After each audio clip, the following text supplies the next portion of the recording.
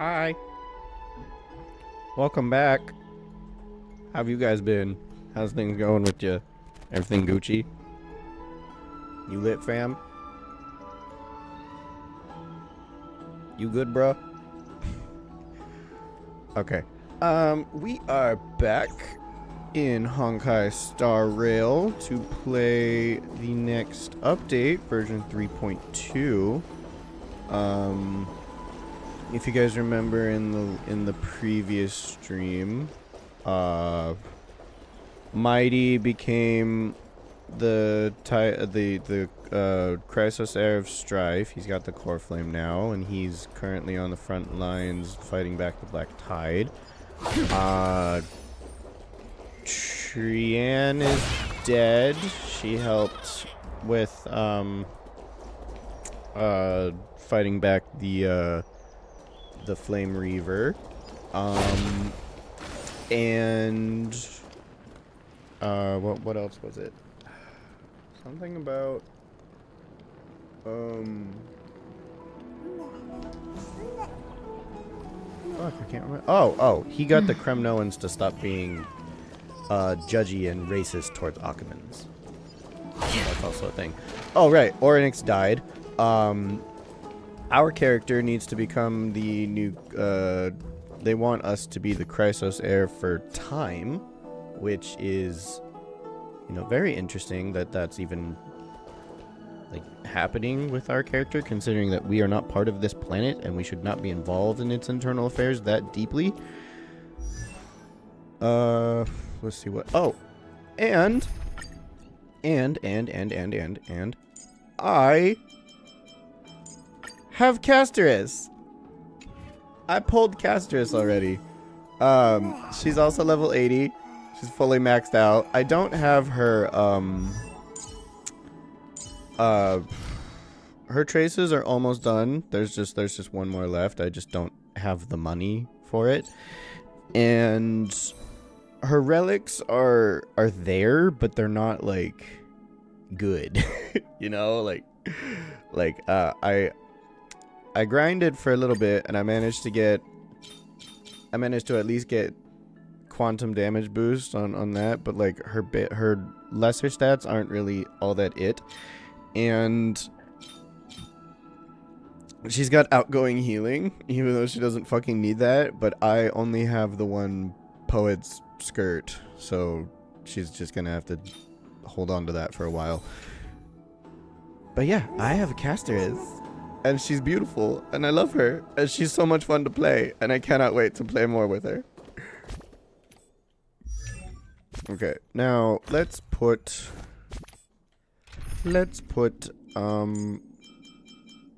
you onto the team. That's a great idea. Check out my pen. Pew. Pew. Pew. Alright, let's move on. We have a story to get into. Oh, is that little Trian's, little funeral.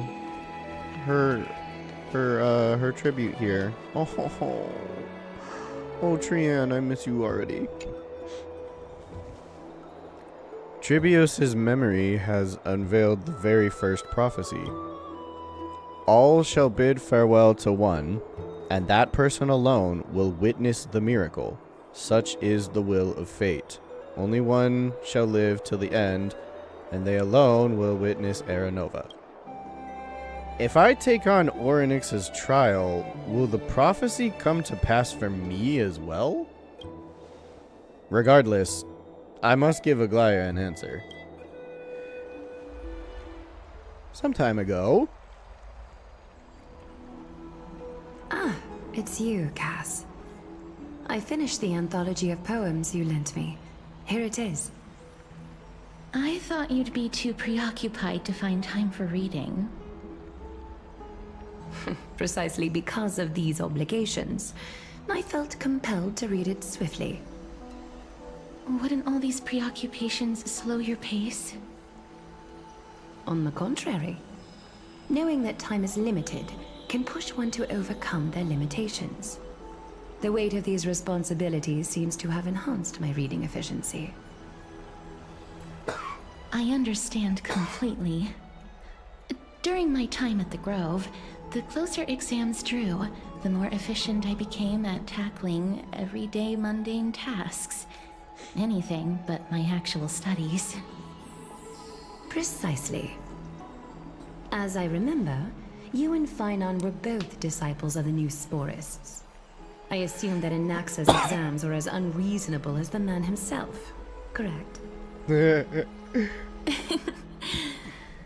courses Professor Anaxa taught were Introduction to Alchemy and History of Mythology. And to be perfectly honest, those two courses were the students' greatest nightmares.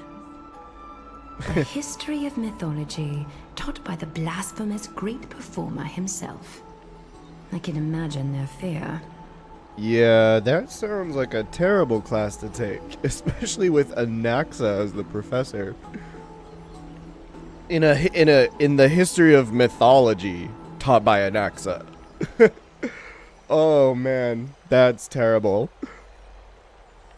Now that I think about it, students would often rush to the podium during class to challenge him on those blasphemous ideas. There we go.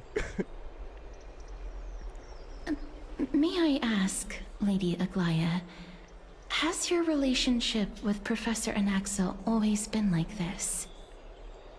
He openly dismisses people's faith and questions the very justification of the flame chase journey.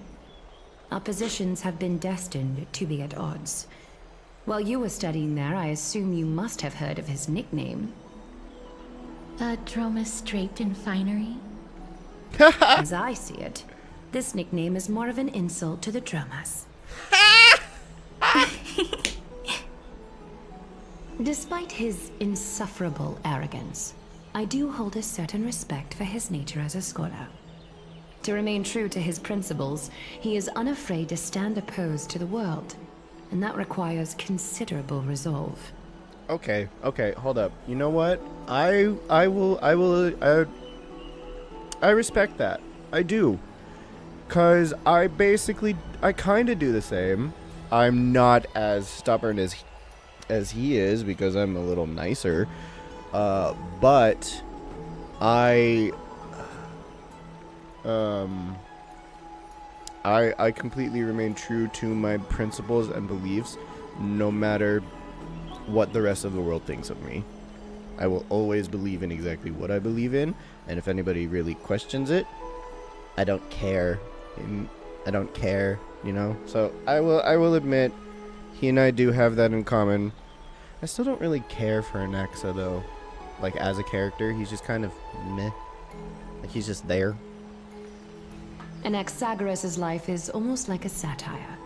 As a Chrysos heir, he refuses to heed the prophecy, while he disrespects the gods. Also, fuck God. The gods have chosen him.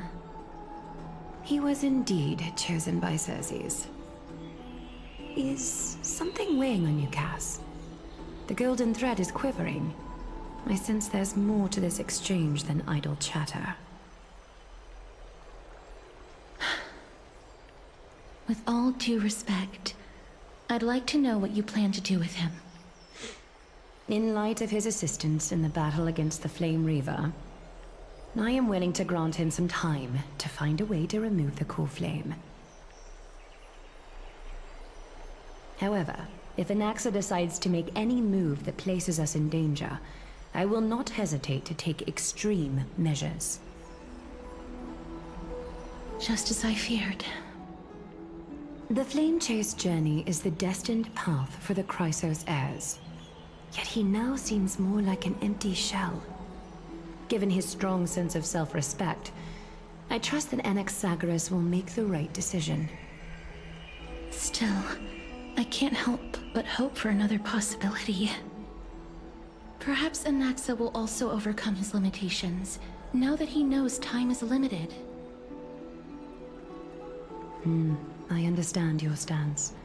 Let's continue this discussion another time. But now, let's greet our guest. Did any of you guys see the You're here.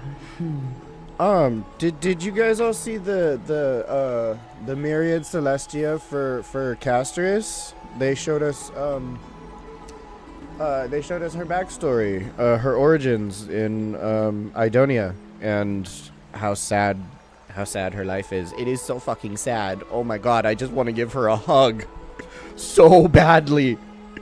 Girl deserves all the hugs in the world.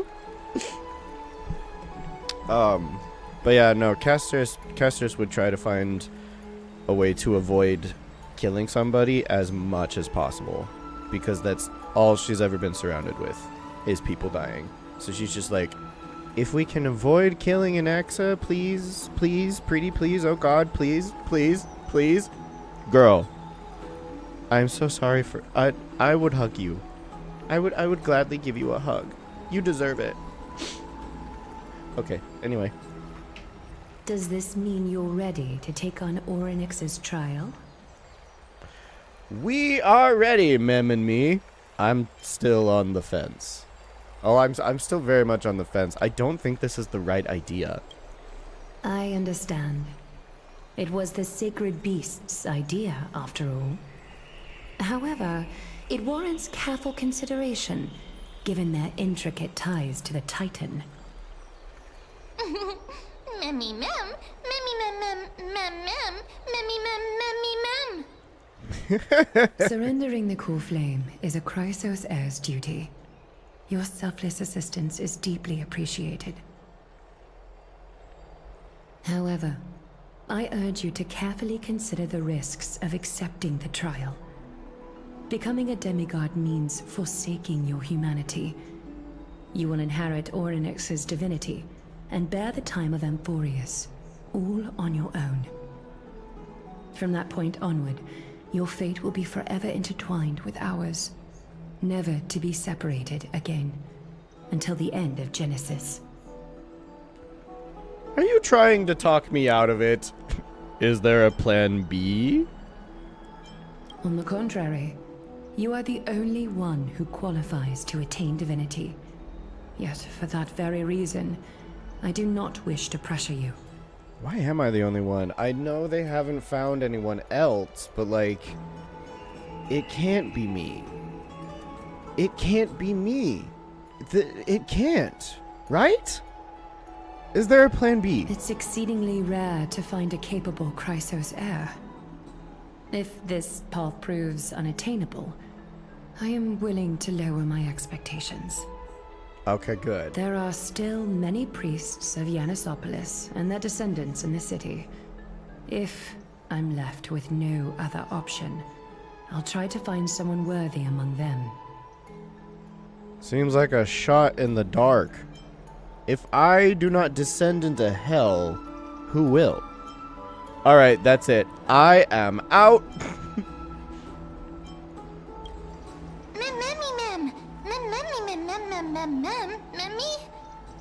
Yeah, I guess. Hero.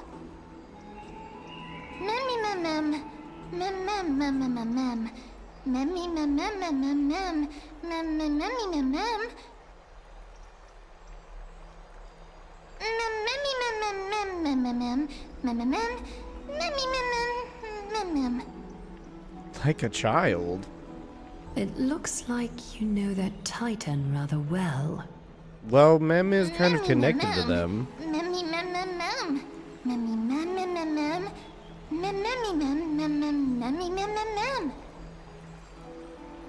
Why? Memories that exist outside of your own experiences. I can't explain why, but I can vouch for Mem's words. When I was in the Abyss, I heard the Titan's groans, full of pain and grievances, yet without any ill will. I trust you all to make the right call. Do I even have any say in this? Since you've made your decision, go back to the bath chamber and get some rest. Trinem will call for you when the ceremony is ready. It is difficult for me, as the guide, to absolve myself from blame for things to have progressed to this point. Time and again, you have risen to the occasion for Akima. Nearly rewarding you with some honeydew is no longer able to express the extent of our gratitude. When the dust settles, I hope that we'll have the chance to have a long chat regarding your return journey and the curse of the sky. It's about time that we lift the taboo and discuss things openly. Oh! Before leaving, I should go and say hi to Casterus. Wait. You mean you're going to tell the people? You're going to inform the people.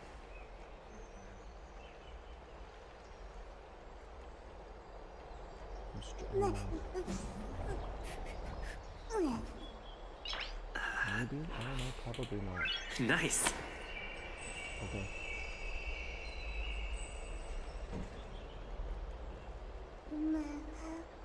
Sorry, I had to. Someone came in and needed me for something. Aglaya is going to tell the citizens that the sky is fake and that there's other worlds beyond this.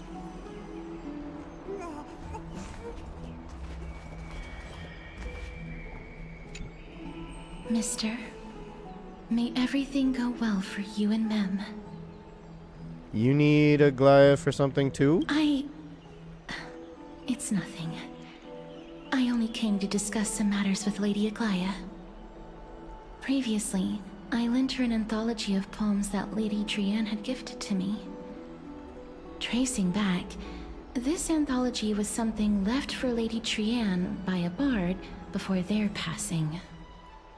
Although personal properties should be cleared out once their owner has passed on, Lady Trianne gave this book to me since she knew how much I like to read.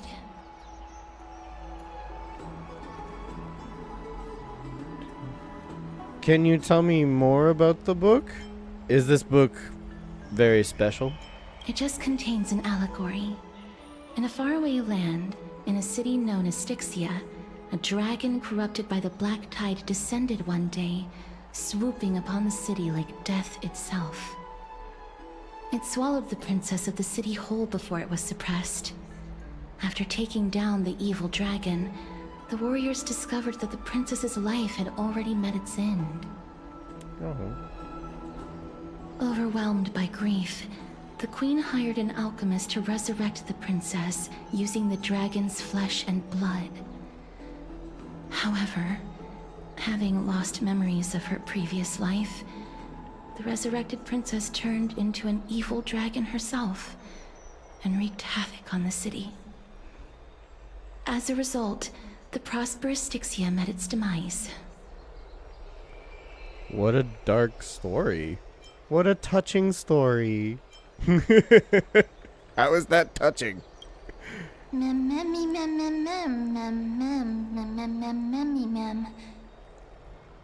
The author of this book is Archepia, a wandering bard who traveled to many cities.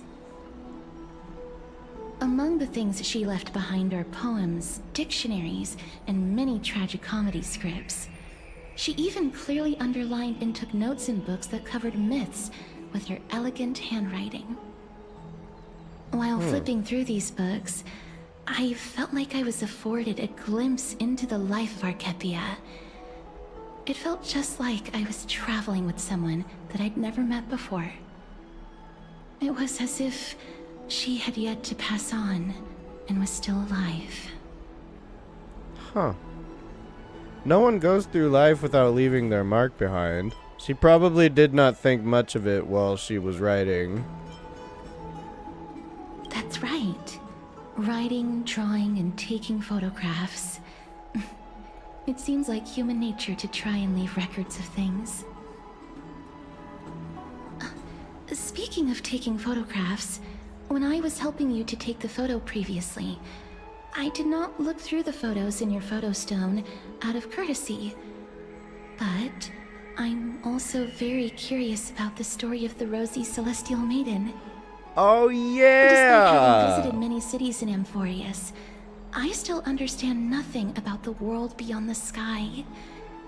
If there is an opportunity... I forgot about the whole, like, somebody saw a picture of March, and they were like, that's the Celestial Maiden, oh, she's so beautiful from beyond the sky. And then it turned into a meme, and March got spread around everywhere. And I'm pretty sure they're still talking about her. Forget it. Let's talk about this in the future. For now, I only hope that you'll be able to complete the trial safely and obtain Ornyx's blessing. I don't think there's anything else to do here. Time to go back and talk to Dan Heng. Okay. Down. Bye, Casterus. Hi, I'm Casterus.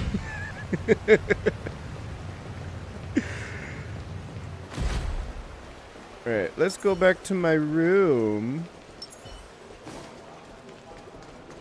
Because we gotta talk to Dan Heng about what this trial is going to mean for the future of our time here.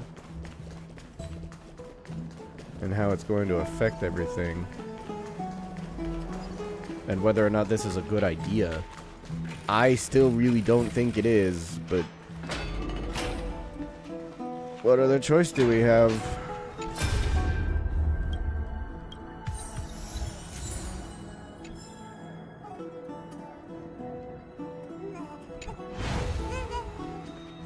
I like how I get an achievement every time I open that up, even though it's just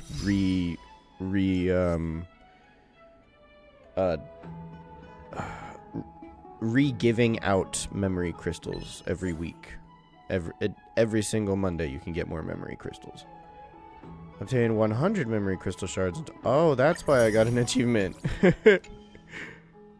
Okay, but literally every single time I've opened it, it's given me an achievement. So, like... Citizens Assembly? That's right. Oh, partner, you're back just in time. This is something that the both of you should probably know. Some good news or more trouble? Good news? I wouldn't call it that. Do you remember the Council of Elders that was on our heels previously? It seems like they've made their move. Some background information for you. The Council of Elders is an authoritative body in Amphorius, made up of different city representatives. They hold legislative power over the Holy City, and are in charge of presiding over the Citizens' Assembly held once every few years. Okay. This is the most important social event of Akima. It is highly influential, and can even affect what happens to the Flame Chase journey. That could very much be a big problem. So Aglaya doesn't actually call the shots? Despite her vision and wisdom that spans across thousands of years, even she cannot win over the hearts of everyone. I have never once passed my sociology class. Perhaps you should retake some exams next time we visit Paperfold University. Yeah, we should go back to Paperfold. That sounds fun. Tell me more about the Citizens' Assembly. Every 5 to 10 years, the Council of Elders organizes a Citizens' Assembly at Dawncloud. During the assembly, the representatives will vote on major issues, such as whether the Chrysos heirs led by Aglaya should still hold the right to govern the Holy City, and whether the Titan's conquest should continue. It sounds like some sort of system to balance the heroes and the mortals. That is correct. However, the problem lies in the fact that there are ill-intentioned extremists in the Council of Elders. They view the Citizens' Assembly as a way to restrain the Chrysos heirs, and hope to take complete control over the Flame Chase journey. We can refer to them as the Opposition. During the assemblies held in the past 100 years, the voices supporting the Opposition have been growing stronger in the shadows. It's only thanks to Aglaya that the Flame Chase journey has been able to continue to this day. The Citizens' Assembly is just around the corner, but this time, there seems to be a new variable to the situation. Is it us? Is it Mem? Is it Anaxa? No. Although we might be mentioned, the Council of Elders has another target in mind. I'm afraid that the Council of Elders might want to take advantage of Professor Anaxa. Aglaya will surely take back Cersei's core flame, but with Anaxa's current condition, it's so unique that nobody knows how taking the core flame away from him will affect him. He has always been someone that is only concerned about his own research. I'm certain that he must want to escape from the monitoring of the Golden Thread and protect himself. If the opposition were to offer an olive branch at this time... I think they already did. You suspect that he might betray the Flame Chase journey and defect toward the Council of Elders. Anaxa has never believed in the prophecy, so technically it cannot be considered a betrayal. However, he has taught many Chrysos heirs, and has long been considered an important ally of Akuma. I truly do not wish to see comrades turning on one another. I have a better understanding of the full picture now. Is there anything that we can do? As I believe in his character, I plan to plead with Aglaya and try to buy more time for him. Then, the greatest way in which you can help is for you to know what I am fighting for. We understand. Thank you for being honest with us. Things are piling up again. Kalis and Mem are tied up with Oryx's trial, and while I'm preparing to visit the Grove to uncover clues about the world beyond the sky. Let's just take things one step at a time. I just want to rest right now. None of those things seem like they are going to be easy to deal with. Allow me to apologize for the fact that we always seem to be troubling you. I hope that Oryx will show more benevolence and be more accommodating. I remember that they seemed quite fond of you back in the Abyss. Go and rest and regain your strength. We'll meet at the Vortex in a few days. Oh, right. You can read this scroll if you want to find out more about the Council of Elders and the Citizens' Assembly. What scroll? Oh, a study of the Citizens' Assembly. Democratic politics has always fascinated citizens of different city-states in Amphorius. When Akuma was first established, its democracy was limited to a privileged minority. However, through ongoing reforms, the Akuma Citizens' Assembly took to the stage, transforming Akuma's governance into a democracy for all, where the Citizens' Assembly made every major decision. It's important to note that as the Black Tide draws near and citizens from other city-states join Akuma's political life, the precious rights of Akuma's original citizens are becoming increasingly diluted. Consequently, voices calling for reforms with the Akuman Citizens' Assembly system grew even louder. Democracy is only one of the consequences of civilization's development, rather than the cause of development. For democracy to be productive, it must appoint different rules for different societies, situations, and issues.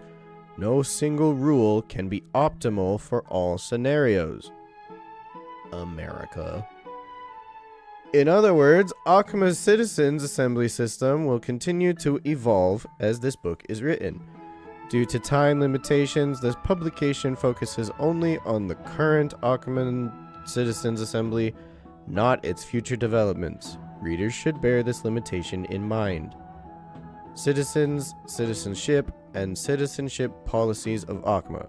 Before examining the Akuman Citizens' Assembly's operational mechanisms and core functions in depth, we must first address the matter of citizens, citizenship rights, and citizenship policies of Akuma. The elders have once noted that Akuma is a collective of free citizens. Due to the substantial power citizens possess, Citizenship qualifications must be strictly regulated to ensure citizens' rights. Discussions on the recognition of naturalized citizens' rights were once the foci of disputations between the leader of the Chrysos heirs and the Council of Elders. As more Amphorian city-states fell over time, and as the Black Tide drew closer, citizenship rights reforms became imperative. Judging from the final outcome, citizens from all city-states have equal citizenship rights in the Holy City, and can have equal participation in public matters. While social differences naturally exist between rich and poor, locals and travelers, the Holy City of Akhma would not allow these social distinctions to become political divisions and will ensure complete political equality among all citizens. Continued. Operational mechanisms of the Citizens' Assembly. Barring emergencies, Akhma's Citizens' Assembly follows strict protocols when it is called. The current Council of Elders, a governmental entity made of representatives of the city-state, posts the upcoming Citizens' Assembly agenda and venue, usually Dawn Cloud, in the Holy City, at the Wall of Heroes before each meeting. Usually, topics are proposed by Council of Elders members before the Assembly and become official Assembly items after receiving majority Council approval. The Council predetermines which matters to address and when. Once confirmed, the Council Chairman hands over the agenda to the Council of Elders Assembly Chair, who presides over the meeting. Normally, matters cannot be discussed at the Citizens' Assembly without prior Council review. Council-reviewed matters yield only two outcomes. Either they're already thoroughly discussed and only need citizen votes, or they require citizens to hold debates to reach final resolutions during the Assembly. Results are tallied using pottery shards blessed with Kefali's runes, with voting dolia placed throughout Akhma during assemblies. After thorough discussion and voting of all proposals, the Council of Elders posts approved decrees at the Wall of Heroes. Continued. Core functions of the Citizens' Assembly.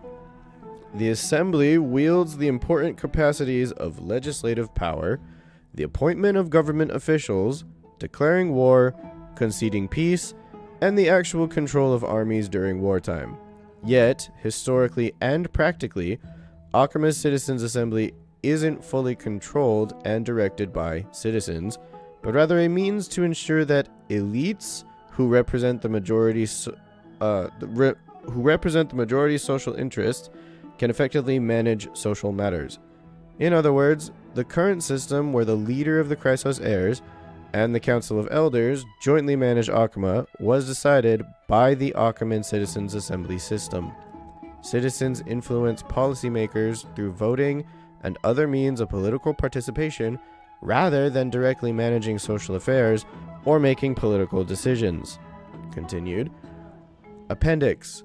Principal members of the Council of Elders. The Council of Elders is a governmental organization consisting of representatives from Amphorius' city-states.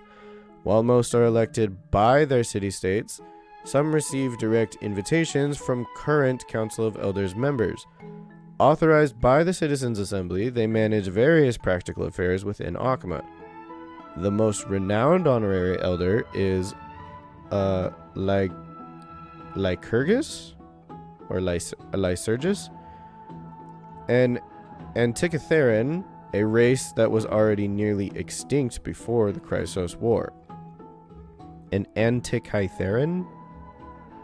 He had communicated directly with Kefali multiple times during the Erechrysia and passed the wishes of mortals to Kefali, showing himself as a true Theoros. Lycurgus' neutrality is well noted by all, which explains his frequent selection as the Citizens' Assembly chair. Significantly, Elder Kindness has shown great effectiveness in Akhma's governance and gathered many followers. Many believe Kindness will leverage accumulated resources to challenge the current situation where the Chrysos heirs hold real authority and transform Akhma's political structure. That was a lot. Ooh. This is going to be a difficult... This is going to be a very difficult situation, isn't it? It's just as I expected. The troubles afflicting the Flame Chase journey aren't just external issues. The complex internal politics and interpersonal relationships are also exacerbating the problem. We can't let our guard down yet. We have to find out where we stand in this large, interwoven web. Yeah, I'm sure we'll be fine. We're the main character. Nothing bad happens to us. Let's rest for a night. Nervous. It's not that soon. There are still a few more days until then. Don't worry, everything will be fine. I feel like a sitting duck that has been thrown into the deep end. Nervous, mem.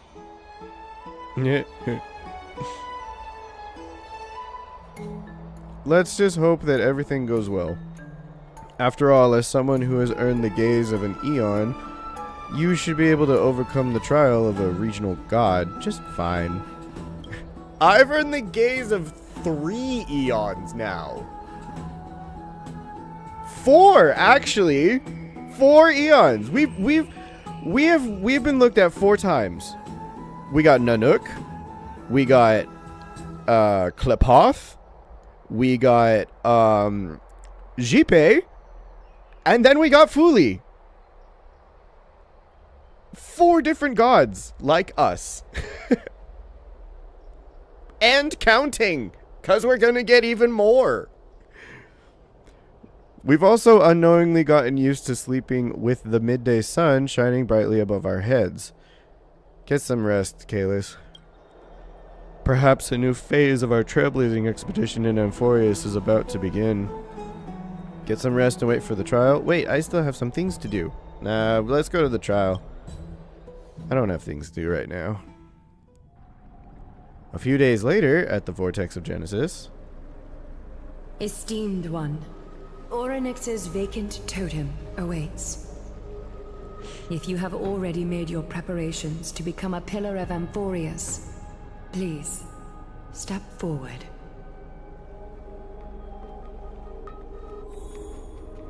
Okay. Let's go into the trial. What does Castros have to say? Mr. I'm sorry, but I'm not sure what I should say to help calm your nerves. Give me a hug. Right. Perhaps something like, as long as you can successfully complete this trial, the rest of the Flame Chase journey will be smooth sailing? No, that sounds a little strange. Don't worry. It won't take up too much of your time. Don't worry. You'll definitely make it back alive? Girl, you Sorry. so awkward. It seems like I've made the mood even heavier. In any case, may everything go your way. Oh, I love you. Seriously, you're great. And you deserve all of the friends and all of the hugs and oh my god, oh, Castros. Accepting a Titan's trial is a very peculiar experience. I'm afraid that I'm not able to accurately describe it. You can only go and experience it for yourself. I believe that you'll be able to pull it off. Thanks, Finan. I can still vividly recall when you entered the Vortex of Genesis for the first time. At that time, I could never have imagined that a guest from beyond the sky would shoulder the fate of Amphorius. Yeah, you were very skeptical of us at first. You almost killed us. You were prepared to. Don't feel burdened. Just like during the trial of strife, Trinan and Finan will be waiting for you outside. If something unforeseen were to occur, They will intervene in the trial and rescue you. May Kefali bless you. Thanks, Aglaya. Wait, I can't talk to Tribby? I can only talk to Trinan? Aw, alright. Little Gray and Mem, thank you. Your resolves cannot be questioned. We praise your pure selflessness and courage. May Kefali light your path forward. Get ready to assume Orynyx's divinity, Trailblazer. I'm ready. Give it to me. The divine position of Orynyx has already been vacant for some time. We can feel the space of the trial closing. As there isn't much of their soul left, we'll have to complete the ceremony before their soul completely dissipates. Let's begin. I've long gotten used to fighting fires.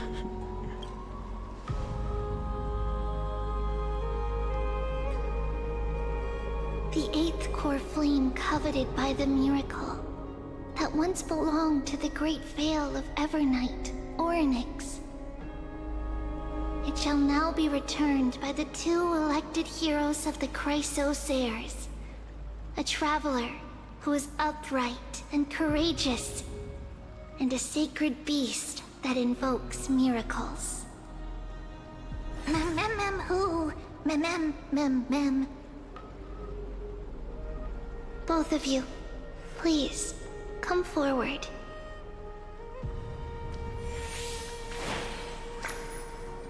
Recite along with us. O Majesty of the 12 Titans, pillars of the world, we seek your divinity to mend the rifts of the world. Fill our bodies with blood of gold, till we wither in willing service to the prophecy. I don't think I have gold blood. These are just words meant to make the prayer seem more solemn. Please, focus. Sorry. And surrender the core flame.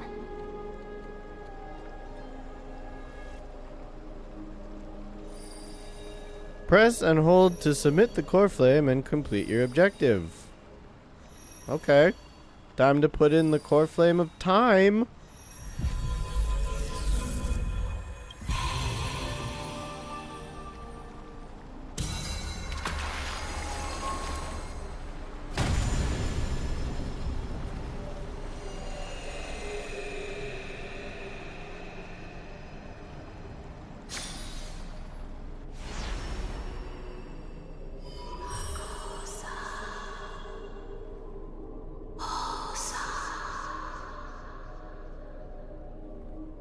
Orynyx. Their soul has been waiting for a long time. Perhaps they're also quietly waiting for the arrival of their successor. Wait for my return, my friends. I love all of you.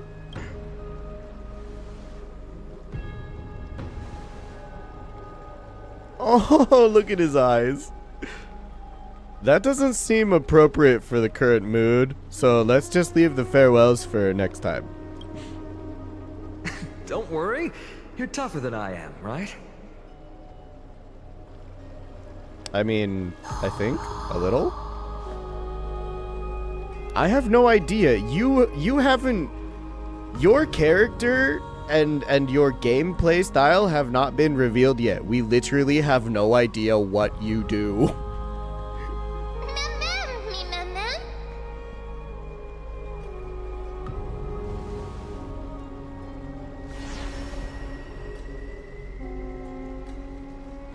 Oh, there I go. Traveler from beyond the sky, let us pray that the Titan acknowledges your worthiness. Although he loves cracking jokes at inopportune times, his determination is as strong as the Chrysos heirs. He will definitely succeed.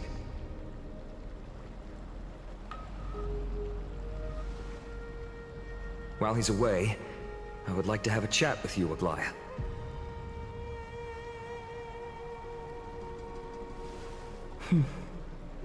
About? Speak. I'm listening.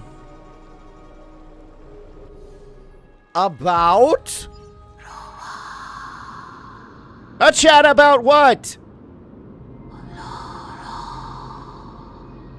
Slap, slap.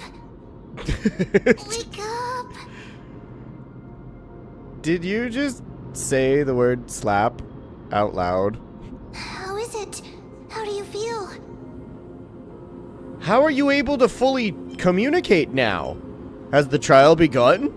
That's right. Look. I don't know what happened, but I'm able to talk. Testing, 1, 2, 3. Testing, 1, 2, 3. I have such a cute voice. It must be because of all the memories that I collected. They allowed me to grow beyond expectations. Also, listen. The words of the Titan are becoming clearer.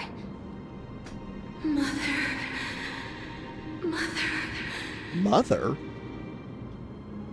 It hurts. Have I finally reached the end? Are the years of isolation coming to an end? Or next. Oh, how heartbreaking. Ever since the figure draped in the black cloak robbed them of their core flame, they have been relegated to waiting in isolation in such a confined space. That's so But sad. we are going to help alleviate their pain, right? Yes. Memories broken. Oh, what's over here?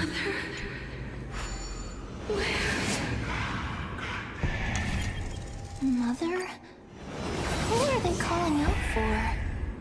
Yeah, seriously, who is their mother? I'm a little confused there. What's all that about? Also, what the hell is through here? Oh, the rest of the trial. I may be going a bit. Yeah, I'm going the wrong way. My bad.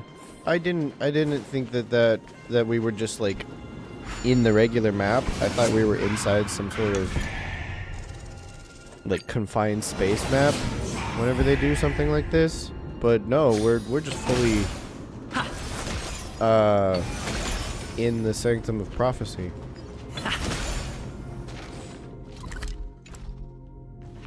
I find that a little odd.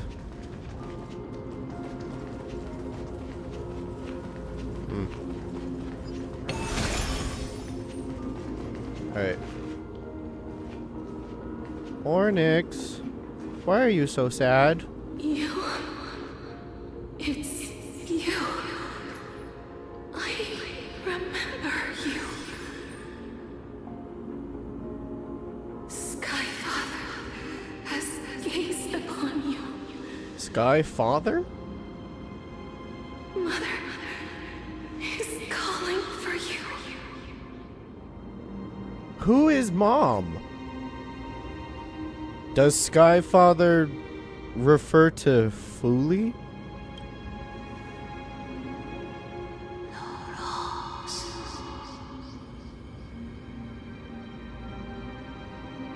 The Titan's words are indistinct. Each syllable emerging from the mist seemed to be cloaked in frost, symbolizing memory. Skyfather has chosen you. Who is your mother?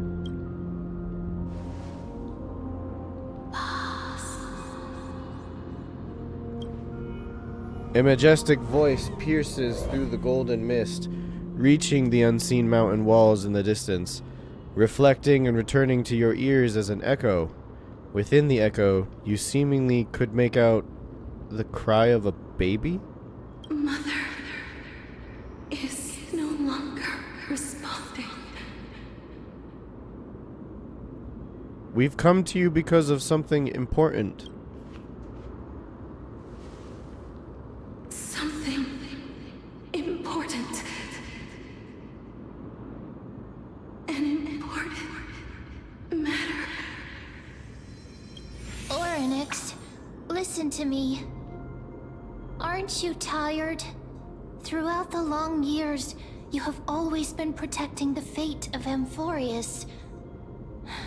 Each time people draw strength from within their memories, every single ripple falls onto your shoulders. There's no need for you to bear this any longer, Oryx. From today onwards, someone else will bear time on your behalf. This is why we have come. Freedom. Freedom. I want freedom. Oh, we'll give it to you. Oh, poor child.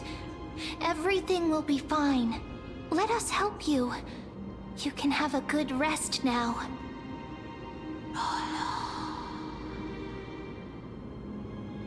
Leave it to us, Titan. What's troubling you, big fella?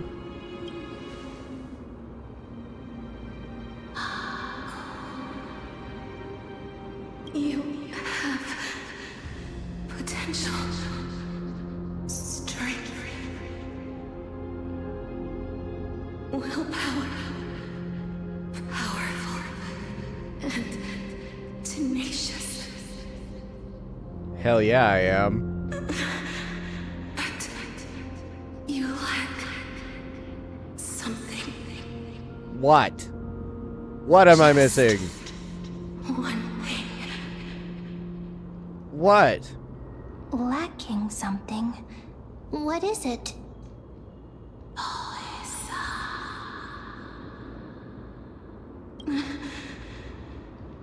What you lack is a future. A future? What? I don't have a future? That's right. I live in the moment. What? What future? I don't have a future? Future? Traveler from the sky. You should have dissipated already. I shoulda what? The gaze from the Sky Father. Stabilize your form. Because from the moment you crossed the sky, your life was cast away. What? Right now, you are simply a collection of walking memories. What? How is that possible? I've become a meme. I've become a meme. I'm like Black Swan. I have no body. I'm a meme. What do you mean I'm a meme? Do you mean that I'm already dead?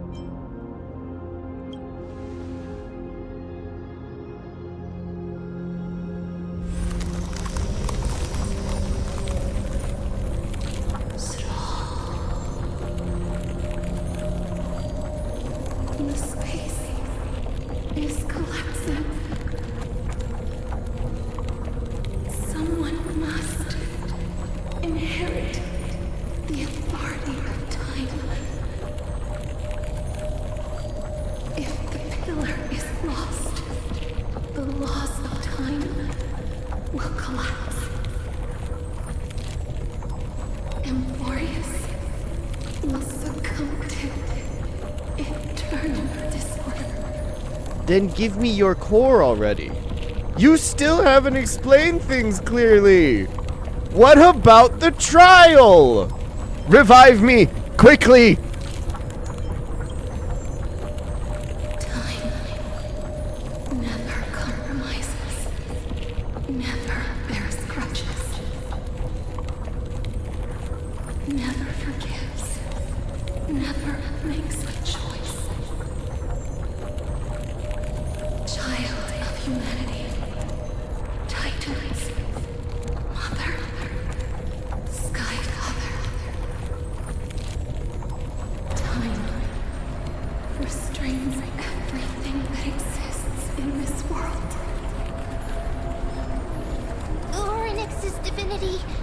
is dissipating? Is the trial coming to an end?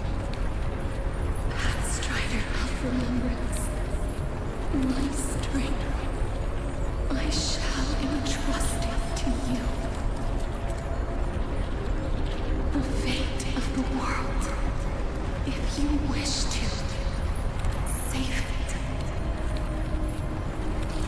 Go and find your future that has been stolen.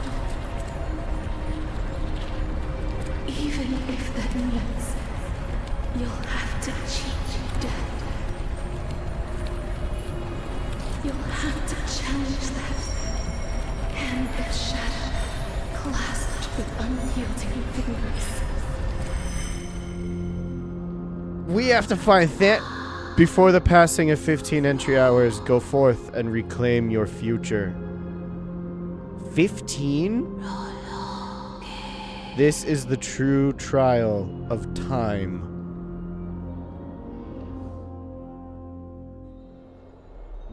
Whoa. No, like, whoa. What the fuck just happened? What just happened? You're finally awake. I'll keep it simple. You succeeded.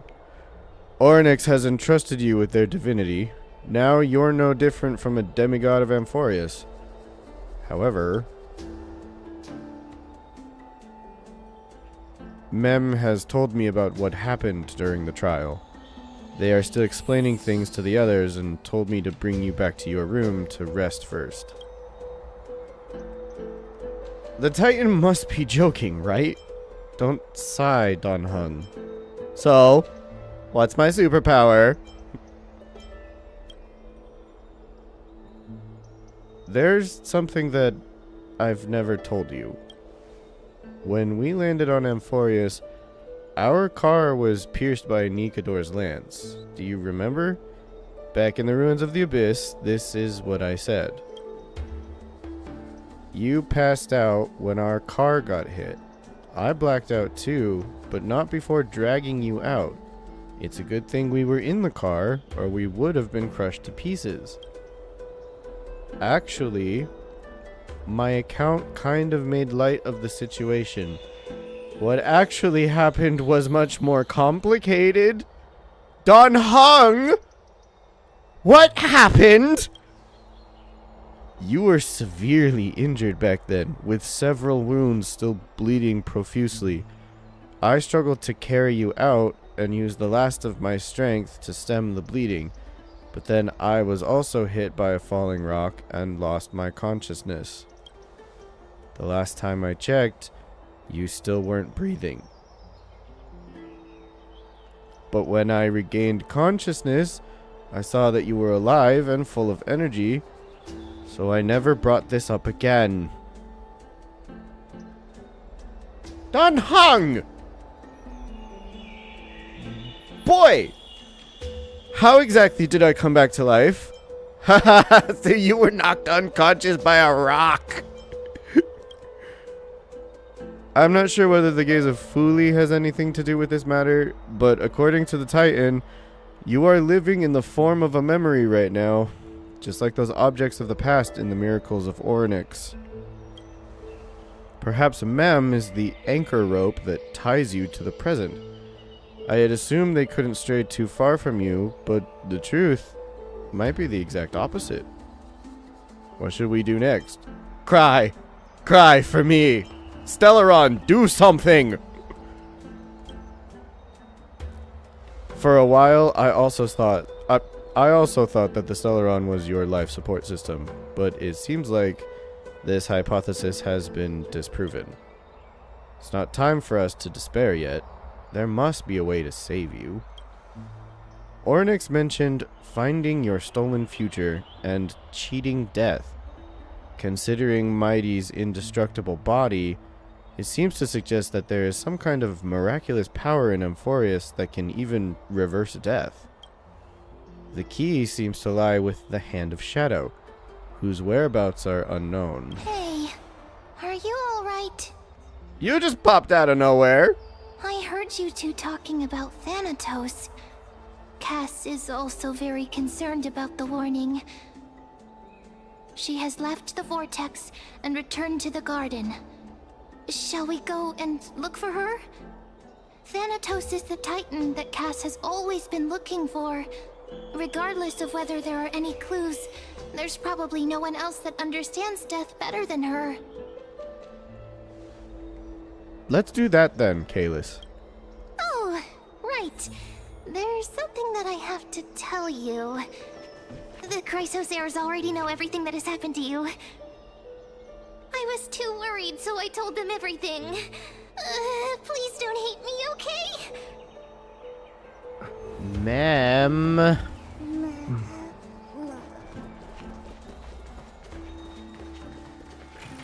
I understand your concern and thank you, but no, that's not helpful.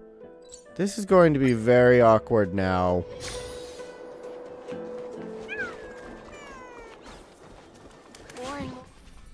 Mister, I'm right here. You hear soft steps coming closer, one step at a time. Please stay there and slowly turn around. For some reason, you feel you have seen this scene before. You want to turn your head, but you glimpse a dash of purple brushing past your face. Then, a chill seeps through your skin, spreading into your veins. Thump, thump, your heartbeat begins to slow. At this moment, I just want to close my eyes. Remembering the near-death experience, gotta stay on guard. Spin around immediately and give Castorus a scare.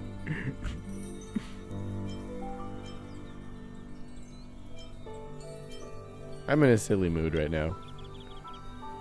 In the blink of an eye, time seems to have frozen beneath that cold sensation, and you just happen to close your eyes. Please pardon me.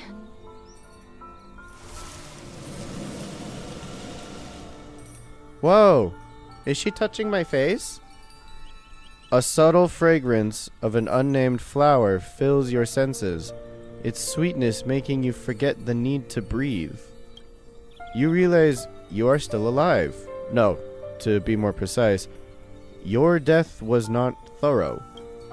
The coldness of the initial touch disperses as quickly as it came, and replacing it is the touch of fingertips, and a tremble born of trepidation that originated from a certain lanky arm. Her quivering finger gently brushed against your cheek, causing a faint tickle. Just as I expected. I cannot feel anything. Castorus, you're shaking. Am I really dead? You're invading my personal space. Back at the Grove, I was puzzled as to why you were not affected by my curse.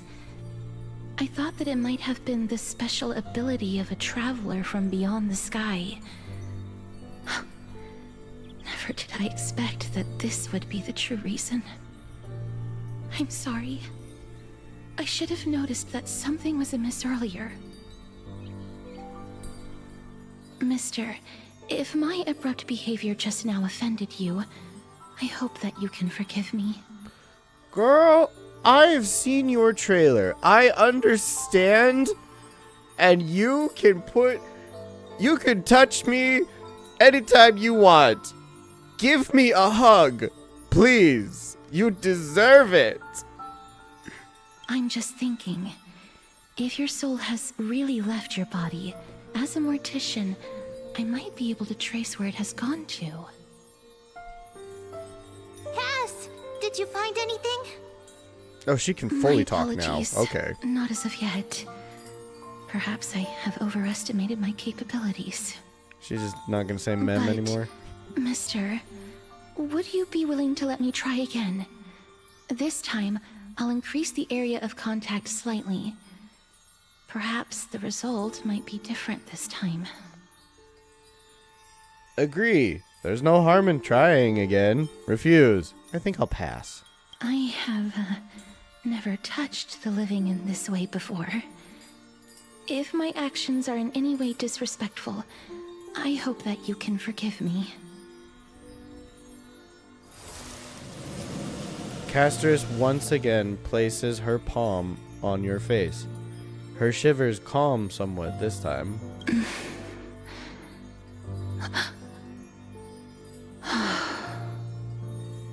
Did you discover something? You scared me. I seem to have caught a glimpse of something. Your soul is currently roaming someplace and cannot find a way to escape. But perhaps it might not be a bad thing. If your soul is still wandering around, it means that we still have time. We have a chance to find it before the fingers of Thanatos sweep everything away. Clues. Just a few more. I need more guidance. Ah. The connection has been severed. With my strength, I'm not able to trace it. It was me. I was a little too hasty. Don't worry, mister. Although we currently have no leads, I will do my best to search for the whereabouts of Thanatos, bring back their core flame, and personally return to you the life that you have lost too soon. I know that I'm lacking in confidence, but I hope that you can keep this promise of mine in mind. Before I manage to deliver on this promise, please do your best to hang on. Amphorius needs you. I'll do my best. So what now? Live on bravely. I understand. Lady Aglaya and Lord Finon are currently discussing some matters in the paths. They're worried about you too. If possible, please go there and let them know that you're well. Although, I don't actually know whether your current situation can be described as well. Also, please accept this Styxian fable. Reading can help one to focus and relax. I hope that reading this can help tide you through this difficult period. Styxian fable. A collection of fables passed down from the city-state of dragons and waves, Styxia, compiled by the bardess Archepia. This copy is gifted to Casteris by Trian. The Dragon and the Princess. Oh, this one again. When the dragon's wings first swept across Styxia like waves crashing against the rocks, all, from the poor to the rich, from the curious to the fearful, looked up in awe. Dragon, dragon, why are you silent and sorrowful? The princess climbed to the high tower where the dragon made its nest, gently stroking its forehead with pity. The dragon's wings revealed decaying flesh, blackened pus poured from within. The distant black tide had transformed it into a monster. It opened its mouth and swallowed the compassionate princess whole. A great disgrace! We must avenge her! The archers with silver bows and blacksmiths with hammers gathered 700 warriors, swearing to cut open the dragon's belly and rescue the princess. It was a fierce battle. Stones shattered, columns fell, until the dragon was riddled with countless bone-exposing wounds, bled black blood, and perished. The princess, pulled from the dragon's belly, was already lifeless. My child, born of my flesh and blood, how could I allow you to perish before me? The grieving queen summoned the kingdom's most precious treasure and called upon an alchemist. In the highest tower, the alchemist said a ritual, drawing the dragon's bones and gathering its soul, hoping to reshape the scattered flesh of the dragon into the reborn form of the princess. But how could the corrupted flesh of darkness give birth to a pure white flower? The princess, resurrected from death, extended her claws and unfurled her massive bony wings, and devoured every last soul of the city. As the evil dragon's wings finally cast the shadow of death over Styxia, none, be they poor, rich, weeping, or trembling, could resist its grasp. Styxia, once a land of treasured glory, your people, until their last breath, refused to blame you. Refused to blame the loving queen, the valiant centurion, the wise mage, or the kind princess, only lamenting the inevitable and unstoppable black death that sealed their fate. Arkepia's note. Oh, this story holds great value. If this is true, then it was the evil dragon that brought death to Styxia. But where is the dragon now? The one who took the form of the princess. The one who once took the form of the princess.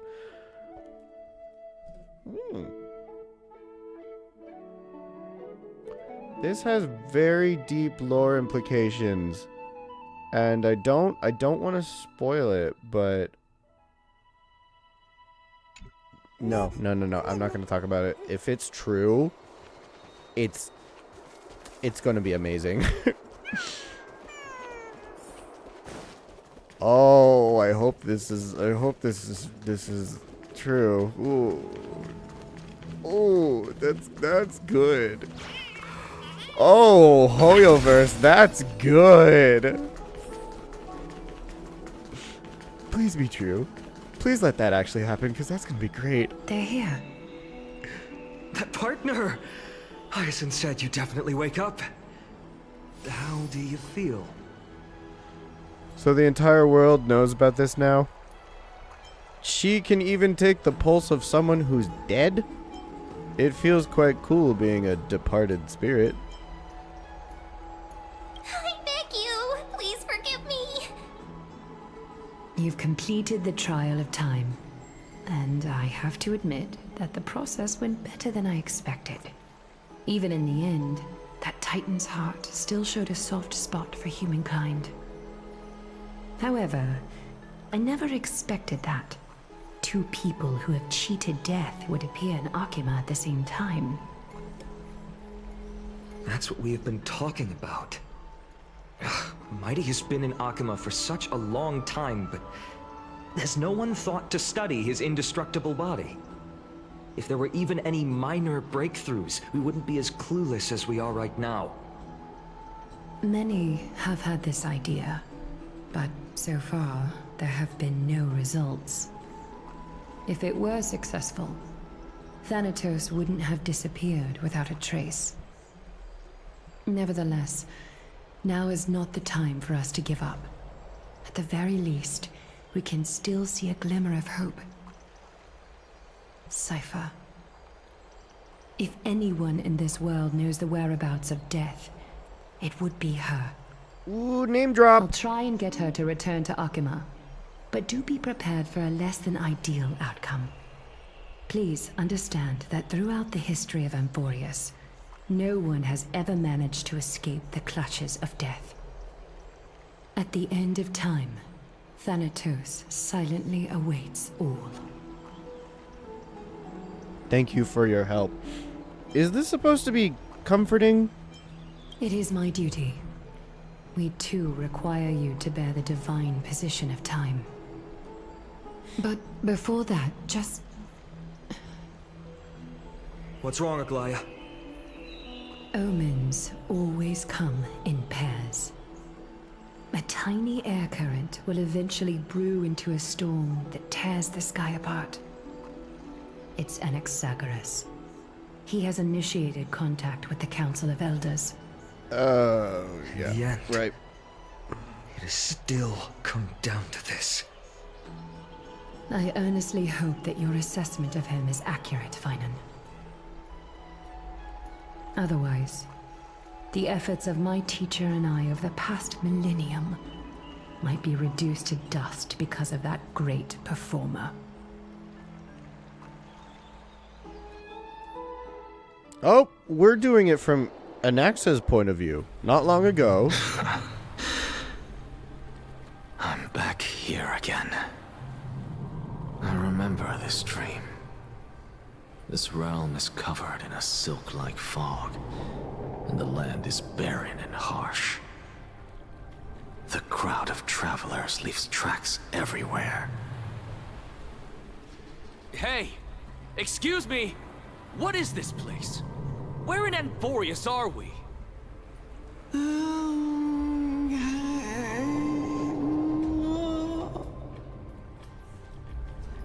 mutters of the traveler are in a language I'm unable to comprehend. Or perhaps they're just distracted and ignored my question.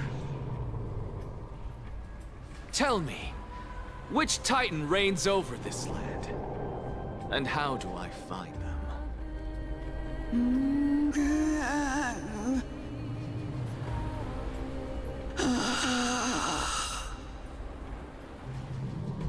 Hand of Shadow.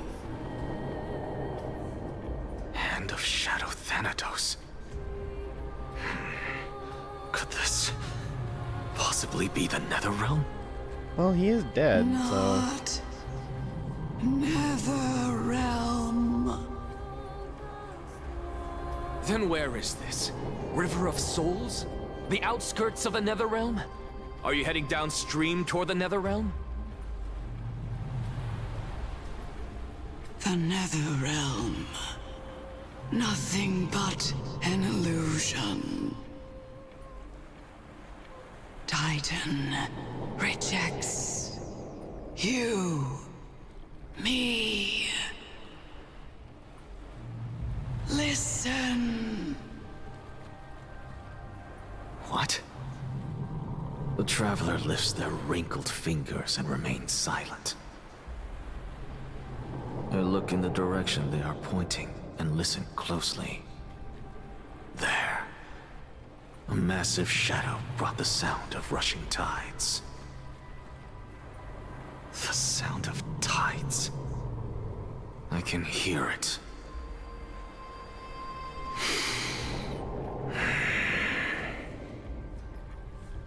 I hear it, deep within the tides, beyond the closed gates of the Void World. A voice, about to recount something. Child of humanity. Is it death's embrace you yearn for with such urgency? Isn't that Cersei's?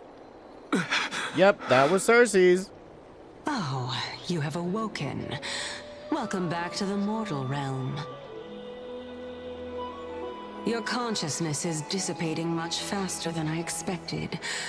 Ultimately, it seems like the Titan's core flame is incompatible with a mortal body.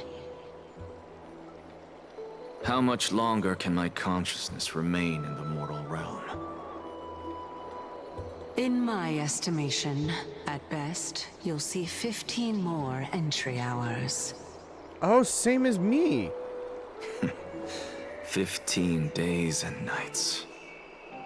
What is it?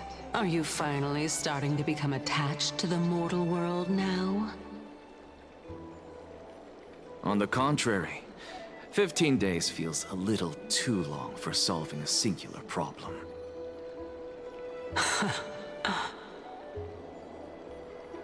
Stop giggling. It's time for us to go. The messenger from the Council of Elders is almost here.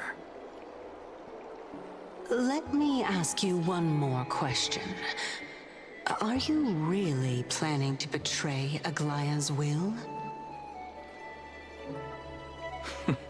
What betrayal is there to speak of when I was never loyal to her to begin with? And what about that white-haired student of yours? Acting so recklessly, do you not care about what might happen to him? There will be a price to pay for blind faith. This is also a lesson for Finan.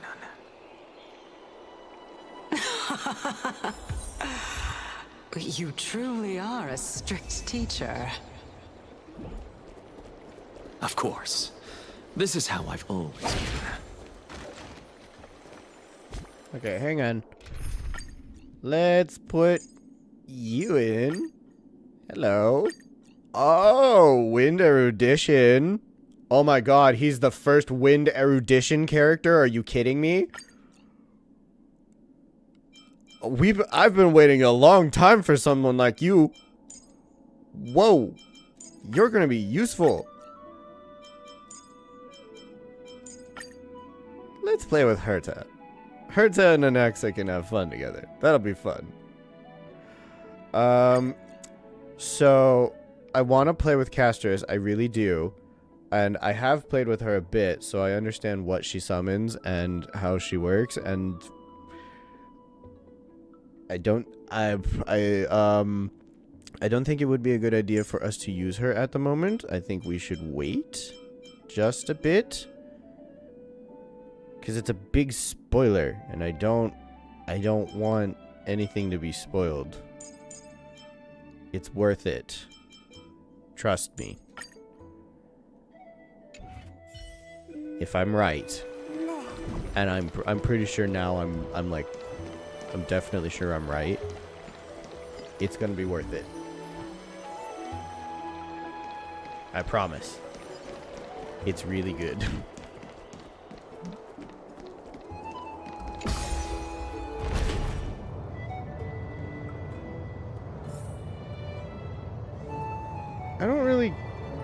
I don't get his look either, honestly. Oh, he has a gun? Of course he has a gun. Okay. Sorry to keep you waiting, Lord Inexagaris. What are you? Okay, I might like him just a little bit more because he has a gun. The gun changed things. Accept the Chrysocer's invitation to become heroes together. We completed Ornyx's trial. Dear mother, you granted me life. Seriously, who was your mother? I don't understand. It's been a while, Lord Inexagaris. What are you? I greet you on behalf of all the citizens of Akima and express my deepest regret about what happened at the Grove of Epiphany. It's you. I never expected that you would personally come and meet me.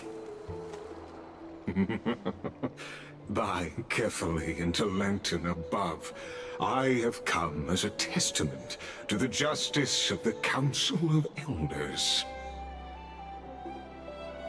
There are Antikytherans here? They have been a rare sight ever since the Chrysos War. Oh, he's the Antikytheran.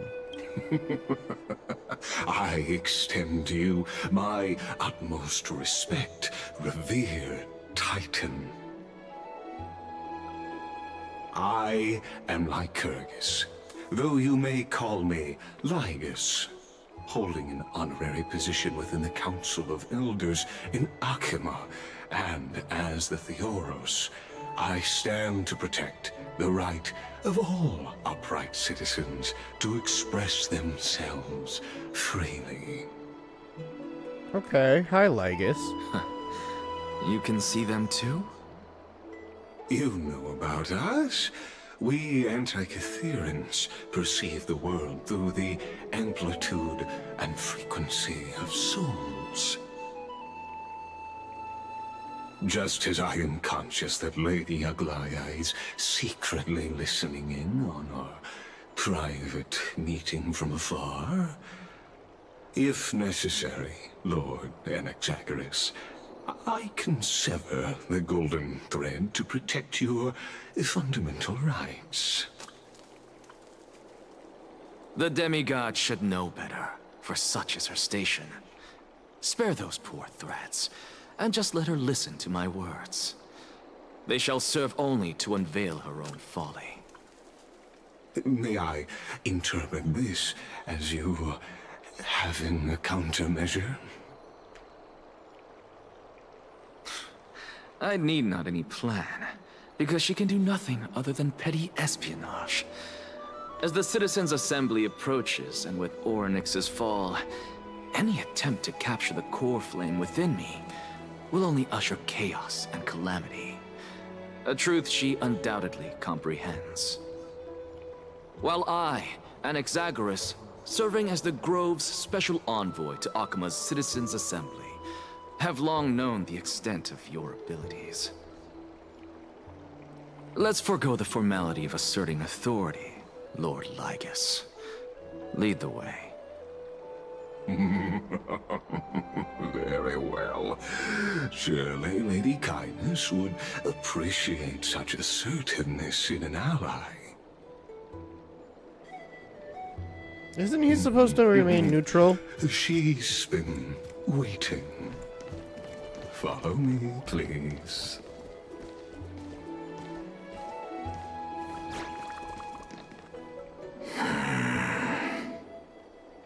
Is there something on your mind, Lord Anaxagoras? Nothing, really. It's just a question that I contemplate every time before I ascend to Dawncloud. For the Titans, does the falling equate to death? Ah, a pondering truly deep. Time is on our side. Do you mind sharing your reflections with me? While all living beings must ultimately face their demise, Kefali has yet to meet theirs. Their journey continues unhurriedly along this long path. Are you suggesting that Kefali may not have truly passed? Yes. For dying implies an ongoing process, an action. Res death signifies a static state, a definitive termination. In contrast to mortals, Titans exist on a grander scale of space and time, thus elongating their passage into death. The notion of their fall is but a misinterpretation born of mortal ignorance. Ah, an intriguing concept, albeit challenging to substantiate. After all, Kefali has maintained a profound silence ever since the era Arasa, while scholars and priests alike have conveyed the message of the gods' imminent fall. Perhaps the gods in their arrogance deemed it beneath them to reveal their perspectives to mortals. Could you elaborate on your statement? Circes, the kin of the Sky Father as recounted in myths, now resides within my brain. Were I to inquire, Kefali would have no cause to refuse. Oh. That very well could be true. But what if the world-bearing Titan still chooses to remain silent? In that case, the myths crafted by the people of Amphorius are nothing more than pitiful jests. It's worth a try. I believe, and I'd love to witness the fruits of your theory and the change it may bring to this imperiled world. What if he's right, though? Because I completely concur with you on this aspect. If the Titan has indeed met their end, any response from them would be impossible.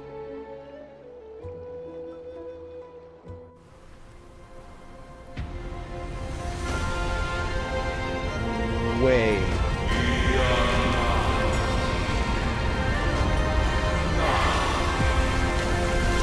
Wait.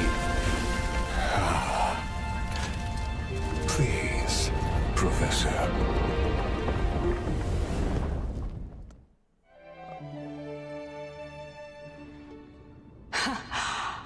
The children of humanity have indeed created a spectacle.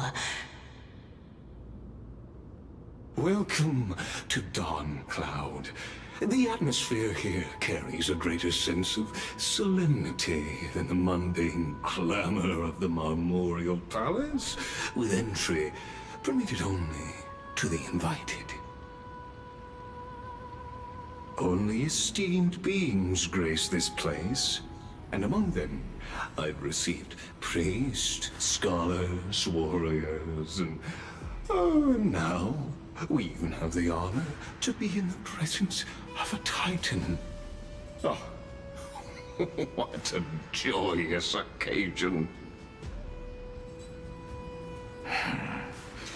Once deemed a blasphemer, now a surrogate for revered divinity. The honor should rightfully be mine, shouldn't it? I'll notify Kindness and the others of your arrival. Kindly wait for a moment. A soldier will be here to guide you shortly. In the meanwhile, you're welcome to explore the vicinity, but kindly remain within the guard's view. Delaying the crucial meeting is something none of us wish to see, I presume. I'm well aware of Kindness's methods. There's no need to emphasize that. As you wish. Your cooperation is much appreciated.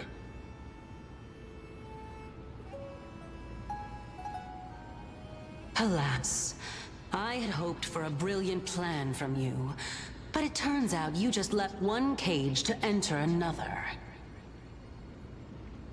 Save your concerns. I know very well what I'm doing. I shall depart to explore the surroundings then. Now that I look around, I wonder if there are any murals bearing my portrait around here. I'm quite intrigued to see how the children of humanity beyond the Grove perceive another Titan. Look around with what? You don't have eyes. Off you go. I won't be joining you. This Titan appears to be quite at ease. I should investigate the Council of Elders' recent activities first. Be aware, I can hear you perfectly well from here.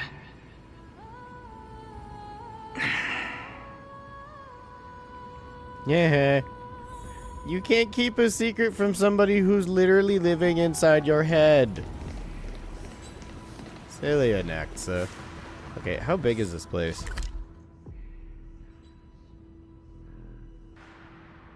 Oh, this part is very big. Oh, there's more. Oh my goodness.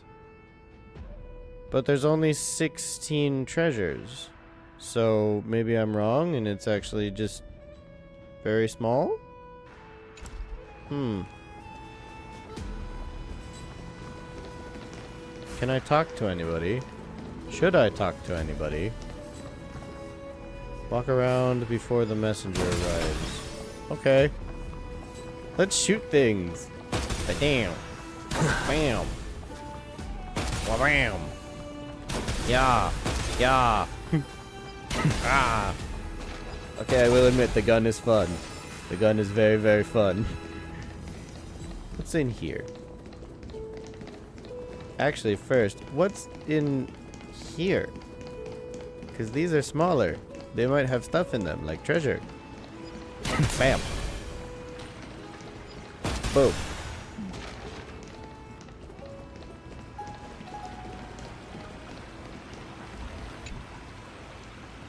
The golden liquid within the holy candle flows steadily, as if measuring the very passage of time.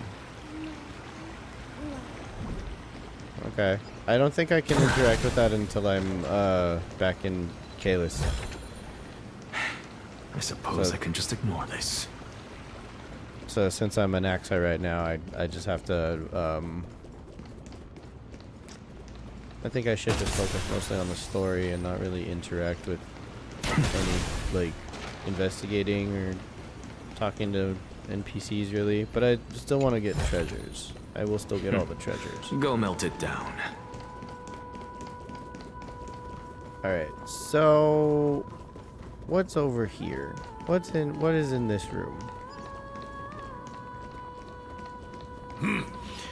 Even blasphemous scholars can come here, it seems. Looks like my presence here is quite unwelcome.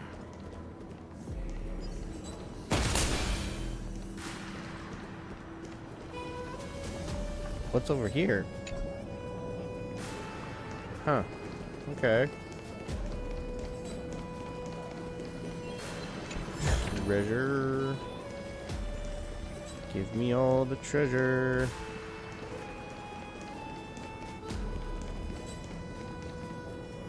Hi, Wizened priest with a Z.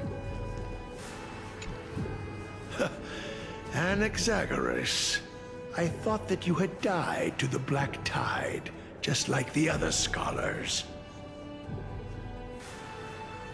As Kephales's priest, are you not aware of the decorum of respecting the dead? Surely you jest. You blasphemous heretics are not worthy of respect from the Supreme Being.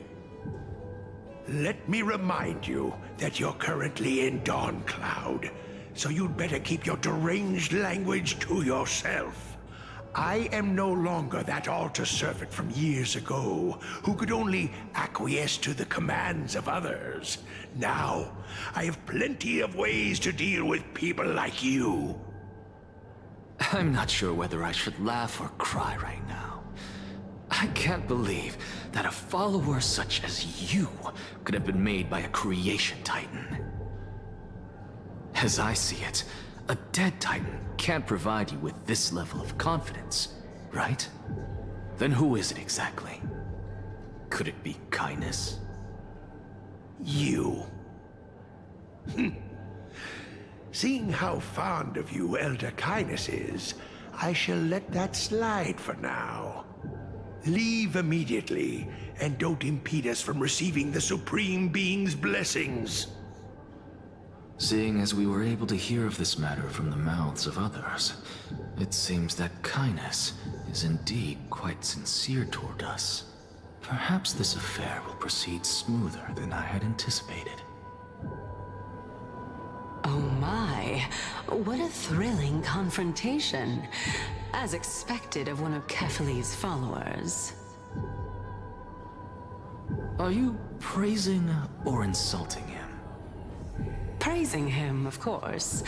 As a believer of the God of Deliverance, it is only natural that he detests evil.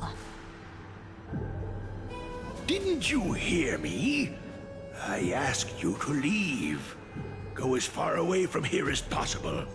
Don't mutter to yourself like some sort of madman and disturb my meditation. You're annoying. I'm going to solve this now. Ooh. What a complicated one.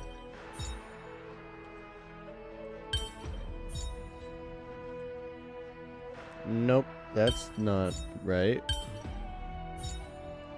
Maybe if I do it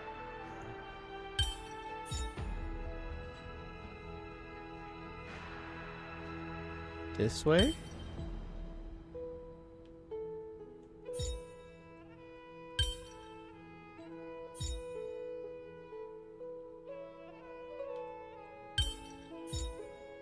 Yep.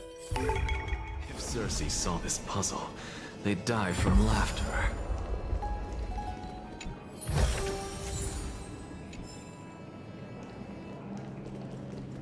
I did it. I solved the puzzle. Okay, so what's over here? What's on this side? Professor Anaxa! Over here!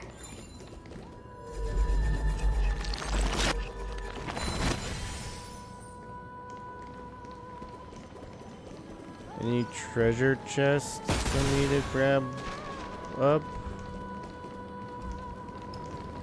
A living flame of Georios. Ooh. Phew. Dawn Cloud. Such a complex place. Luckily, the winds here aren't too strong, so my flames can burn peacefully. Speaking of which, I overheard a question earlier and couldn't come up with a good answer after thinking about it for a while. An elder, a priest, a wealthy merchant, and a Chrysos heir are trapped in the same ruins. They all want to get out alive, so they all want to give orders to the others. The elder says they represent the people, the priest says they represent the titans, the merchant claims to have a lot of balance coins in the city, and the Chrysos heir is mighty and strong. So who among these four is most likely to have the final say? The Chrysos heir? Phew. So in times of crisis, we should trust the strongest person, right? Sounds reasonable. But being Chrysos heir is just a physical trait. What if this person is all brawn and no brains? Could they really lead everyone to safety? What a complicated question. I'll stop bothering you now. Let my mind burn for a while longer. I'm interested in what the other responses are. I'm sure they question all four. Let's solve this puzzle real quick. Okay, so I need... 1,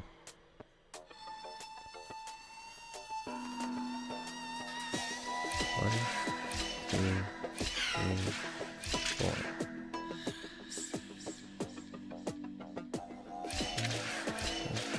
Nope, that's not right. 1, 2, 3, 4, 5, 6, 7.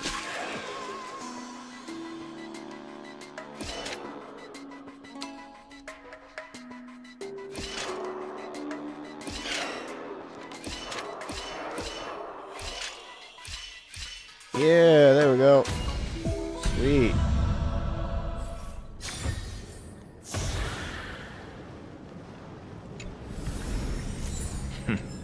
Go melt it down. Oh, there's a treasure. Okay. I'll take that. I suppose I can just ignore this. Professor Anaxa? Word has it that the scholars of the Grove valiantly perished resisting the Black Tide. To find you here safe and sound, thank the Fates. You could say it's the Fates toying with us. It's only the Crimnoans and Idonians who chase glory through death. But your survival is a victory in itself. I'd settle for that gladly. So, are you here to report the incident to the Council? I heard that after the Black Tide devoured the Grove, Akuma would be next in line, even with the demigod of strife standing alongside humankind. Tell me, how much does the Council of Elders know about the Black Tide?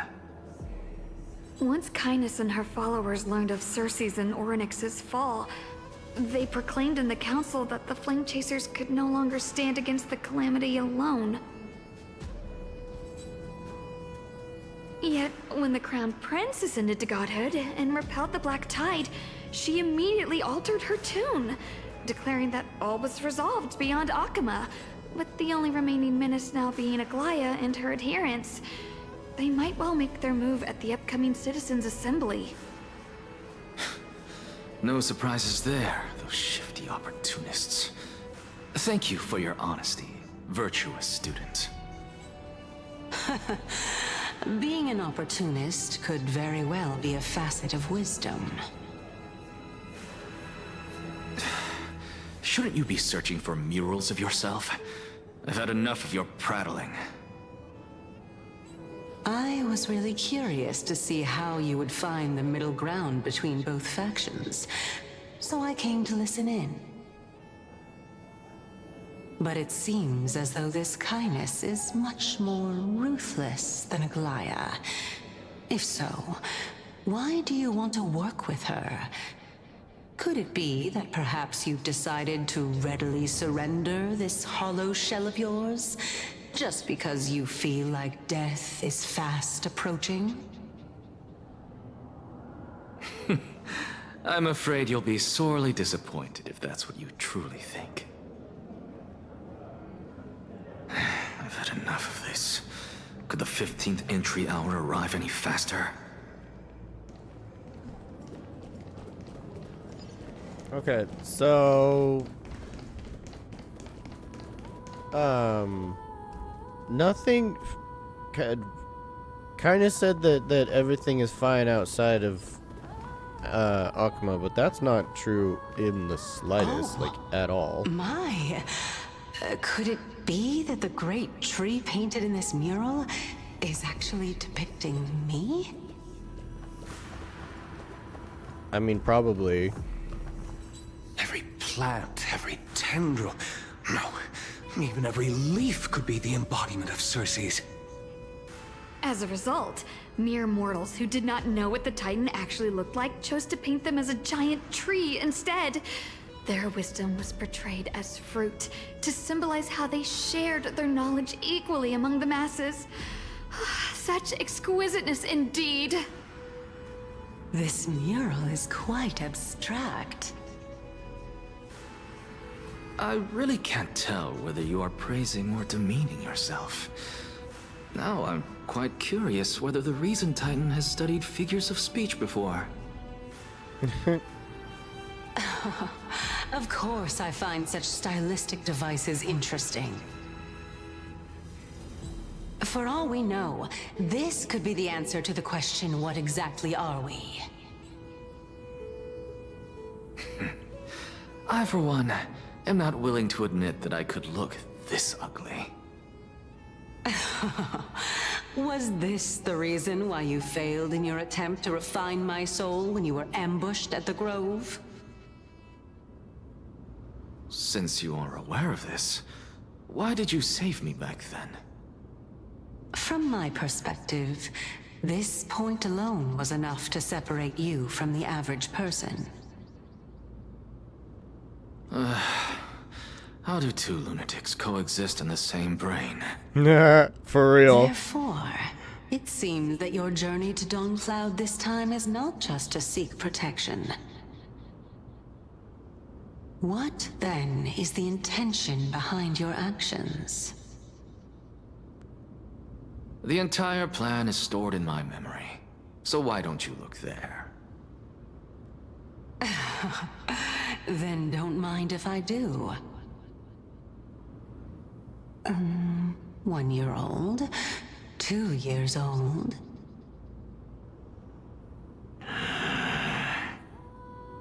Oh my! Even a member of the preeminent 7 sages must hug his Dromastal to sleep? How interesting. She went back too far. That's enough. How unusual. Your soul is actually trembling. This must mean that behind this toy hides a secret that nobody knows, right?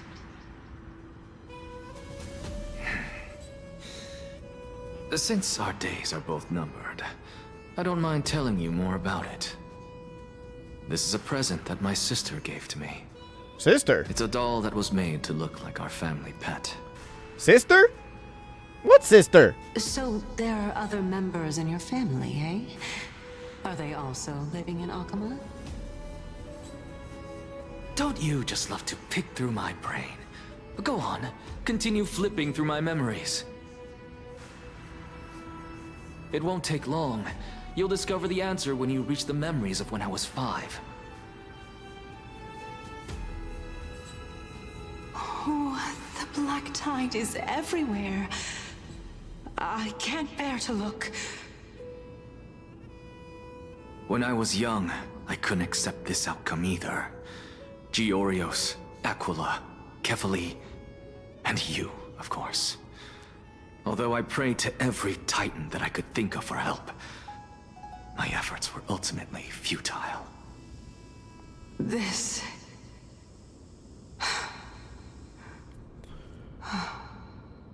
Could this be the inception of your research into alchemy? Indeed it was. Everything started from that verdant courtyard of yours. When I was pursuing my education there, I naturally also came to learn of Thelesis' theory as well. Oh, I remember that person.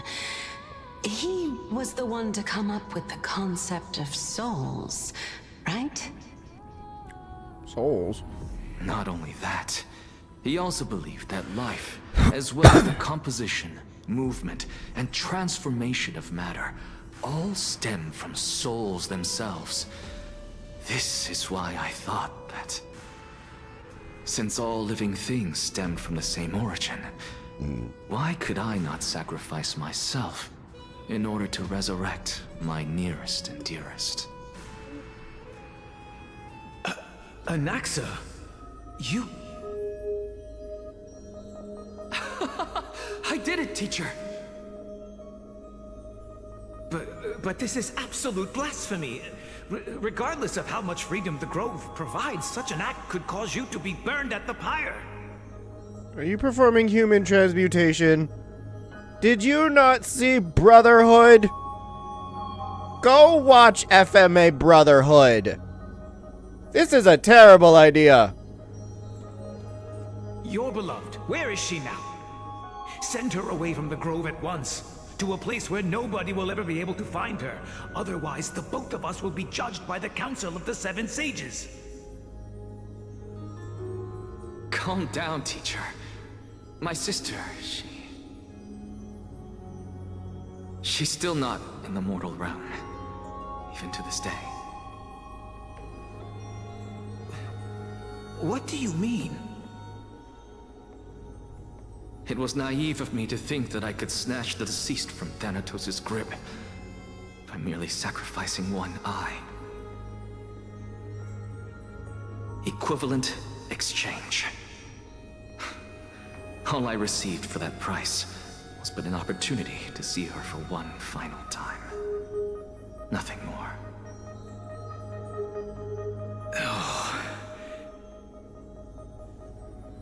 Let it go, Anaxa. As one of my best students, I cannot watch you go down the wrong path without doing anything to stop it. Never do something taboo ever again. Don't disappoint the deceased, and never harm yourself. If you can do that, this classroom will still be yours, and you'll have a chance to live out your own life. Since I was able to see her one last time, I have no other desires. You're right, teacher. It's time for me to start a new life. I am sincerely glad for you, child. Now then, what topic would you like to study? I wish to continue Thalesis' research. Continue the research into souls, but you know that the Grove has long since understood his philosophy like the back of their hands. Even if you continue digging into this subject, your efforts will likely be futile. No, teacher. After my fleeting glimpse of the deathly fog, I finally understood a single truth.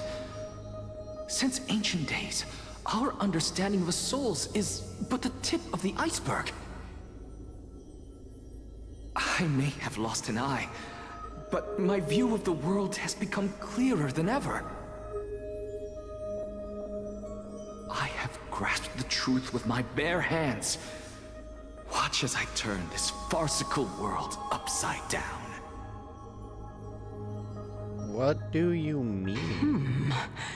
Who would have thought such a secret lay concealed beneath that hefty eye patch of yours? However, this story doesn't seem to be connected to your plan. In fact, I'd say that they aren't related at all. The answer lies within the tale. If even you cannot understand it, perhaps you should relinquish the divinity of reason to me. After all, it'd be a waste for you to hold on to it. My story ends here. That's now a burn. it's time for you to tell me your secret. After all, this is what equivalent exchange means, correct? As expected, you laid a trap for me to step into.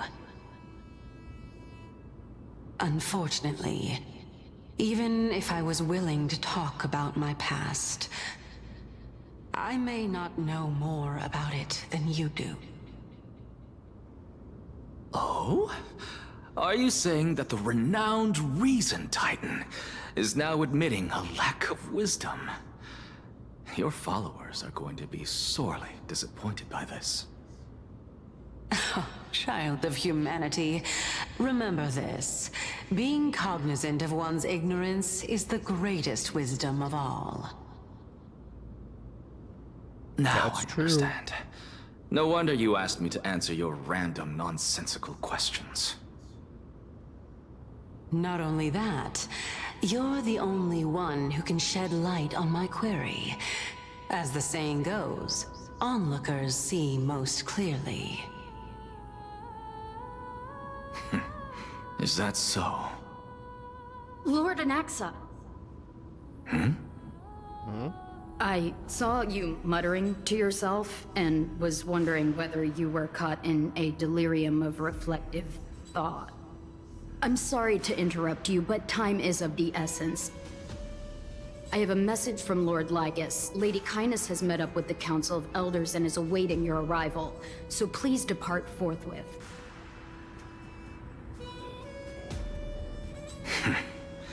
It's finally time. Carefully. The one who created the world, and the one who bears the world.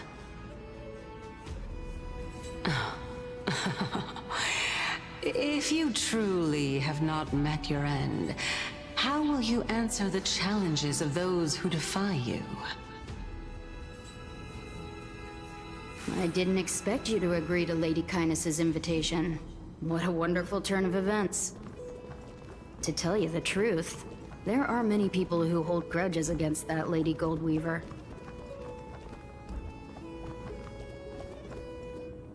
Oh, there's all of the different core flames. Okay.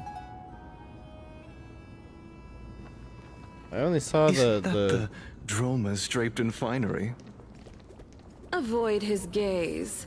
I don't acquaint myself with blasphemers. Don't worry. He's too full of pride to pay us any attention. Your nickname is Dromus as well? You must really like those creatures. What's not to like? They're adorable. Oh, hello. Follow me, sailor. How many waves have we braved, and how many reefs have we crossed? Surely you remember those nights we kept watch on the mast, the pure moonlight spilling over the sails, the ship rocking gently as it glided across the dark sea. In those moments, I even dreamed of becoming a hero. Did you feel the same? Yes, yes. And now we are finally setting sail again. Are you ready, sailors? Aye, aye, Captain. I can't hear you. Aye, aye, Captain. Who lives in a pineapple under the sea?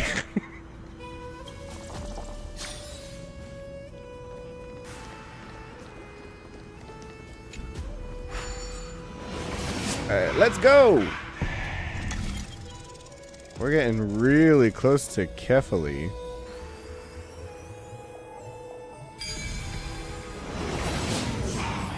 A student of Empedocles? I hear that his views run counter to the Venerationists. This is what being a scholar is about.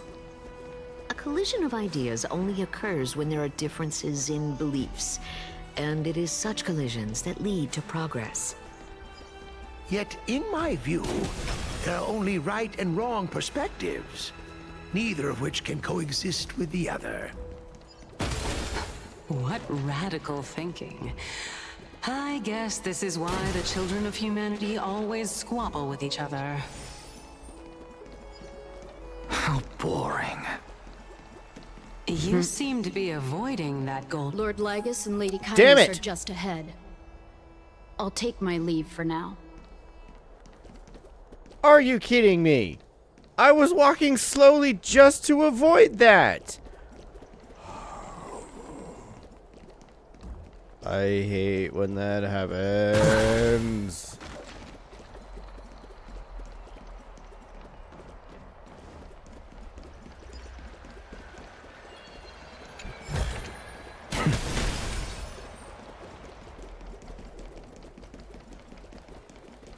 Look at my little Tuskper. He's so fast.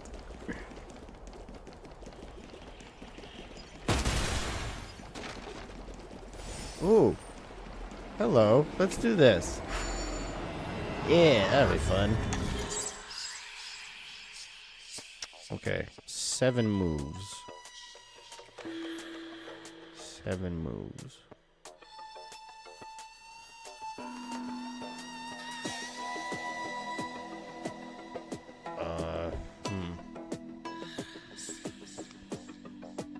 One.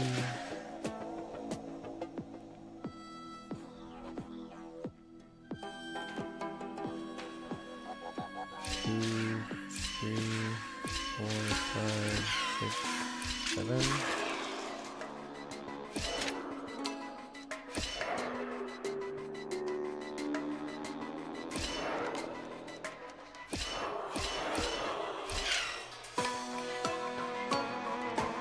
Oh, I get it now. Okay.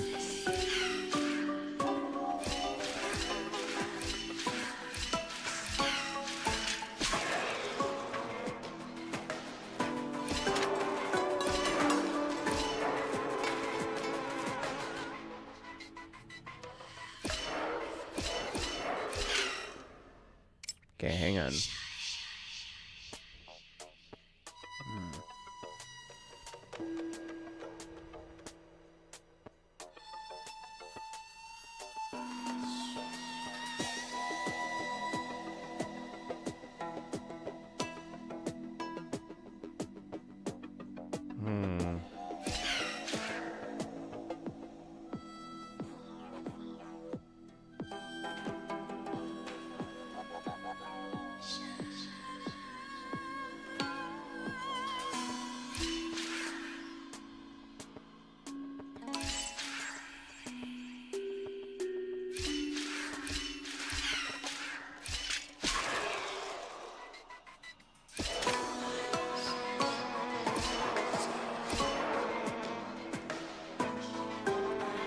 Nope, that doesn't work either.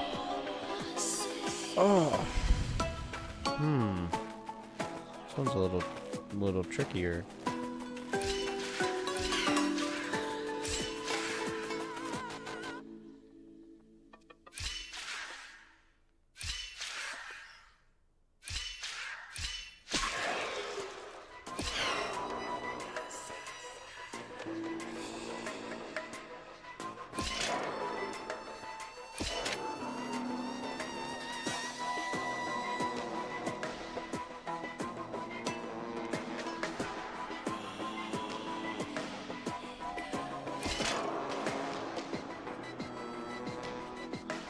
Nope.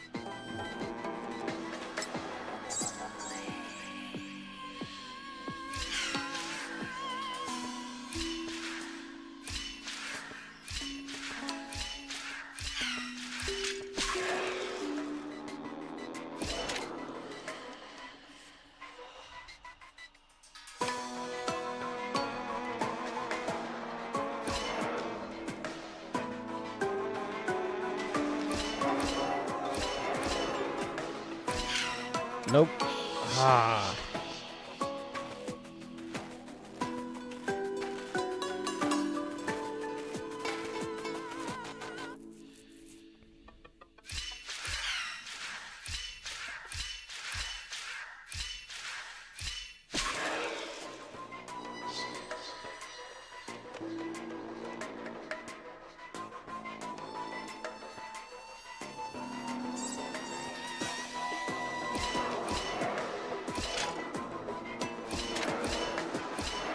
Yes, there we go.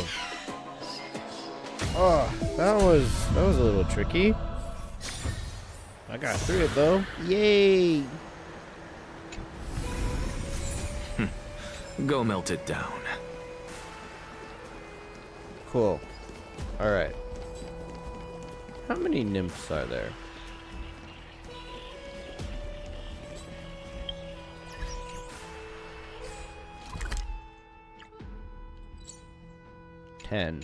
Okay, so this is a relatively smaller map.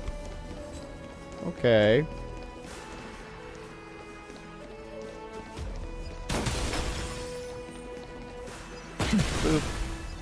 Boop.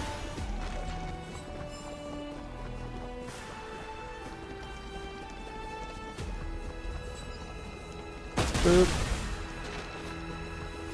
Alright, let's go talk to the Council of Elders. Welcome to the Demigod Council, esteemed guests.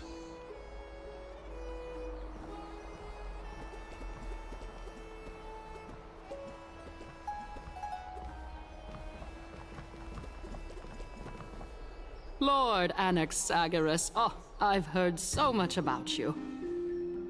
Head of the Nusporists of the Grove of Epiphany, notorious blasphemer, a Chrysos heir who bears Circe's core flame, a survivor of the Grove calamity. Did I miss anything? Well, if so, please be so kind as to enlighten me. Since Lady Kindness is already well acquainted with me, I won't waste any effort introducing myself again. But then again, perhaps the customs are different here. Back in my hometown, there is a form of etiquette known as honoring guests. The host will welcome their guest with warm hospitality by treating them to fine wine and a cozy bed. And yet, ever since I arrived, I have not been welcomed with warm courtesy or ceremonial gifts. Instead, I am met with intense scrutiny. Even more absurd, the host has sharpened their blade and instructed their servants to lie in wait in the shadows. Perhaps you intend to cut open my heart, retrieve the core flame, and then hold a grand feast for all of the guests. Probably. Everyone, stand down. Thank you for understanding. I am but a feeble scholar who is not used to the stench of avarice and blood. No need to be humble, my lord. From my perspective, your courage and gumption are worthy of the reputation of the Seven Sages.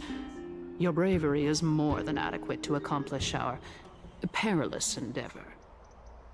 So, you wish to start a war? Well, since the Chrysos heirs are calling for war, we will respond in kind. Conflict is inevitable. Since Aglaya endeavors to suppress the virtuous commoners with blood of gold, we will not hesitate to display the rights and mettle the citizens of Akima are so entitled to. As to your question of whether peace is still a viable option, well, to that I can only say this. Everything hinges on the next citizens' assembly and whether they have a sudden epiphany amid the clamor of the masses. And since you, as a Chrysos heir, accepted our invitation, you have indeed given us a glimmer of hope. What brazen arrogance. What you're saying right now is worlds apart from what you were saying before you retired your cleaners. I don't deny it. After all, they're responsible for cleaning up any threats, and just a moment ago, you were on the side of the Chrysos heirs. But now that you're an ally of ours, we can continue talking somewhere else. As you know, these walls have ears.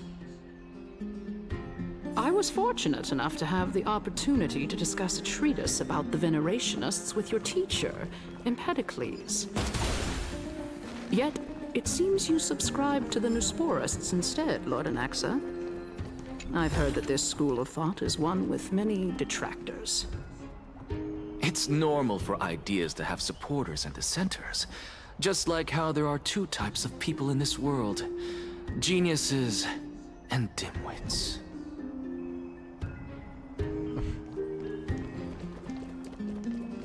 Okay, so what exactly is she going to do at the next meeting? They want to have a war and fight against the Chrysos heirs so that they can maintain control over everything, but what is she going to do? Welcome back to the hub of the Demigod Council, Lord Anaxagoras. Surely you remember that countless eloquent orators have stood in this spot before and emerged victorious by stoking public sentiment with their words. And yet there have also been innumerable blasphemous philosophers who set themselves up for failure because they refused to defend their actions. This tiny stage is the most profound embodiment of Akama in centuries. In 15 days, this site shall also become the most important, as well as the final turning point in Akama's history. May the both of us carry out our duties with honor and lead the masses back toward the Erechrysia, a golden age with no death, strife, or trickery. Oh my, 15 days and nights. That aligns perfectly with the date of your demise. And mine. Could such a coincidence truly exist? Definitely not. That's 3 for 3. Using death to prove myself fits my intentions perfectly. What strong conviction you have, as expected of the hero who dared to stand up to the Gold Weaver. As expected, she misunderstands you. That's enough, Lady Kindness. Dispense with the niceties. I only accepted your invitation so that I can serve the commoners alongside the members of the Council of Elders. Don't test my patience with such superfluous formalities.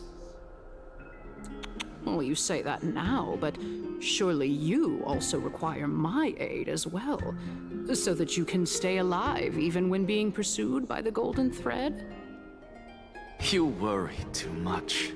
She won't show her hand too freely, as she still needs to garner support from the masses at the Citizens' Assembly. Even someone like me can tell that only a sliver of her humanity remains. Surely you're not asserting that she will definitely act in a rational manner. As you're no doubt aware, Aglaya covets the core flame that I possess, which makes it the bargaining chip that allows me and the rest of you to negotiate with her. However, in return, I'll need the Council of Elders to support me as much as possible. Naturally, this includes the guards as well. You're well aware how valuable Cersei's core flame will be in the Erechrysia that you are desperately pursuing. Talk is cheap, so you'd better act prudently as well. Obviously, they're gonna team up with I each other. understand. After all, this battle of wits is just a means for each party to acquire what they need. As long as your request is reasonable, the Council of Elders never shortchanges its allies. Since we're both intent on mutual cooperation, let's not mince words and just speak plainly to each other. Let us decide how much we can secure for ourselves and how much we're willing to sacrifice, like true philosophers, with our words and wisdom. Let's begin then. Continuing from the earlier topic, let us discuss our common enemy, Aglaya. She is the second most experienced Chrysos heir across the whole of Akama, who has gradually lost her humanity to the ravages of time and the ablation of the core flame. A formidable opponent indeed. Admittedly, there is ample reason for her to take your life. Yet your previous reasoning is quite sound. As a seasoned political animal, it's unclear whether she will actually cross that irreversible boundary. Moreover, she still needs you alive so that the Titan's trial can be completed. Is there anyone present who can swear by the sacred vow of Kefali and guarantee that you weren't in league with that woman before coming here? Are you just trying to pull the wool over our eyes and aid her in her savagery? She is prepared to execute me. She just needs vassals who will do her bidding without question. I believe you're aware of Castorus the Executioner. Long before I returned to Akama, Aglaya had already dispatched her to monitor me. If I weren't able to reach this place in time, I would have been forced to meet Thanatos first. As compared to a comprehensive plan with uncertain results, if you decide to cut open my chest and remove the core flame, wouldn't that settle her nerves even more? Everything is in place. She just needs the right timing. I understand what you mean. At the very least, the both of us agree that this tyrant who wallows in extravagance and greed is the greatest threat to achieving peace in Akama. The Council of Elders is willing to defend your right to live, just as we defend every oppressed citizen. However, I regret to say that sentiments in favor of the Chrysos heirs and Aglaya are only growing in magnitude. The peace that we are aspiring toward, as well as everything that we hold dear, will be destroyed completely. The city will be burned to ashes, and the citizens' blood will be shed. Tell me, what are you willing to do for our esteemed citizens so that they can vanquish the enemies of our fine city? I don't believe a single word coming out of her mouth. Garnering my support is equivalent to garnering the support of the entire grove. I will be the one to shatter Aglaya's self-righteousness. Although the circumstances are rather unfortunate from an objective point of view, it is an undeniable fact that ever since the grove was attacked, I have become the de facto leader of the grove. The Council of Elders needs more backing if it wishes to topple Aglaya, and it's evident that the Academy wields considerable influence. At the very least, I have served as the Grove's special envoy to Akama for a significant amount of time. Of course, this also means that I will hold a crucial vote at the Citizens' Assembly. In the name of Kefali, Akama thanks you for your sincere and valuable thoughts. At this stage, it's clear that you and I understand the benefits to be won from this discussion. Let me put it plainly. The Council of Elders has always been renowned for its fairness, and that fairness is built on a foundation of sincerity. The Council of Elders has vowed to all citizens of Akaba that it will always remain loyal to them. As for you, my lord, how will you guarantee that you will be able to live up to such earnestness and will not betray Akama's indomitable citizens when the opportunity presents itself? Just as you now betray Aglaya when it suits you. How absurd! My loyalty is unquestionable. Surely you jest. My loyalty does not need to be proven. The fact that the Council of Elders is asking for proof of my loyalty is itself akin to a form of betrayal. I am incredibly honored to have witnessed the both of you bury the hatchet in a civilized manner. However, I am afraid that I must interrupt for a brief moment. As the Theoros, I have observed the following. Lady Aglaya, the Goldweaver, is currently on her way to Dawncloud. Oh. Well, I do believe that we might have a slight overabundance of guests today. Feeling dissatisfied, Lady Kindness? Despite the Council of Elders' lofty residence on Dawncloud, it must still tolerate the whims of the Chrysos heirs. So you were holding back just now. Seems like you are better at playing this game than I.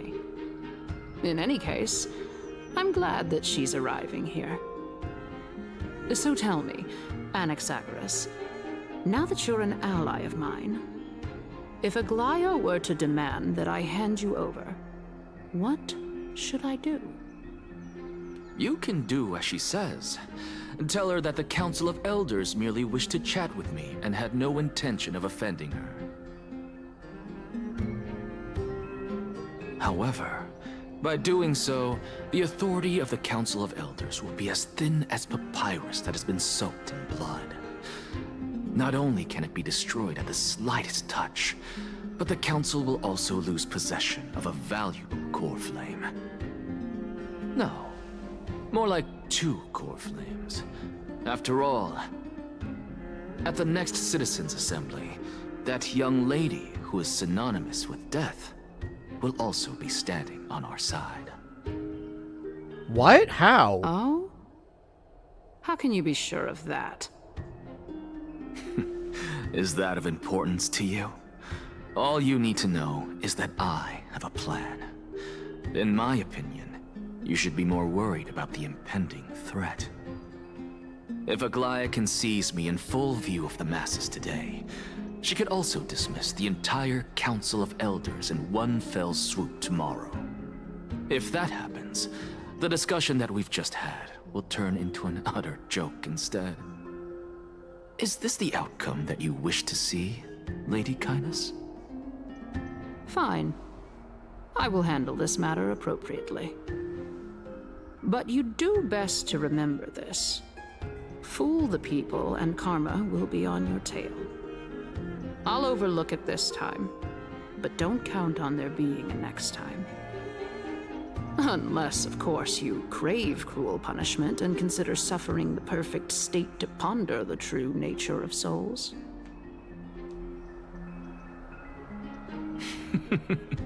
Well, what do you know? That happens to be one of my rare talents.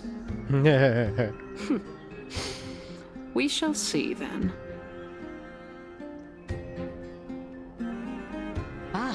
I've got to say that you've managed to really impress me again. But shouldn't you be going after more? Dying to know what I'm after, I mean, I'm the reason Titan after all. It is in me to ask and seek answers. Easy there. You'll learn the answers soon enough. I didn't bring it up with her purely because she doesn't have the means to give me what I truly want. It's as they say, onlookers see most clearly. The true masters of Dawncloud have always been the Theoros, who watches over everything. Okay, so now we need to get Lygus on our side. But it seems like he's already a little bit not a very, what am I? He's supposed to remain neutral, but it seems like he is no longer neutral. And he is now taking the side of the Council of Elders. That's how I perceive him right now. He's a little sketchy.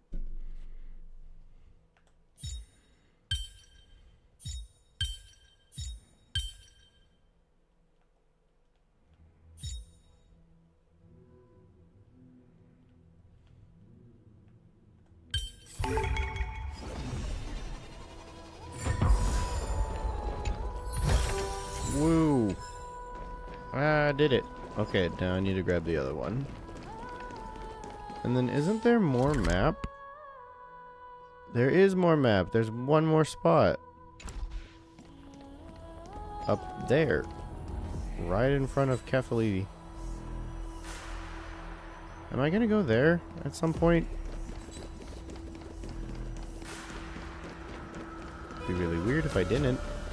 There's a core flame in there.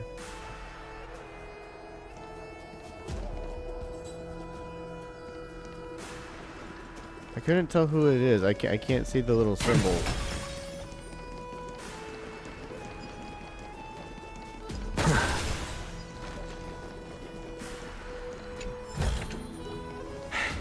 I suppose I can just ignore this.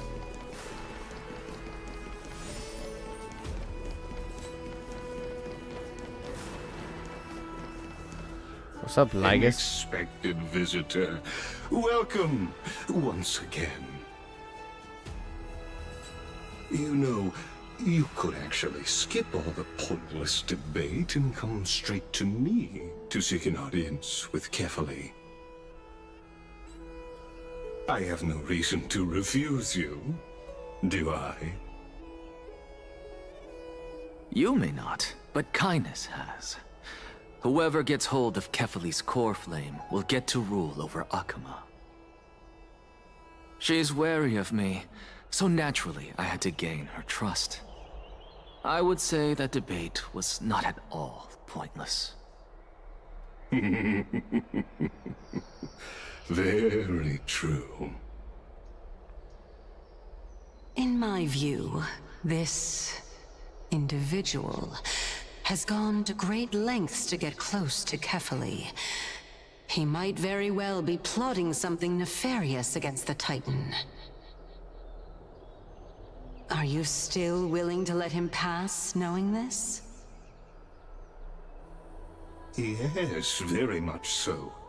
All living creations are always free to visit Kefali's transcendent vessel. This comes with being the World-Bearer. How convenient it is to be able to hear what they say. It is truly my honor to speak to a venerated Titan in person. Please, go ahead. Let me join you both on this journey. Oh, a bygone myth tells of an occasion where Kefali once answered their followers' questions on the peak of the Holy Mountain. Their followers have since believed that scaling this Titan cliff is one way of being with the god. Hear that? It's not every day that you get to climb a mountain with Circes. You should sing me a hymn of praise. Titan hymns are beyond me.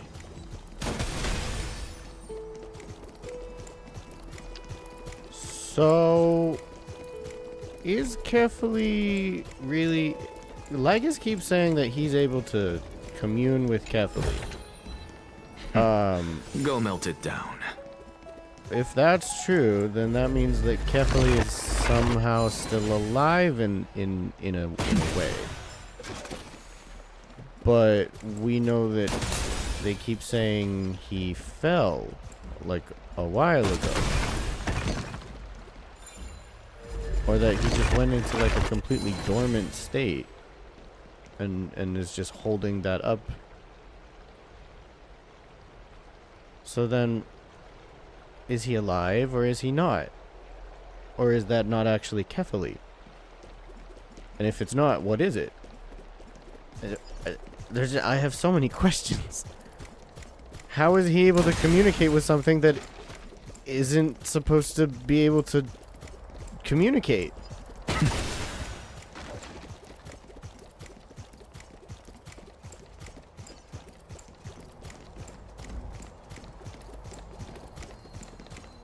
Go on ahead. Take this Yanis shortcut, and the long pilgrimage stairway will be waiting for you at its end. I have to admit, I never expected you to not ask me anything. Not even my motive.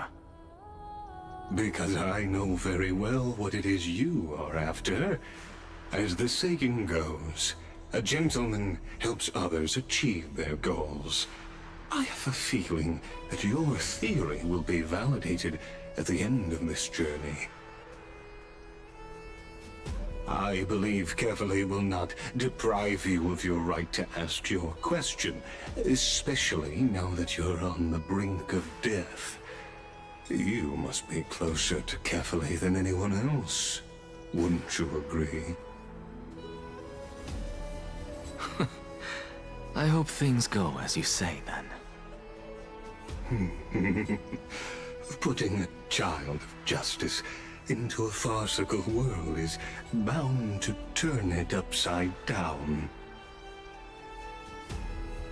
It is my hope that you bring a much-needed change to this world which is on the brink of destruction. Oh, that was in the trailer. That exact line was in the trailer. Oh, he's gone. Just ignore this. Where did he go? Did he just up and left? Okay. Okay, where are we going?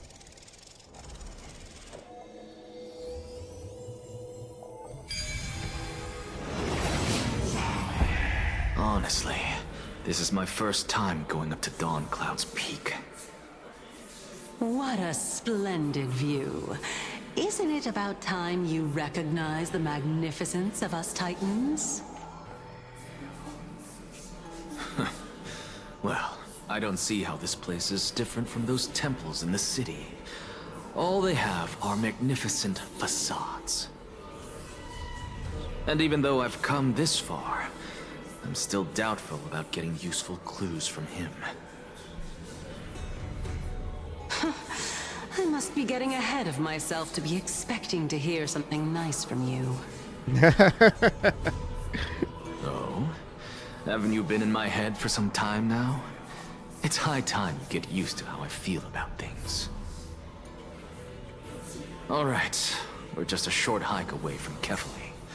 No time to waste here. Uh-oh. So the intellectual debate from earlier was too draining for you, huh? If Amphorius gets a new lease on life, you should focus on strengthening your body and stop shirking social interactions. Save your concern. The Titan is in sight. Can you make it? Why? Are you going to carry me up if I were to fall now? I know how far I can go, so just hold your tongue and come along. Fine then. I guess I won't say any more. I'll just wait till your soul dissipates completely to gain control over your body. Wait. Is that... Cersei's? What? Hey, look at that. Huh? What should I be looking at? Am I hallucinating? Or do we even get to see souls when we're close to dying? But how would you be seeing her soul if her soul is right there next to you? Hello? Wow, that is a really far passage. Like, really far. Wow. Oh my gosh. We just completely skipped climbing the entire mountain. We're just, like, up in his face now. Okay, I really want to talk to Kefali.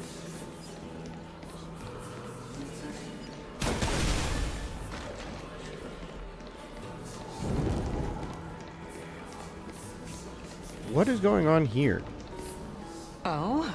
Why didn't you bring your favorite spear with you on this trip, Nias? Nias. I know I've heard this name somewhere. It's unfortunate. I remember Nias. The Black Tide destroyed every last inch of my calyx. How could that be?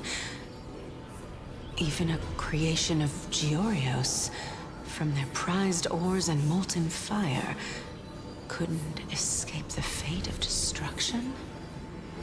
Hey, Cersei's. Do you know a certain Nias? Nias? No, not that I remember. How did you even think up such a strange name? I just saw him. Nias. A warrior-like figure who was just chatting with you here. No, I have no such memory. Could you be hallucinating? But Nias is a real person. This is a departed spirit. I'm confused. I really hope they explain soon. What is going on? Why am I now seeing ghosts?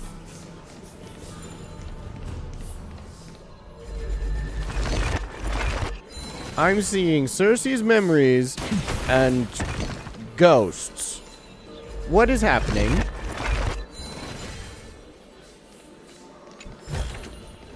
I suppose I can just ignore this.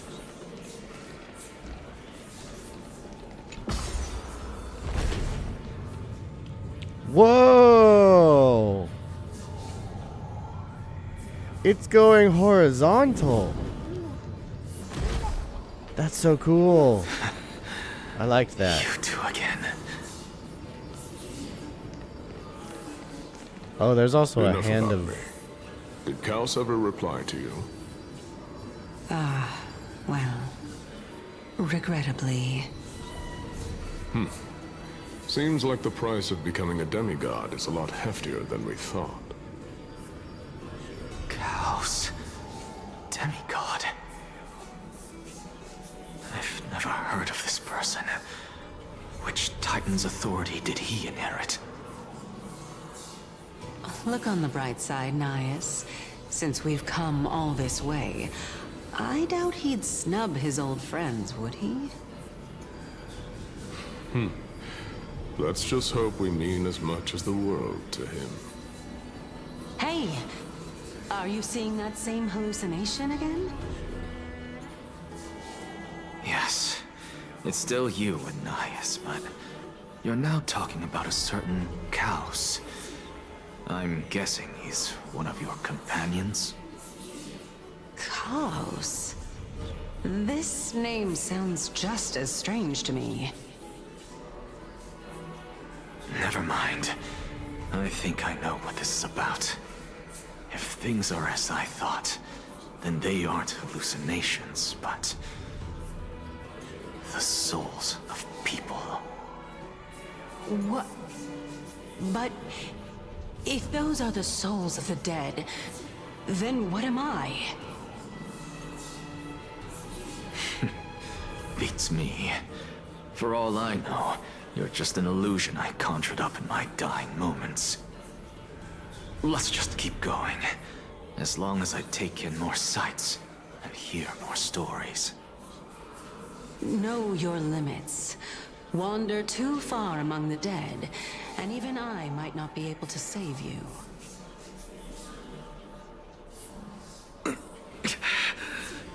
I'm fine.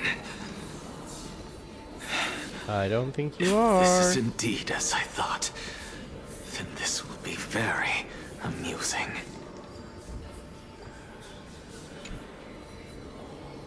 This is a pilgrimage platform dedicated to devout believers. But you, Anaxagoras, never kneel to false gods. Okay, this is a hand of Zagreus. Ooh, it's all the way over there. I see a coin. I think I'll do the hand later. We're in the middle of a good story right now. I wanna see what happens. What is going on with all the souls?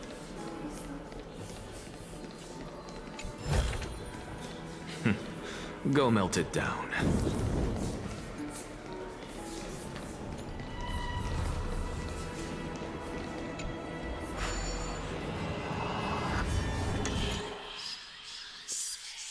Okay. So he needs to land on the blue one.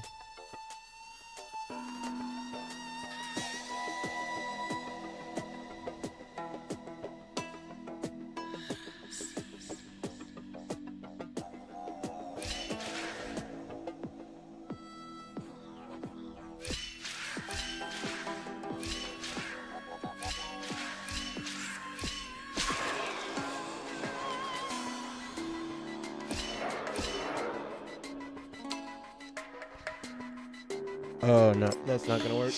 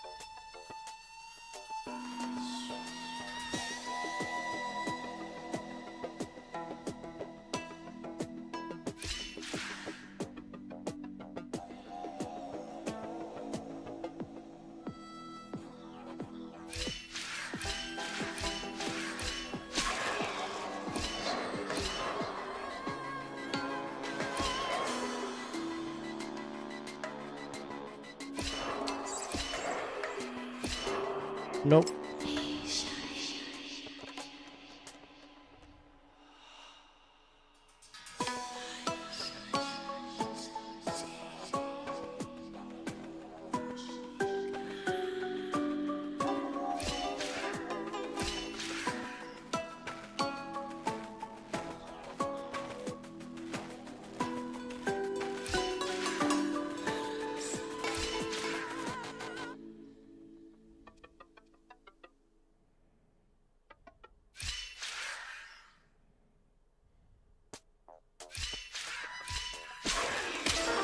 Nope. Ooh, this one's a little difficult. I have to be on that blue spot.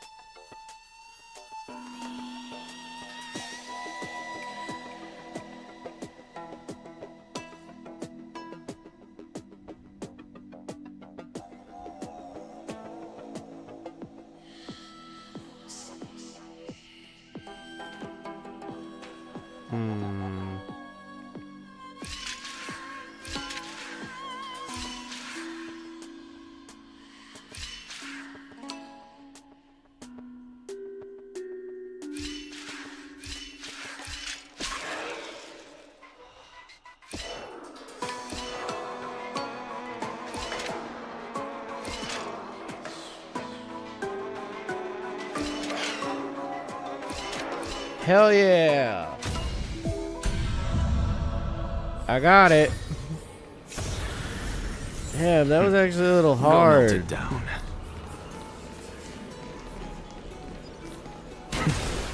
Alright, let's keep going. So, we meet again. I'm sure you wouldn't mind a snooping ear.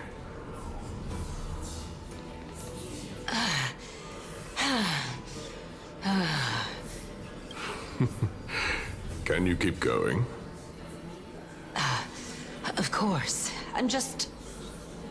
If I knew we had to climb a mountain, I wouldn't have come along with you.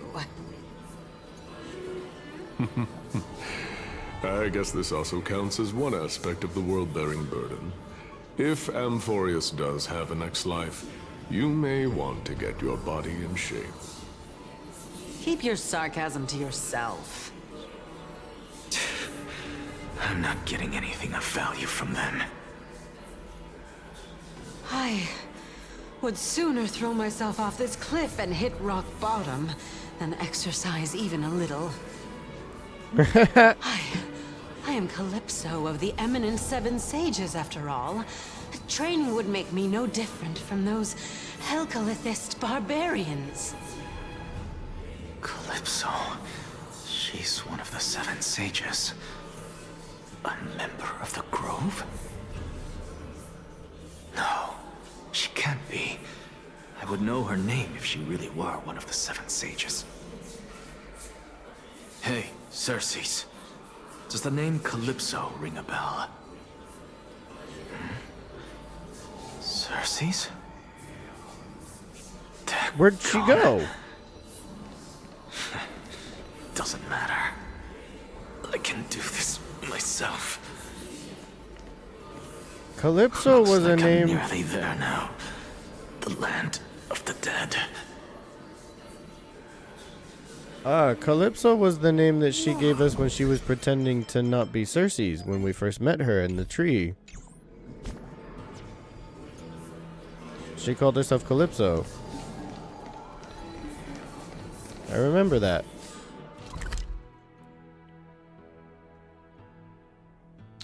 Well, looks like we're pretty much like right about to meet Kefali.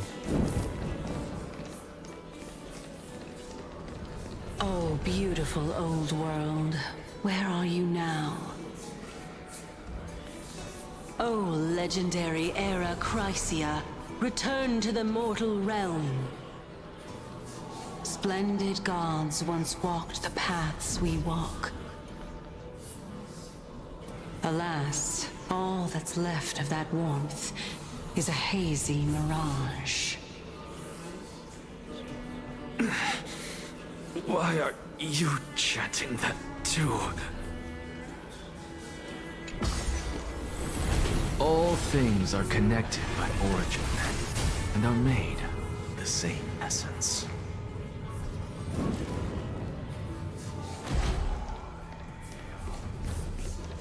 Oh my god, we are literally like in Kefali's face.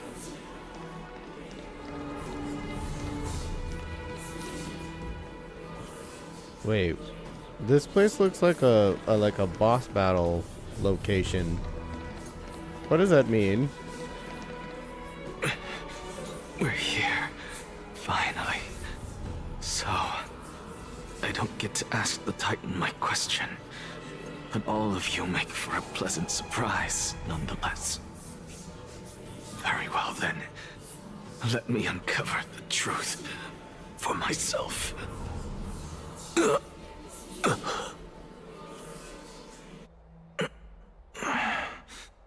Did I still fail to make it in time? Huh? So, I'm back here again. Oh. This is... I can hear it. I hear it from the depths of the tides, behind the closed doors of the void world. A voice ready to tell me something. This time, the voice is a lot clearer than before.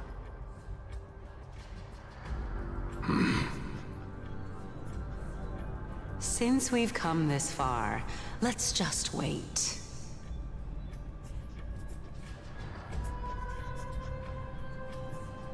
Lord Nias and Miss Calypso, are you both here to visit Chaos too? Yes, and we've been waiting for quite some time now. Regrettably, he hasn't answered us. The worst-case scenario is that he's already been overwhelmed and crushed by the world-bearing burden. You're overthinking, Lord Nias. I can still sense Chaos' soul in the area. And besides, we both know Chaos' nature.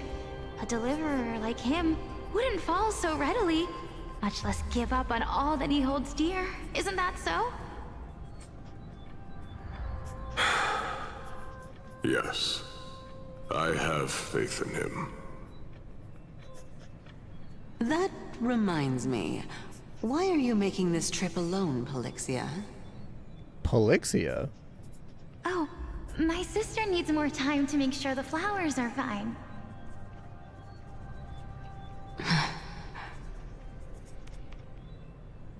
Such a pity. Both of you have hearts kinder than anyone else. Yet you are born only to take over Thanatos' divinity. Everything that I see and hear this time has left me shaken to the core. What may seem like a mundane conversation is in truth a once-in-a-lifetime exchange that has revealed the ultimate answer to Cersei's question. The conjecture has taken shape and must now be solidified into a theorem. Next, I only need to seek verification from Kefali. By doing so, I can answer Cersei's question and reclaim my body. But no, I will not do that. That isn't important. What? Because another one of my conjectures, one that I have always dreamed of proving, has been proved right this very instant. Fusing a mortal soul with that of a Titan to replace said Titan is not a ludicrous idea after all.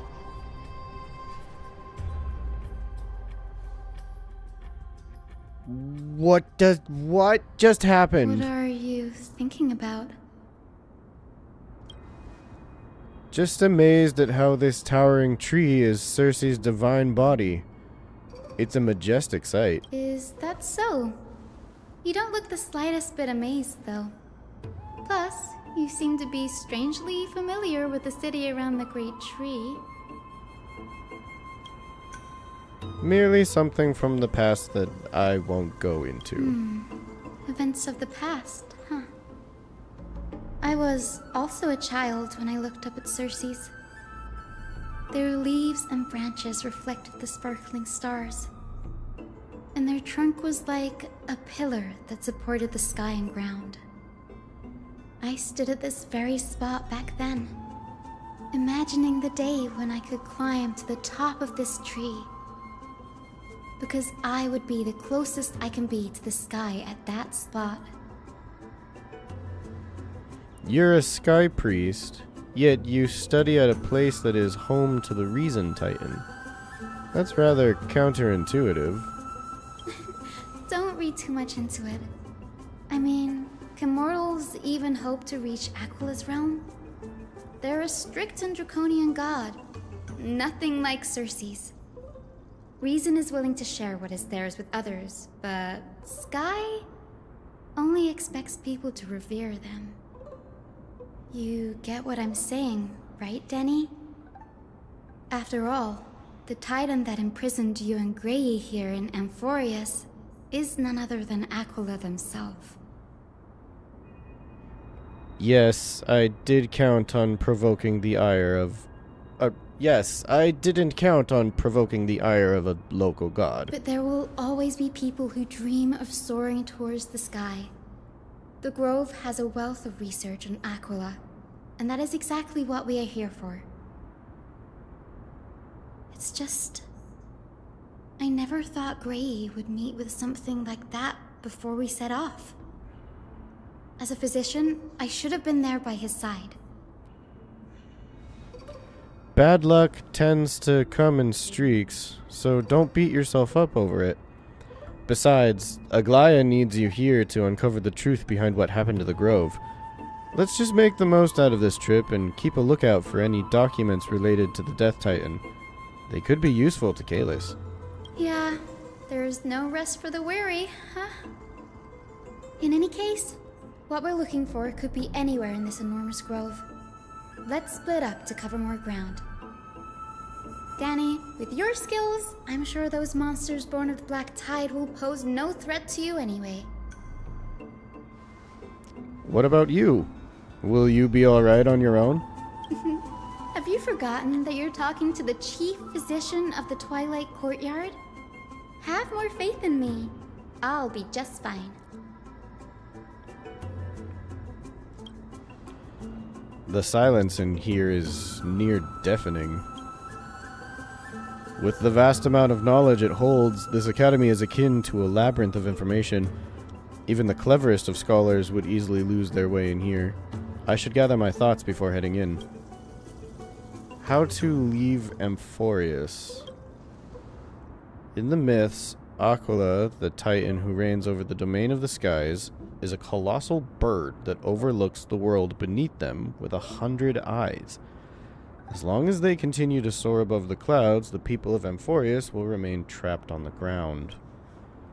Hyacine's forebears were priests who worshipped Aquila. Nobody is more familiar with the taboos of the Sky Titan than her. Seeing how Aglaya has sent her here as a guide, it's possible that she plans to have Hyacine take on a trial in the future. Amphorius' Titan mythology. In Amphorius, Titans are a common topic of discussion. People create myths that, in turn, conceive Titans. It's a tricky task to keep an objective view when among the people of Amphorius. Is there a way to step out of the situation and look at it from a different perspective? Titans and Eons. Titans and Eons are two distinct classes of beings. Titans can communicate with us humans, and it is not impossible for us to overpower them. Upon their demise, we can even take over their divinity. In this regard, Titans can be said to be a lot more similar to humans than Eons are. The Chrysosaurs and Demigods. Chrysosaurs are humans who possess heroic qualities, with most of them demonstrating extraordinary combat prowess and strength. Upon clearing a core flame trial, a Chrysos heir can even ascend to a demigod and inherit a Titan's divinity. Wait, something about that feels off. Is this a selection process of some sort? The Flame Chase Journey and the Prophecy. Guided by the Prophecy, the heroes are on a quest to reclaim core flames and usher in the Era Nova. Their efforts have seen gratifying results to date. As I expected, the Prophecy is the hardest to make any sense of. But with barely any information to go on, no matter how much I ruminate on it, it won't yield any results. I should leave this for another time. Think of something else. I should probably turn my attention to something else. Kaelus's plate. Nobody could have ever imagined that Kaelus's life would be forfeited the moment we landed on Amphorius. I should have done more to keep him safe, but it's not too late. We still have a fighting chance. The unique rules that govern life and death on Amphorius might just work in our favor and save him. The Grove is a veritable library of knowledge. Maybe they'll have records on a similar case? Please let there be one. Enough musing for now. It's time to move. The clock is ticking. I should search for clues as I move. The night sky feels unusual, now that I've gotten used to the eternal light of Akama. Right, because he hasn't really gone out anywhere. He's just been in the city most of the time. I have my own Danhong, and he is level 80, but I'm going to use their story one because it's got maximum stats. So, you know, why not? And then I still want Herta to carry. Replace Huahua with Lingsha and put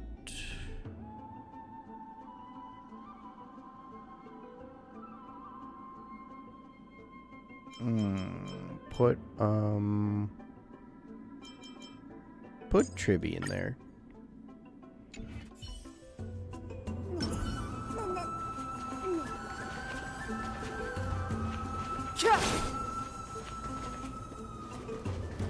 Okay, let's go.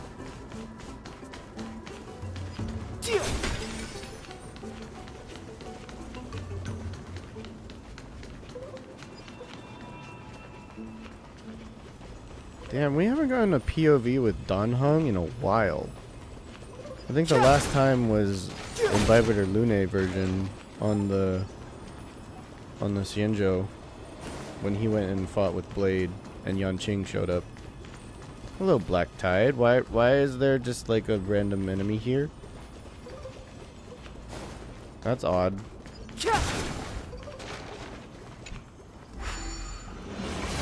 Great, let's go.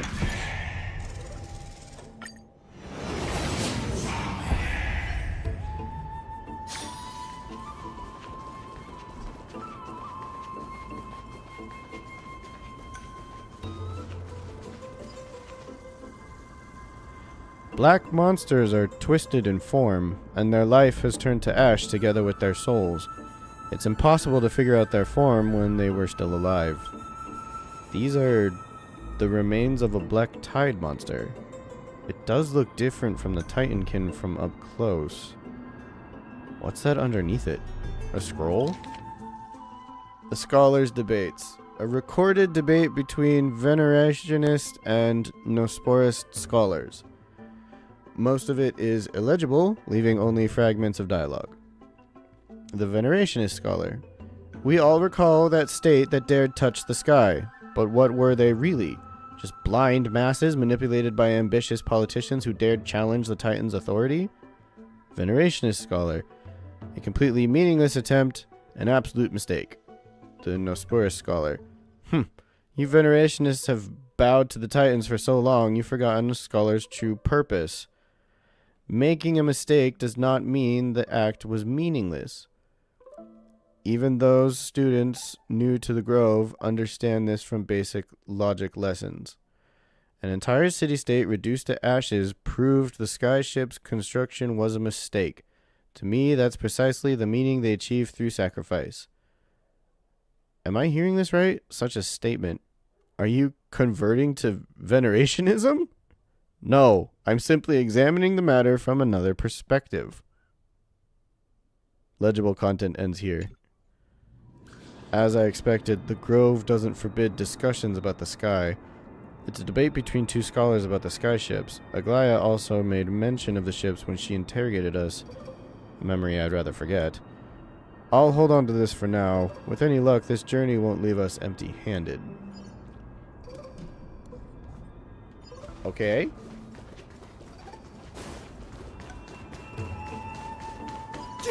They're revealing a lot, but also just like only giving us little sprinkles here and there. Okay, hang on. For a second, we're gonna grab Acheron again. Stream 4. Yeah.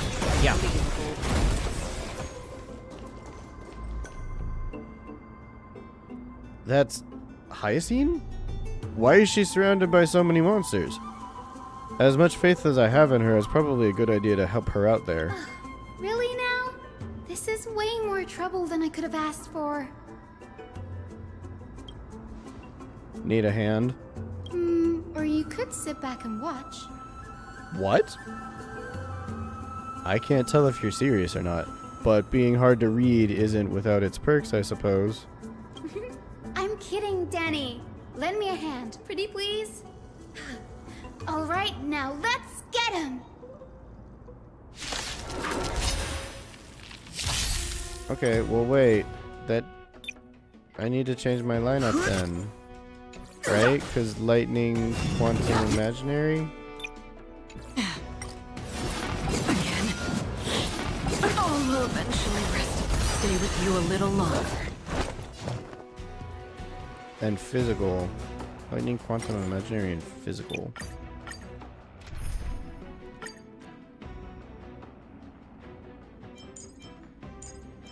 Then why do I have him on my team? That doesn't help at all.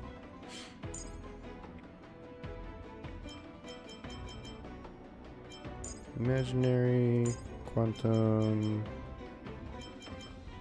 lightning.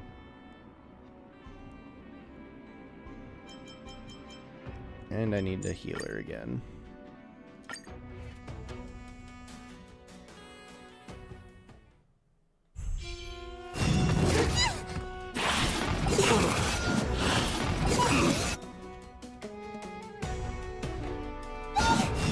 It's over. Death refuses me. Well, great. That already got wasted. Dying soul now accepts your punishment.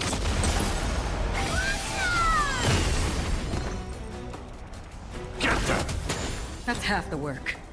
Still waters of oblivion. Underestimating us will cost you! So feeble. Forever too! You like you. Destined for oblivion.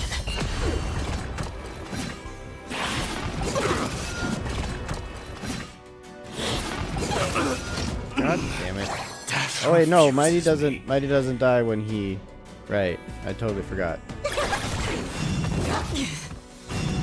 So feeble. Fury upon you! I weep for the departed. It too shall fall. It's coming. I need a less flame. Let me go! Burn it all! Get there! Still waters of oblivion.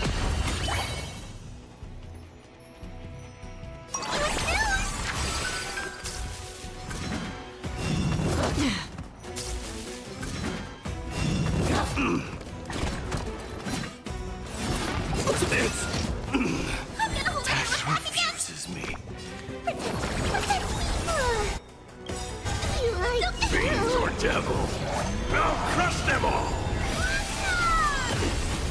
delivered you!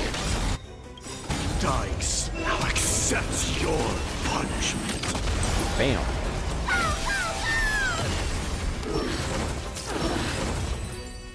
Oh, is that a new enemy? It looked like it. This place is practically in ruins. What happened? There shouldn't be this many monsters here. The Black Tide is remarkably quick to detect the light of Amphorius. So or rather, the blessings of the Sky Priest in me, might have unknowingly called them to me. Anyway, never mind that for now. Here, you might want to have a look at this. I found it around here and thought it might be of interest to you. Oh, the Scholars Debates number 2. Euthyphro and an unknown person. Well then, enlighten me. What exactly do you mean by examining from another perspective? Simple. You see, when we stand normally, the sky is above. When we stand on our heads, it's below our feet. I don't even want to know what kind of situation inspired you to make such exalted theories. By the way, I have a student who loves to write satirical comedies, and once wrote about a fool who could not figure out a question no matter what. As I said, there's no reasoning with you venerationists. You're like dromuses, huge yet always gazing downward at the earth, while I want to be the wasp that stings the dromus. What if the state tyrant's defeat simply proved that, among all paths to Aquila, the skyship was the wrong one? Anaxagoras, you impious blasphemer, mark my words, you will eventually answer for your sacrilege. I doubt your students, or that young teaching assistant girl, have any idea what secret research you're truly conducting. Of course it was Anaxagoras. He's the scholar who fused himself with the core flame of reason. This is new. I didn't know Professor Anaxa was researching the sky. He's never mentioned anything about it. Finon said Anaxa might be opposed to the Flame Chase journey. Might is an understatement. Anaxa has never been one to venerate the gods, nor has he ever found it within himself to put any faith in the prophecy. People have come to think of him as a heretic, even in a place as liberal as the Grove. Yet, it is also this very blasphemer that Circe's favors. Fate sure works in mysterious ways. Because he's the only one to actually question things. That's not a bad thing. You're supposed to question everything. That's how life works. I picked up a scroll on my way here too. It looks like it may be related to the one you're holding. Oh? Let me have a look. Hyacine combines both records together. By the looks of them, these scrolls are records of 2 conversations that took place in the same setting, one after the other. There's still much I don't know about the Grove. Do you mind if I ask you a few questions? Sure, go ahead. Who are the Venerationists? The Grove of Epiphany is home to 7 schools of thought. While all 7 schools are founded on the ideologies of Thalesis, the first scholar, each is unique in its own way. Among them, the Venerationists revere and worship the Titans the most.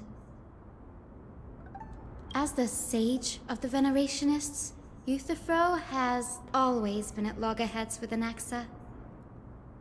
If we were to place the 7 sages on the scales of Talanton, Anaxa and Euthyphro would be placed on opposite sides to achieve balance. Okay. A very illustrative explanation. Thank you. Was it a mistake to build the skyships? Nearly everyone in Amphorius has heard the story of the skyships by now. Aquila's stature is loftier than the heavens, and their divine retribution is merciless. That's why it's no use building giant skyfaring ships. Oh, but I do wonder if a supercharged mini Treevee cannon could slip past their watch. That was a joke, right? What is Anaxa's field of study? Newsporists primarily study the application of alchemy in soul repair. Everyone considers Anaxa a blasphemer, but that has never stopped him from sharing his ideas, no matter how taboo. If you must say that he's hiding something, then it's likely what lies beneath his eye patch. I don't have any more questions. Anaxa often says that every failure brings us one step closer to the truth. Perhaps, to him, the crash of the skyship carries a different interpretation. The firmament is not impenetrable. On the contrary, it was precisely because the skyship represented the first step toward breaking free from the shackles of the Earth that it provoked the wrath of the Sky Titan and brought divine punishment upon itself. It's a shame that the majority of the Grove's research on Aquila was headed by the Venerationists, with sacrificial rituals making up a predominant part of their findings. Discourse about more esoteric subject matters in relation to Aquila dwindled even further after the skyship incident. So much so that even this scroll is completely new to me. Don't worry about it. We'll just collect everything we can find on the Titans for now. There's something else that's caught my attention, though. This says that Anaxa is conducting secret experiments of some sort? That's what I'd like to know. What are these experiments he's involved in? Even I, the assistant lecturer, know next to nothing about them. I have a bad feeling about this. Could there be more to what happened at the Grove? Probably.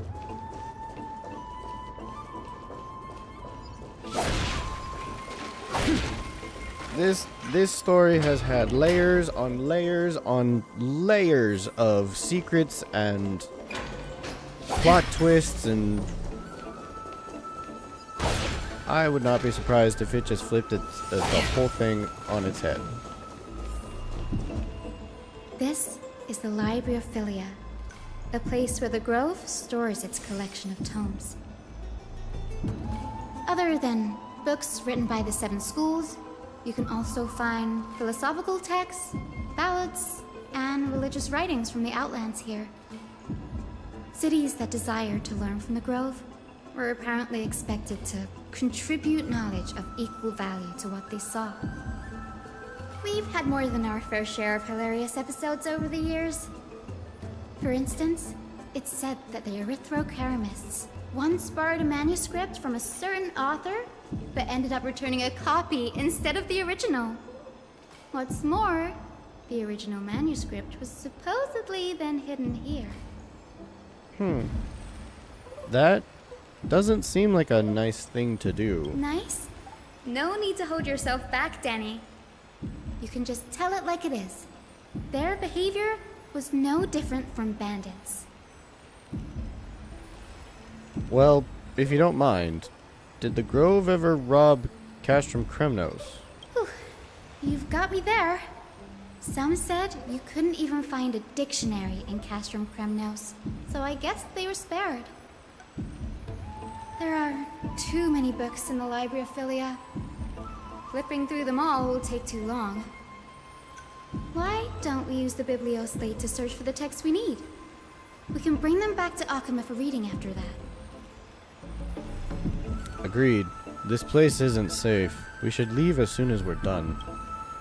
There are still several more scrolls strewn all over the place. I'll gather them while you pull up those texts. This way, nothing will be overlooked.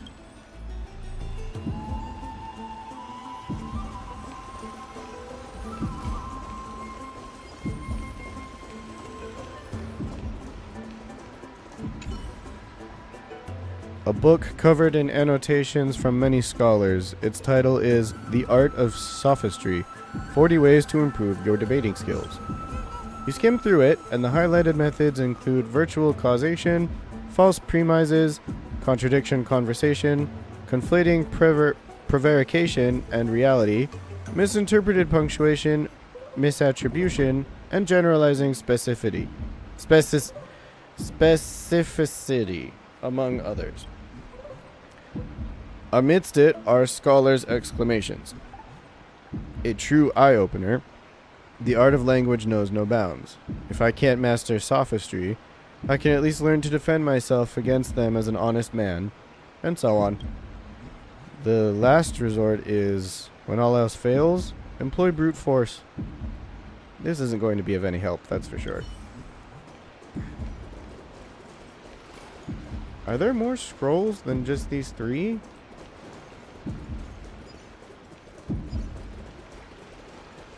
I don't see anything. I already read that one a long time ago. Okay, so it really must have just be these 3. A record of the many research topics a capriced scholar had applied for, and the replies from their school's sage about these topics. Topic 1. A discovery that many mythical beasts renowned for their longevity actually reside in areas with poorly managed birth and death records for such creatures. Permission to research. Reply. Lacks a research significance. Not approved. Topic 2. An observation of real plants within the grove imitating the growth patterns of nearby white dryads. Permission to research. Reply. Falls under the domain of the litophagist school. Not approved. Topic 3. Investigating the feasibility of placing flying birds into rocket tubes to guide the direction of the rocket's flight. Permission to research. Reply. Too fanciful. Not approved. The subsequent topics grew increasingly eclectic, yet the outcome of the replies remained unchanged. Impressive tenacity. Hopefully it helped him survive the black tide. These are complaint letters from the scholars about Anaxagoras the Blasphemer. There's a thick stack of letters. Based on the dust accumulated and the perfectly intact seals, the complainee did not even bother opening them and just chucked them aside into a corner. This is about Anaxa? I should read this. Hyacine, you should come have a look too. Ugh, it's so dusty in here. Whoa. Are these all complaints about him? I can already see what they must have written.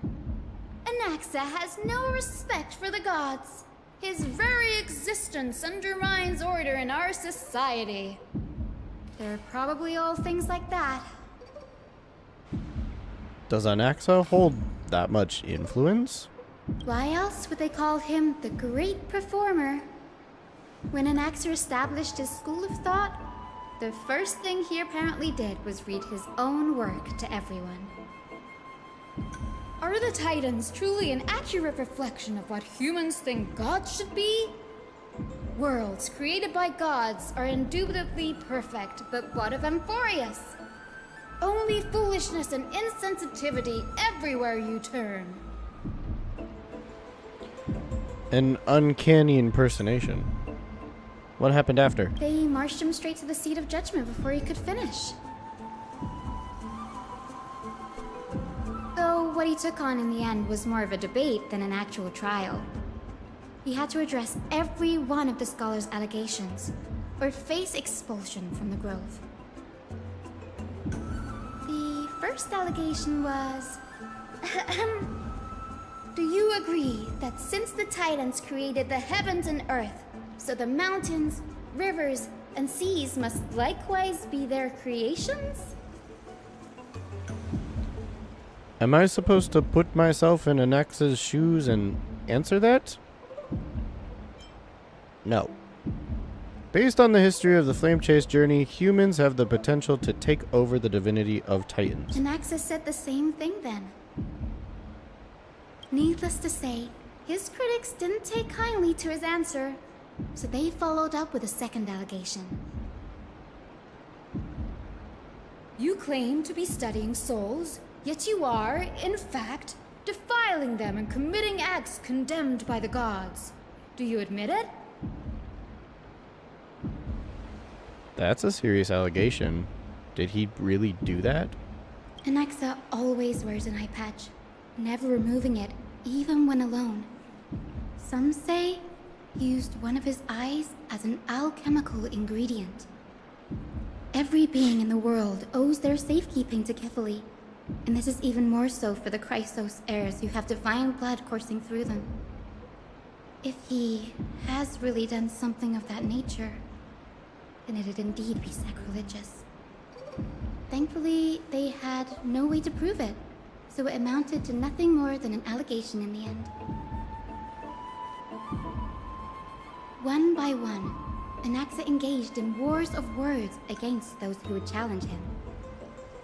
Toward the end, a scholar asked him, Anaxagoras, have you any respect for the gods? It was only after a brief silence that he answered, I have never denied that titans are meant to be noble constructs. What he didn't say, that the Titans are not noble, rings louder in this case. yes. I'm not sure how that controversy was eventually resolved, but what's for certain at least is that Anaxa was allowed to stay in the grove where he continued his research, despite being regarded as a heretic. By the way, this stack of complaint letters has reminded me of a place in the grove. We may find clues there that aren't on the teleslate. I'm talking about Anaxa's alchemy lab, hidden between the cornerstones. Ooh, where? Given the Grove's meticulous approach to archiving, could there really be such an oversight right under their noses? It's a well-kept secret. Among the 7 sages, excluding the nominal chief sage, each has a private sanctuary where they can conduct research undisturbed in their free time.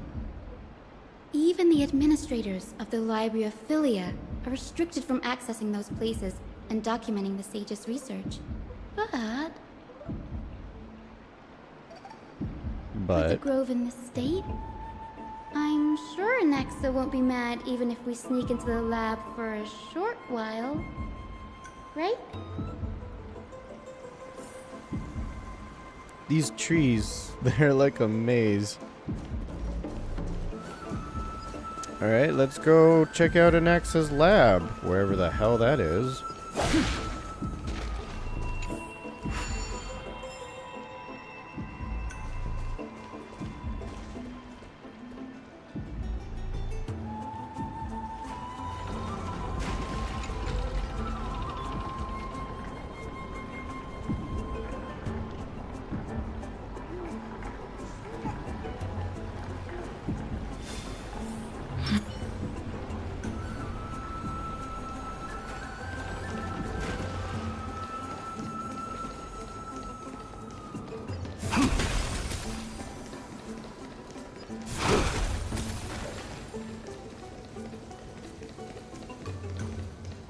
This is the place, but where is everything? Materials for alchemical experiments, matrix diagrams, and even the seal to the lab. They're all gone. Did the Black Tide destroy it all? No wonder we didn't see any defense mechanisms along the way. Have you ever been here before? No, not even close. Not only are alchemy experiments high-risk activities, but Professor Anaxa also has a penchant for using bizarre materials. Students often saw him walk in looking right as rain, but come out covered in soot with his hair singed. Naturally, no one dared to come near this place. Huh? That bookshelf over there seems to be the only thing still intact. What's on it? Hang on.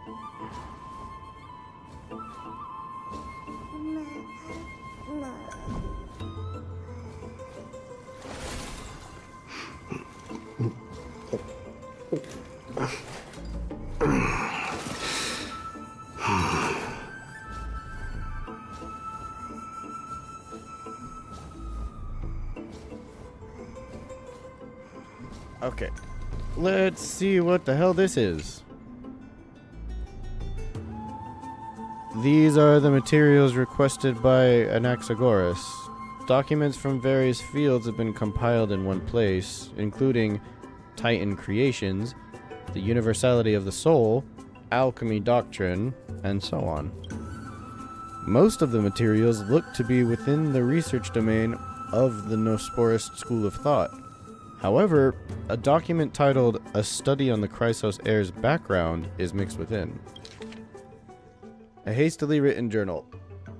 These appear to be quick notes examining the background of Chrysos Heirs, the Holy Maiden of Yanissopolis, Tribi, Trian, and Trinan, descendants of the Holy Maiden from the Temple of the Three Fates, Goldweaver Aglaya of Akama, from the Nestia priestly family, the Prince of Castrum Kremnos, Hyacine of the Twilight Courtyard.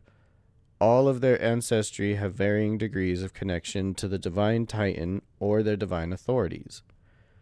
Does the golden blood come from the heritage of priest families or royal bloodlines? Anaxagoras, I myself show no such connection. Kefali the creator, what criteria did they use to create the golden blood, to shape the Chrysos heirs? Yet Castoris, the servant of death from Idonia, her lineage is neither Titan, priest, nor demigod, but she has walked the earth for at least a millennium with the power to grant death to humans. Where did this power come from? Another text speaks of the dragon legends of Styxia. The alchemical extraction of soul ripped from dragon corpses is intriguing. Dragons appear to be the Titan's creations. Perhaps there's a way to reverse the process, using alchemy to refuse human souls with Titan creations, increasing the purity and divinity of golden blood toward the absolute. This theory must be tested. Experiments to be arranged. What's going on? Anaxa is conducting research on our friends in Akama and me? This journal contains several intriguing points. Creations of Titans? From the Abyss of Fate to Castrum Kremnos, I've seen many a Titan creation during my time in Amphorius. Life forms created by Circes can also be found in the Grove. But fusing them with human souls through alchemical means? I can't even begin to imagine. The Chrysos heirs. Anaxis seems to hold special interest in the divinity coursing through the Chrysos heirs' veins, and has even conducted a thorough investigation into the heroes' backgrounds. It wouldn't have been so strange if he had focused only on Cassie, given her own curiosity about her origins. Plus, considering that the Nosporists have crafted omnipotent medicines capable of curing diseases, it also makes sense that he would conduct research on immortal Chrysos heirs. But now, it seems Anax's objective was never to create medicine, but to identify the origin of the golden blood and figure out its inner workings. Anaxa's research. Through alchemy, Anaxa aims to refine the golden blood in the Chrysos heirs to a degree of purity equal to divinity. This must be what he means by close to true purity, but treating both Titan creations and the human body as materials to be used in alchemy experiments? That's rather extreme. Danny, look at this.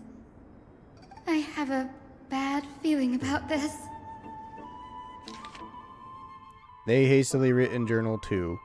These documents appear incomplete. Judging from what's left behind, the important alchemical formulae have been taken away. Only the author's reasoning remains. The previous approach has flaws. Fusing human souls with Titan creations does not purify golden blood. Even pure Titan creations are contaminants to the Chrysos heirs' golden blood. Soul fusion between humans and creations merely repairs impurities of the soul or maintains a connection to dying souls. While creation myths tell us that Chrysos heirs and other creations were all made by Titans, their nature differs fundamentally. The Titans' creations are no intermediate products of an alchemical process, and the Chrysos heirs are closer to the Titans than the creations. In other words, I should not have considered Titan creations equal to Chrysos heirs. The hypothesis I should focus on is one pointed towards the Titans themselves. Such rare chances to study Titans demand a meticulous selection of research subjects. Living Titans prove impossible to restrain, and dead Titans offer no insights worth pursuing. But dying Titans, they are the perfect research subjects. Only by understanding the fundamentals of creation can we ensure perfection at the moment of everything's birth. Through my own hands, I will melt a Titan and reach the true essence of the soul. My biggest fear. It's come true. After going through his notes, I think I can piece it all together now. Anaxa was carrying out experiments on soul transmutation. Do you mean he's trying to reconstruct human souls alchemically? Yes, this is what he was secretly conducting research on. Something he had to keep hidden from others. Compared to his public speeches, this is the real blasphemy. Oh, I just thought of something. What's wrong? Do you remember when the Black Tide was approaching? The Grove had planned to send Circe's core flame to a safe place. But an accident happened along the way, and Anaxa lost his life in the process? Yeah. But Circe's took over his body and resurrected him, which led to the situation we're in now. That's right. But what if Professor Anaxa's fusion with the core flame of reason wasn't an accident? He did that to himself on purpose? What do you mean? Put yourself in his shoes. Knowing that the Black Tide was closing in and your time was running out, what would you have done?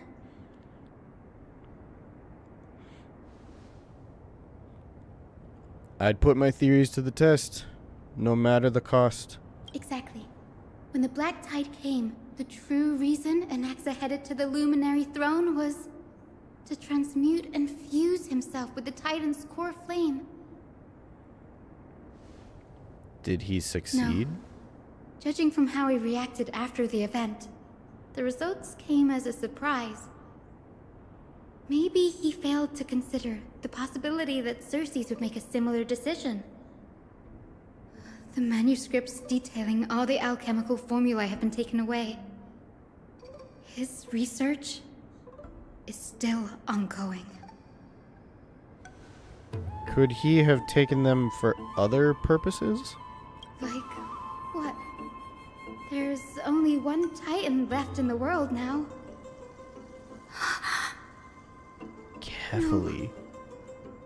No way. Carefully. To conceive an entity of perfection, one must first understand the principles of creation. If Anaxa is an Akama now, then that means... He's after Kefali.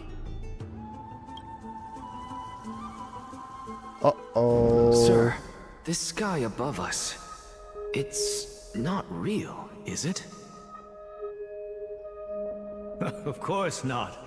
This is just an image from a projection device used for educational purposes. A simple trick. That line was in the trailer. What a fucking red herring. Damn you, Hoyoverse! The day-night cycle has been lost to this world. So that students like you may still learn about the night sky, astronomers have harnessed the Titan's miraculous power to manipulate the light, projecting the nights of the past here for you. Much like how the sky above the Holy City is also illuminated by Kefali's dawn device. So, the skies of Akama are fake too. You mustn't conclude that, Anaxa. You should know that only a child would expose a trick and be proud of it. Often people know more than they let on. They simply choose to feign ignorance because they have no other choice. Then they're just deluding themselves. People believe in Kefali's tale of Genesis, accepting wholesale whatever the priests preach. But we're different. We've already walked out of the firelit cave of ignorance. We have already realized that we live in a world where Titans make the rules. Even when we look at the sky, we're only seeing what they allow us to see. Rather than gazing at this mockery of a night sky fabricated by them for the rest of my life, why shouldn't I be the one to take control of the projection device instead? So much time has passed since you sowed the seeds of doubt in my heart, child. Many a night, I find myself penning down all my theories and wild ideas, only to burn them to ashes when I open my eyes in the day. Why? Because we'll face death by burning if word gets out? As a sage of the Venerationists, my soul has already become inextricably linked to the Great Tree. Every word I say and every move I make is certain to influence every leaf, every branch, even the tree itself. But above all else, my days are numbered. Instinctively, I have my doubts about the golden blood and the human soul, yet I have no means of verifying them. The golden blood in my veins is woefully thin, and I am loath to waste what little time I have left obsessing over a hypothesis that cannot even be proven in the first place. But I can, sir. I can do it for us. The time is right. Give me all that I need, and I shall accomplish this grand feat on your behalf.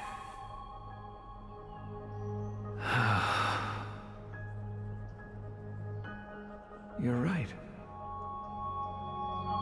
I shall do just that. In the next meeting of the sages, I will spare no efforts fighting for the rights you deserve. Go. Establish your own school of thought. Find out what we are. Become the one who conquers the ultimate truths of the world. Child of humanity. You didn't go to such lengths for an audience with Kefali. Just ask him a few questions, did you? He's gonna try and kill Kefali. So, you figured it out. If I were as foolish as a Dromus, perhaps I'd throw myself down and prostrate before their greatness, begging for the gods' prophetic wisdom. Well, sorry to disappoint, but I'm no Dromus. Alas, I am a human, standing tall on 2 feet, possessing both intellect and pride. Before such power, does it make any difference whether you're a human or a Dromus? I'm sure you're familiar with the story of the Styxians.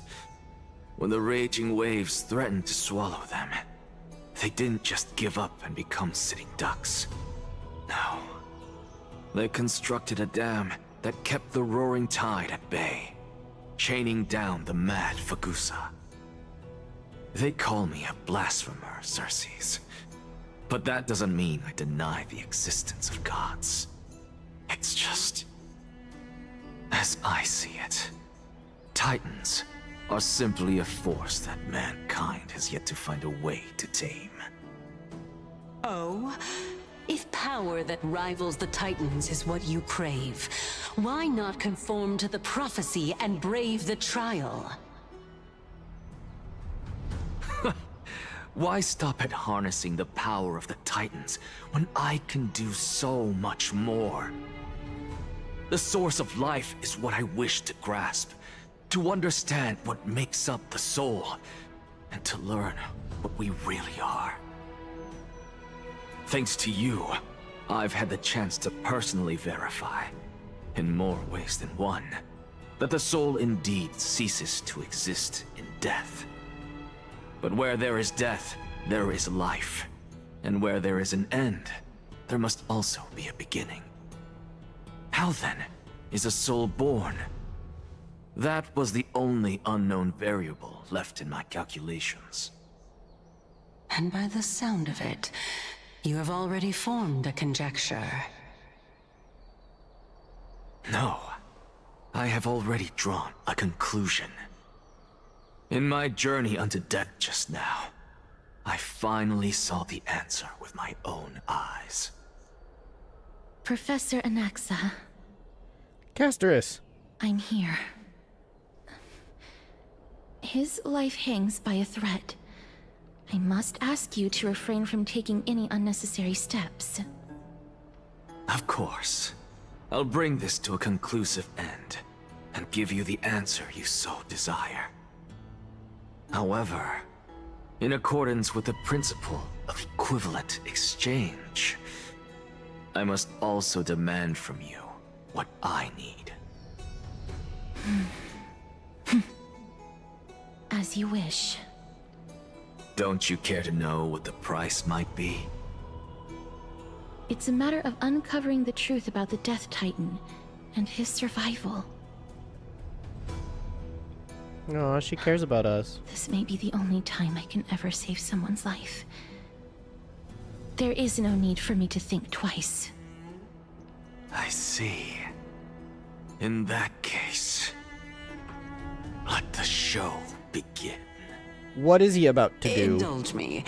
Am I correct to say that you intend to prove Thanatos' whereabouts and prove the nature of our existence now?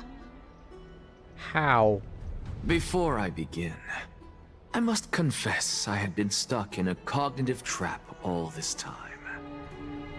As unrelated as these two propositions may seem at first glance, they are in fact logical equivalents. They are merely two different ways of telling us about what the soul is at its core. The reason I say this is, as I've mentioned earlier, the answer was hidden in my journey unto death. Anaxa, you were in the Netherrealm? Yes, I am but a living dead man now, but that's not important. What truly matters is, I overheard a conversation between heroes. That's not all. Remember how I said you were a part of that conversation too, Circes? And I've told you that I have no recollection of such an event. That was likely just an illusion conjured up by the mind of a dying man. Except it wasn't. Of course you would remember. Because that wasn't you. That was Calypso, one of the 7 sages of the Grove. Calypso? Huh? Oh, that's the name I made up on a whim when speaking to this girl. How do you know of it? And surely you jest. Don't you think I, of all people, would know if that were the name of one of the 7 sages under the shade of my tree? Don't you claim to know the Grove's past like the back of your hand? It seems you've lost even the memories seared into your soul. Use your head, Circes. Since all of this took place in the realm of the dead, it stands to reason their likenesses are of souls from the past. The living cannot step foot into that world, so who could they be? Think about Calypso. Why does she share your likeness? Yet you have no idea who she is. The answer is evident, is it not? Those fallen heroes are the mortal incarnations of the Titans before their ascensions to godhood.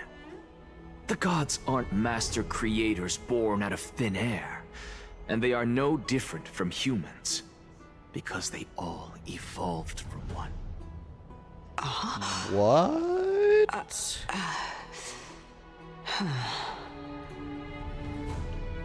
That would explain Does this a lot. answer disappoint you? Yes, because you've answered nothing. If I truly was once human, as you claim, then where do the children of humanity come from? Even on the off chance that you speak the truth, this brings us no closer to grasping Thanatos' whereabouts. How are we to find them? I knew you would say that. But it matters not. I know what I'm doing. Actually, why don't we have this supreme being standing before us tell us everything? You can revive a Titan? How? Humans cannot return from the dead. Neither can gods. But all we need to do is look at this from a different perspective, and the problem will resolve itself. The solution is simple. Just like what you did to me. If I'm reborn as Kefali, I can rebuild the world and all within it as they once did. Simple, is it not? How? In the meantime... I have news from Hyacinth and Danhung. Anaxa might be trying to do something with Kefali's divine body. Kefali? But what could Anaxa want? Is the Council of Elders going to sit around and let such a sacrilegious act unfold? That is not possible. He is indeed the great performer, capable of fooling anyone and everyone with his tricks. I'm sorry. No need for guilt, for this is good news to us. The Council of Elders has found themselves a traitorous ally. Anaxa's ambitious desires will be something we can exploit. What we should be doing now is to keep our eyes peeled for whichever trickery Kynus is up to, and react accordingly to thwart her plans. Being Akima's political center, the Demigod Council holds just as much significance as the Vortex of Genesis. Someday, after my duty is over, this site will take the place of the battlefield where you hunt gods, become the next challenge you are to overcome. Till then, it's best to get used to this place as soon as possible. We will be waiting here for your good news. Come find us anytime you need something.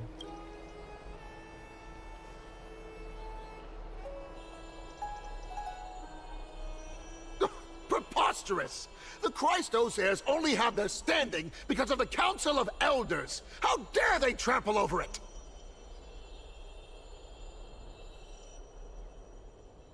Wow, these people are shooting daggers with their eyes. It's been a while. Hello, Oleg of Amphorius. But we've never met. What is that supposed to mean? Is this really the sort of person that the young lord praised as a ferocious warrior? It has indeed been some time, Lord Krateros. What brings you here in such haste? Shh, keep it down. Be more vigilant. See those duplicitous dogs over there? They do the dirty work for Kynus. I've already ordered my people to hold them back, but we should still lay low. Unless you're itching for a bloody fight to get a workout in. My bad. So, did something happen? Did you hear thunderclaps last night? It would be hard not to notice thunderclaps in broad daylight. No, I'm a heavy sleeper. Hooray, it's Acheron! Someone's coming to save us! Acher... what? He's been through a lot lately, please pardon him. Can you tell us more about these thunderclaps? Thunderclaps are beacon signals of strife. They are a message from the young lord. He threw a spear bearing several words at Akama. Watch out. The Flame Reaver is back. I guessed as much. We didn't actually kill them back at the Kremnos Arena. Nope, that's definitely not. I figured this is something you would want to know. We Kremnoans never back down from a fight. So if you plan to take that thing down in a battle, reach out to me anytime. You have my gratitude. I will let Aglaya know about this right away. Remind her to be on her toes while you're at it. That vicious kindness has been unusually active lately. Those lackeys she keeps under cover have been going in and out of the city a lot more frequently these days. Some even seem to be getting Kremnoans to defect to the council.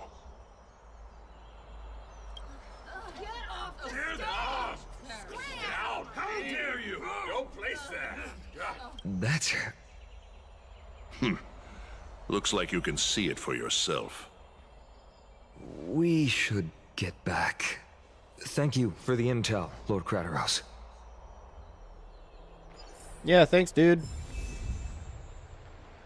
Yeah, we're back to being Kalis.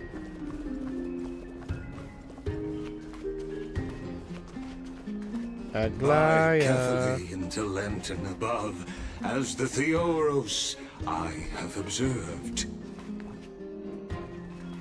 Virtuous citizens of Akama, fine Navides, Elysiae, and the Outlander are heading toward us.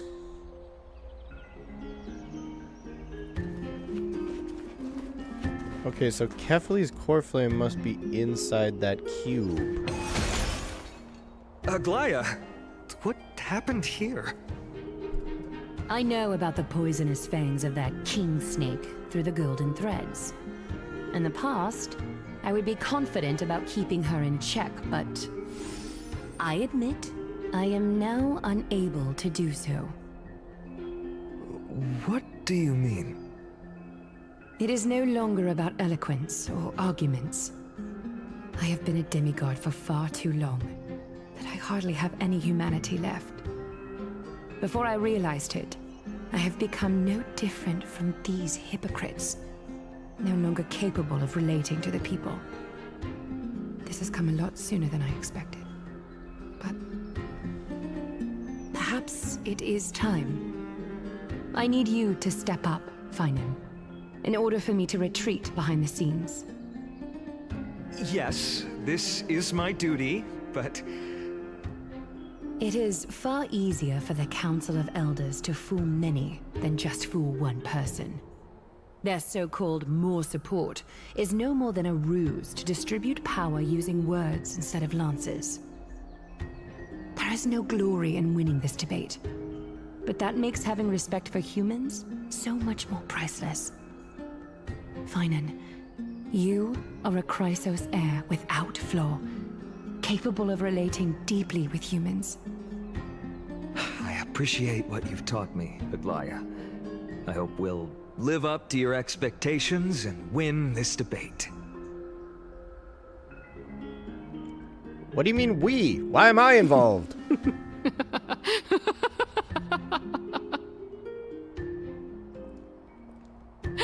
Oh, you've done well, Lord Calictus. Let me take over and personally close this debate for today.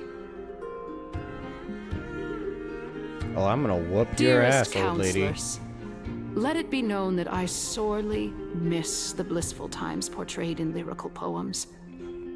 Back then, Amphorius was home to nearly 1,000 cities. each with their own local faith, while gods walked the earth and shared close bonds with humans.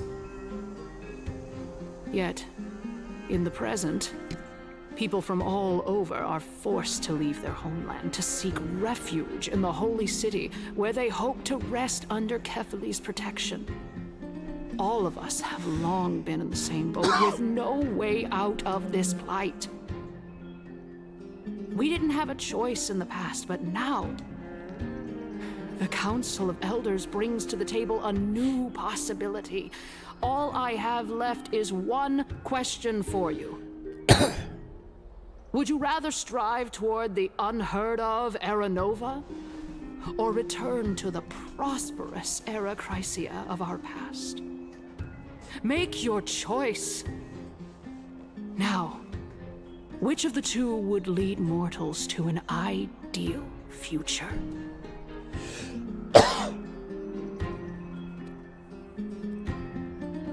No hesitation. I stand by Era Nova. If it's possible to bring Era Chrysia back...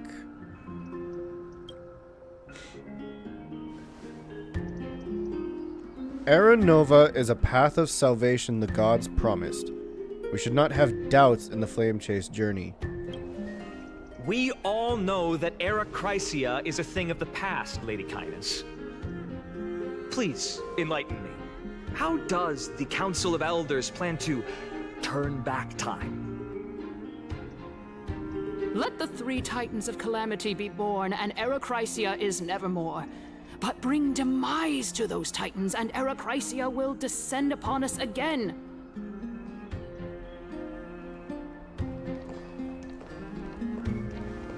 Know that the Council of Elders is never one to make empty promises. Look at who we have on our side. Anaxagoras, one of the Grove's 7 sages, and Castorus, Idonia's goddess of death. With the help of these 2 heroes, I can promise all of you that Era Chrysia will exist once more. Aren't they Chrysos heirs? They're supporting the Council of Elders instead? It's clear from the start that these heroes do not get along well in their group. All the more proof that Aglaya isn't fit to speak on behalf of every Chrysos heir. I am in favor of Era Chrysia. Era Chrysia! Era Chrysia! Era Chrysia! Era Chrysia! Era Chrysia! Era Chrysia! Era Chrysia!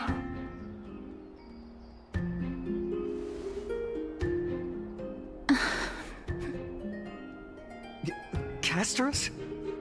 Why are you standing over there? You finally arrived, Naxa. So have you, Cass. Don't worry, Aglaya. Well, I know that you have many queries. Could you continue to converse like how the citizens normally do? Tell me, dear citizens, if we successfully retrieve and return Thanatos' core flame without anyone passing the Death Titan's trial, what would happen next? The answer is simple. We will have a chance to rid the world of death and bring Amphorius back to an era when all beings live forever. We'll usher in a new future that will be entirely different from the Flame Chase journey. He's one of the 7 sages. That's impossible.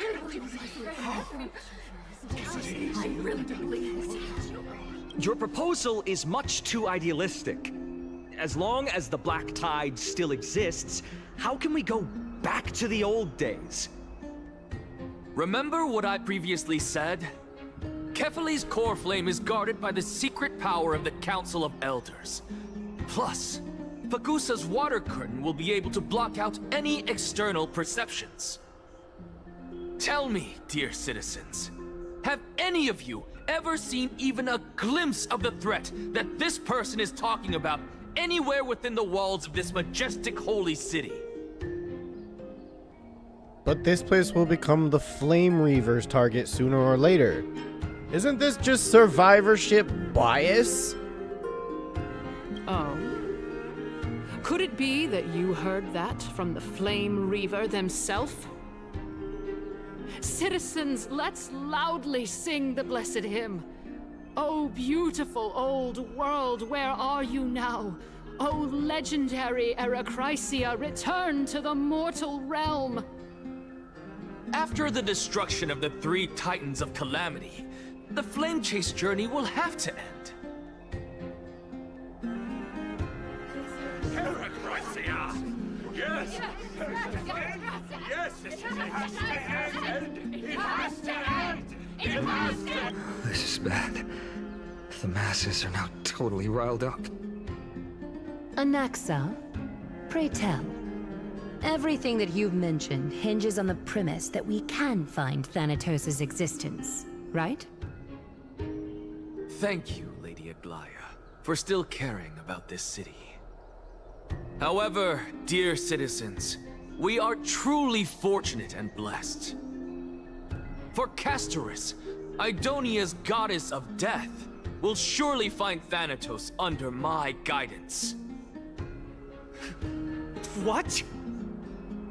With that, I solemnly promise that the core flame Lady Castorus brings back will be personally managed by the Council of Elders.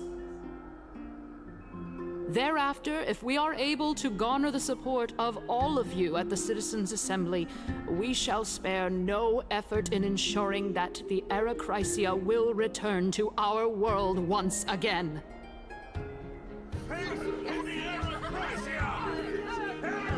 What an idiot.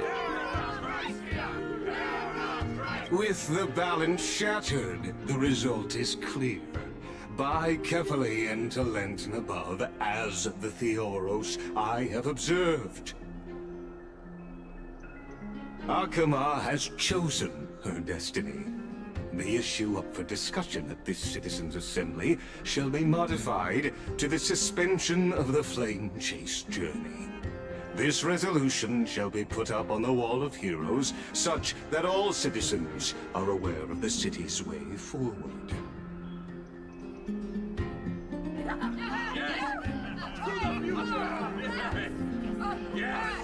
Fantastic! Aglaya, dear Aglaya. What has caused your heart to soften? You also don't seem to be as quick-witted as before. Wag your tongue as much as you like. Since the Flame Chase journey has been preordained by the prophecy, our failure has never been on the cards. Well then, I guess we'll find out if that's true at the Citizens' Assembly. This wasn't the Citizens' Assembly? Magus announces the conclusion of the debate and the attendees part ways. Castorus, what's going on? What happened? What are you doing over there? Well, it seems that when I sent you to look for Anaxa, I unintentionally facilitated your partnership with him instead.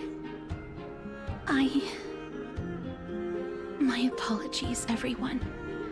I know that you have many questions to ask me. I will answer them to the best of my knowledge. In that case, please tell us as much as you can. What happened when you went to look for Anaxa? In actuality, he showed me a past that was both long and heavy. He showed you your lost memories? The reason I say this is as I've mentioned earlier. The answer was hidden in my journey unto death. Anaxa, you were in the Netherrealm? Yes, I am but a living dead man now, but that's not important. What truly matters is, I overheard a conversation between heroes. Oh, we're playing as Casterus now. Have you heard of this tale before? Polixia. A tale about the ocean god's treasured pearl, our hometown. It was a seaside town which enjoyed the ocean breeze and glorious, peaceful times, thanks to the wisdom of its ruling queen. Until one day, an evil dragon descended upon the town. Its wings were large enough to blot out the sun, while its claws were sharp enough to rip the waves apart. It barged into the tall tower and devoured the queen's beloved daughter. It even settled itself in her bedroom, like a tyrant king. The queen assembled 300 warriors who managed to subdue the evil dragon by chaining it up. However, when the queen slit open the dragon's belly, she realized that the princess had long since been digested, and all that was left of her was a pile of bones. Devastated, the queen wept for several days. It was then that a devious, smooth-talking scholar arrived at the palace and suggested that the princess could be revived through the use of dragon bone and dragon blood. That liar called this process the secret art of alchemy. The princess was reborn! The queen was overjoyed, blissfully unaware that the evil dragon's soul still lurked within the princess's body. As revenge, the evil dragon swallowed the poor queen, the glib liar, the courageous warriors, and all of the town's innocent civilians in a single gulp. Worse still, the souls of the deceased refused entry to the Netherrealm because they were filled with regret. Forced to roam the mortal realm, these resentful souls ultimately converged into a river of souls that would not retreat for a long time. The terrifying death had consumed all. Thereafter, our hometown fell into ruin as well.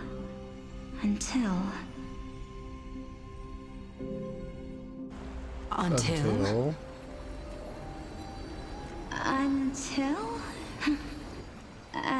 Actually, I don't know what happened next either.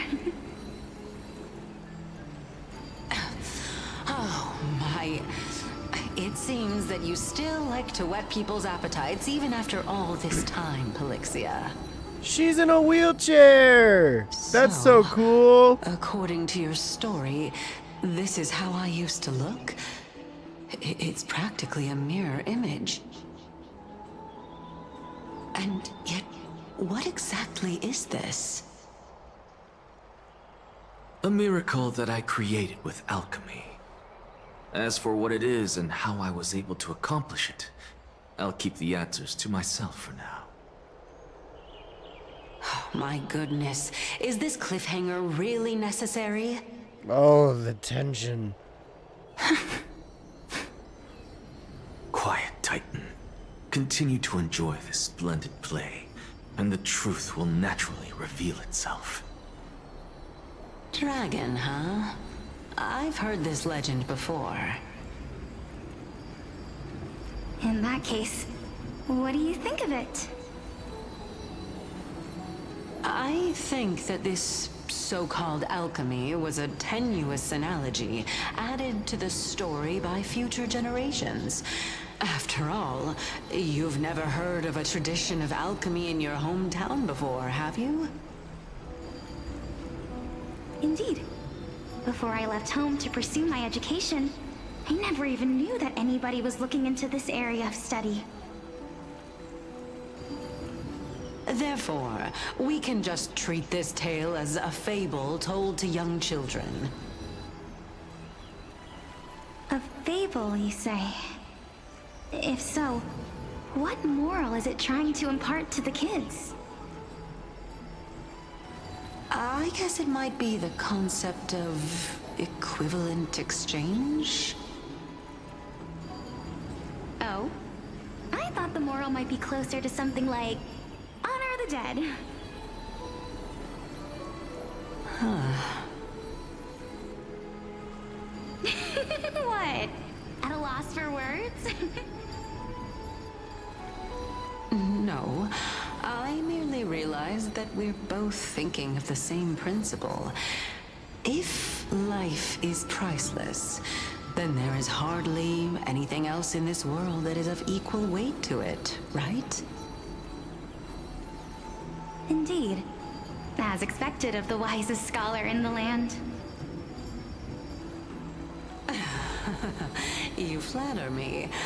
Why don't I ask you a question as well, as a form of equivalent exchange?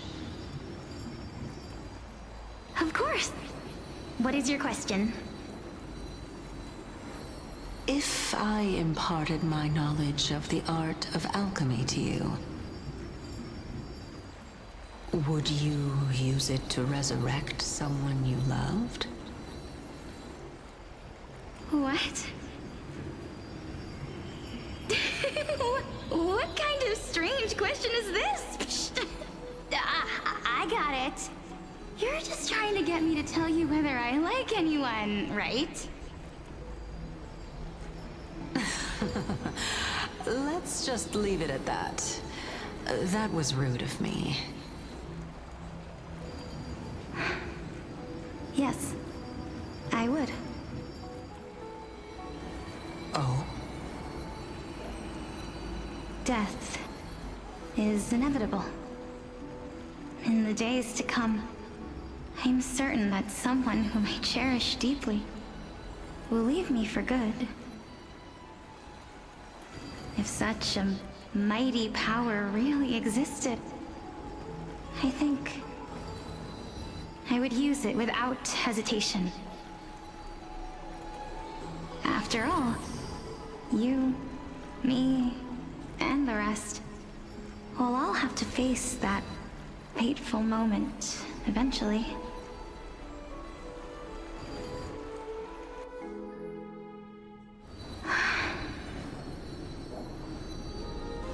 My time is finally here. However, perhaps because of my firm belief in the immeasurable value of life,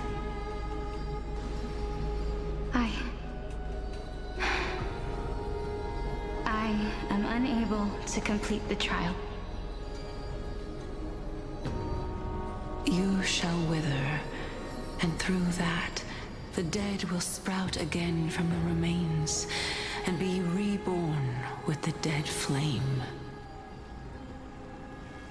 It is a pity that fate is such a cruel mistress. Is there no other way of interpreting those words? I'm afraid that the meaning is clear. Between my sister and me, one must pay the price. Our trial can only be completed when the one chosen sacrifices her life.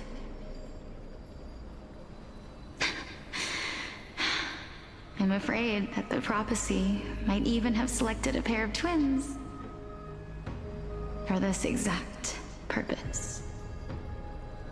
When? Fortune makes fools of us all. My sister is prepared to sacrifice herself. And yet, I can't do the same. How absurd. My time is almost up, but I'm still afraid to welcome death. What should we do? If I'm ultimately not able to make up my mind... Since Chaos is willing to guide all of us and leave this trial to the end, there is still plenty of time for you to ponder. That's right. Don't allow the fog of an uncertain future to cloud your mind. trial, prophecy. The topics that they're discussing seem familiar.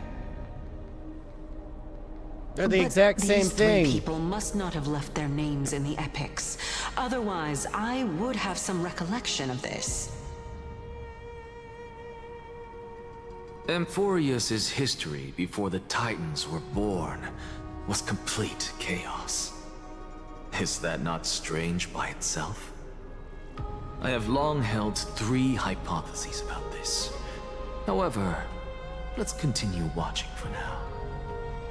Calypso, Polixia, and this warrior. I seem to have met him somewhere before. Yeah. Regarding this matter... That's Nias.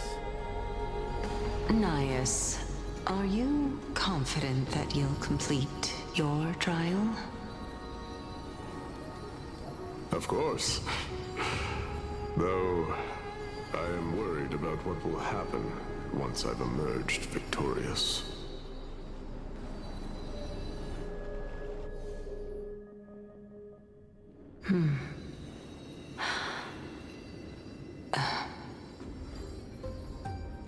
Looks like you have made up your mind.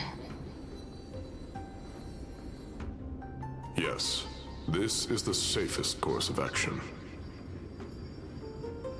Completely separating courage, honor, tenacity, sacrifice, and reason. You really know how to make things difficult.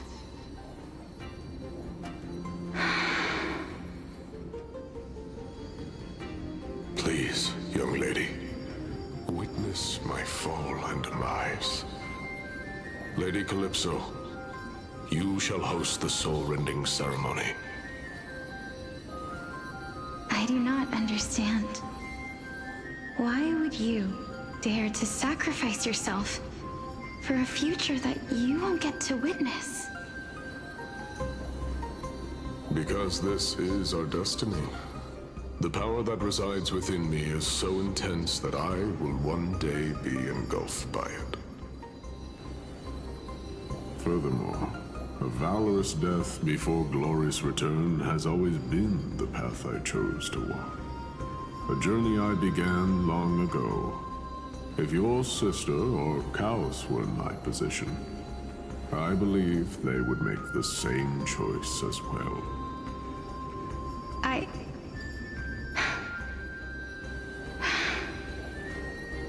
I'm not that brave. I don't know how I'm supposed to face such a serious affair.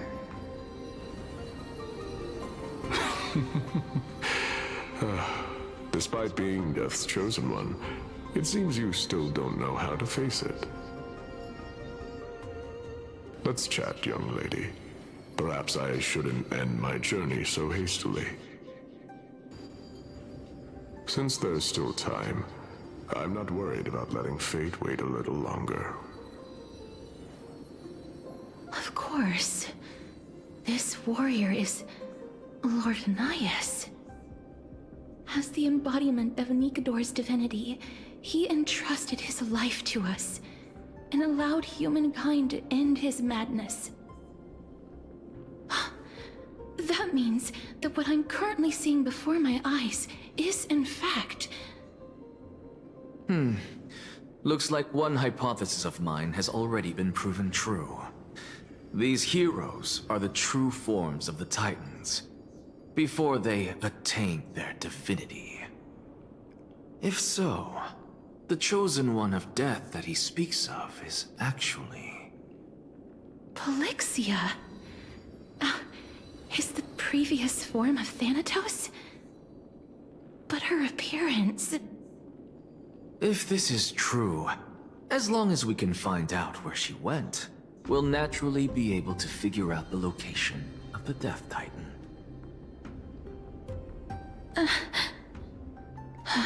Wow. But before that, we first need to witness what ultimately happened to Lord Nias.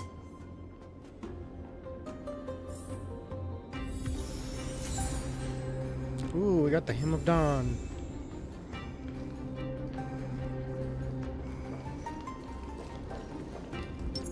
Look, I'm Casterus. Lord Nias's honor is sealed here.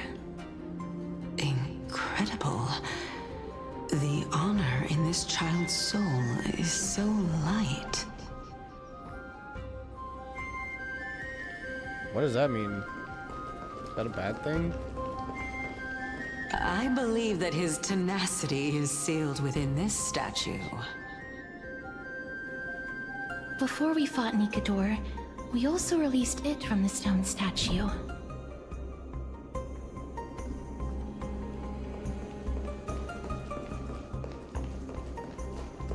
Nikador's courage is a testament that they have never once retreated from a battle. I've heard that these words are still engraved in Castrum Kremnos even today. It didn't occur to me that they were actually part of an alchemical formula.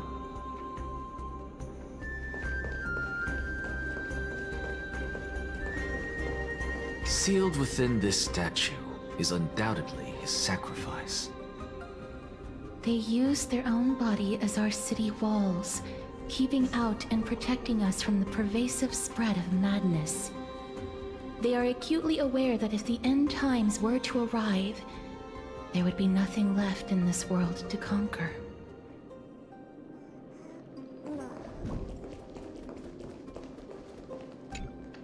Honor, courage, tenacity, sacrifice. And finally, the only thing that remains is reason.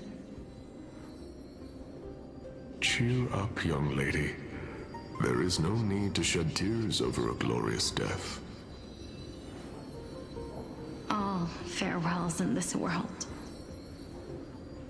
are sorrowful, Lord Nias. No, young lady. As a warrior, I have witnessed too many bitter deaths. But now, all I feel is peace. I did not know until this moment that mortals could live their lives in such a way. Although only a sliver of your soul remains, you remain so optimistic.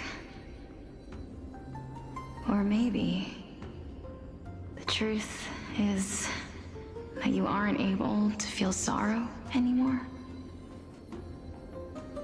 To be honest, I don't know either. But I am certain of one thing.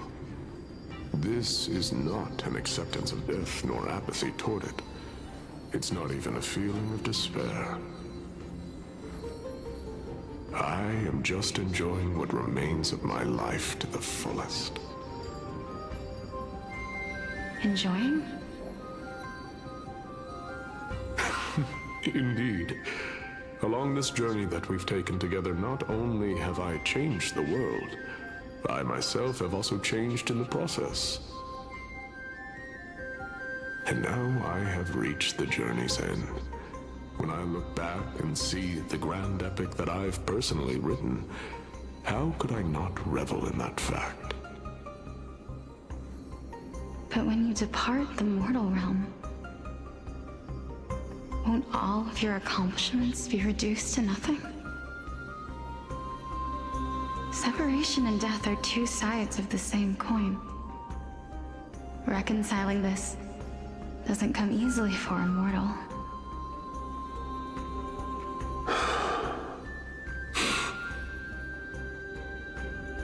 Finally, let me recount to you a story of mine, young lady.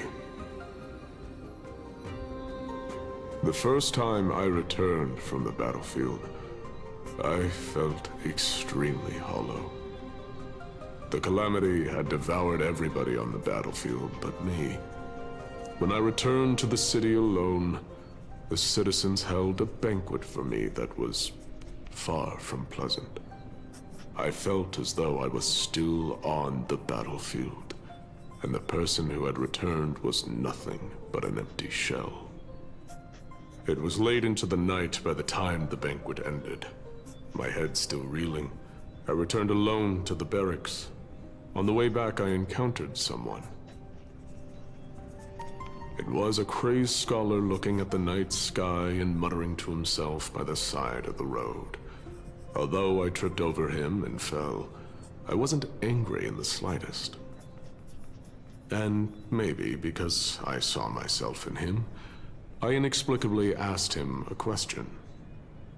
Do you think that it'd be better if we just died on the roadside like a couple of stray dogs? To my surprise, he shrugged his shoulders and sighed. How does someone who is currently experiencing death, dying and living, afford the same amount of bliss? Now please, go away and don't block my starlight. Are you trying to say that there is no difference between living and dying?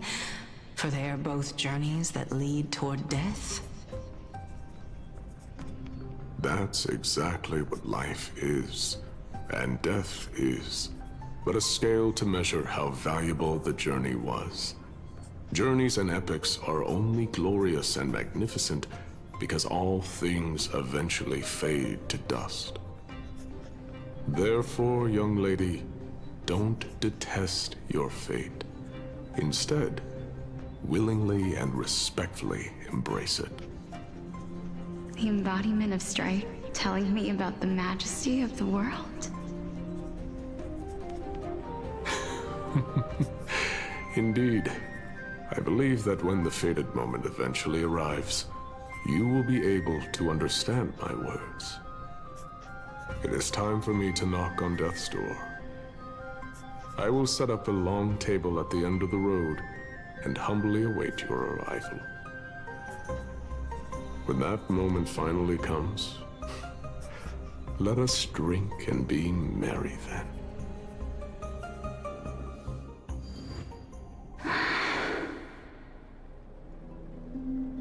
I knew this day would eventually come.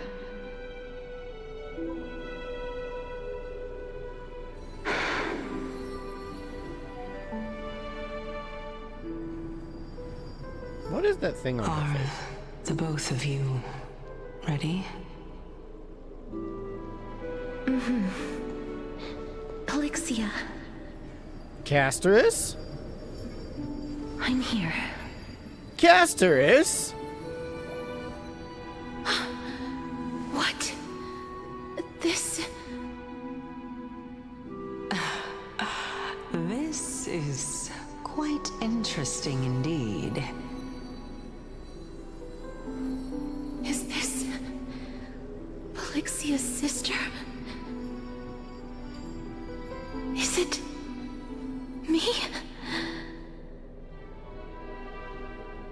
Now, it's time for us to fulfill our promises.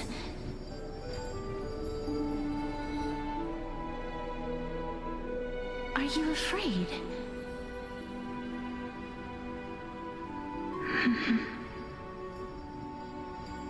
What are you afraid of? That I won't be able to do it.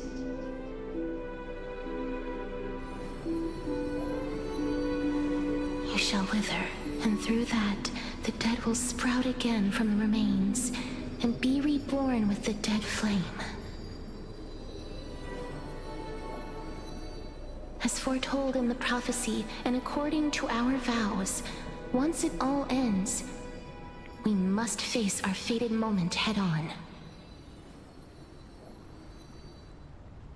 Even if it was prophesied, do we have no say in the matter? It's so unfair. Why are we the only ones who are forced into mutual destruction? Let me do it, sister. Let me be death's sacrifice. I was never long for this world anyway. But you're different. I was the one who wasted your life after all.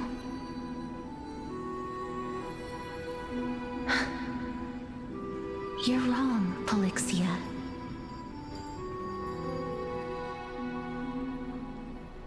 I don't think that my life was wasted.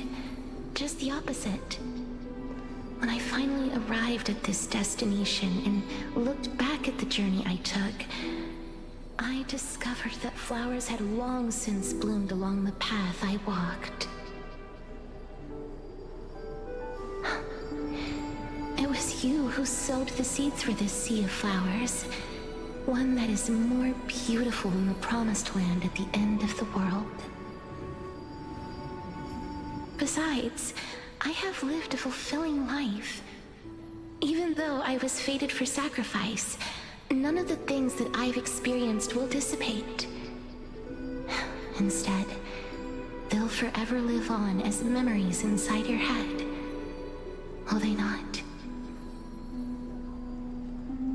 How could my memories of you ever compare to the actual you? Well then, tell me. What exactly are we?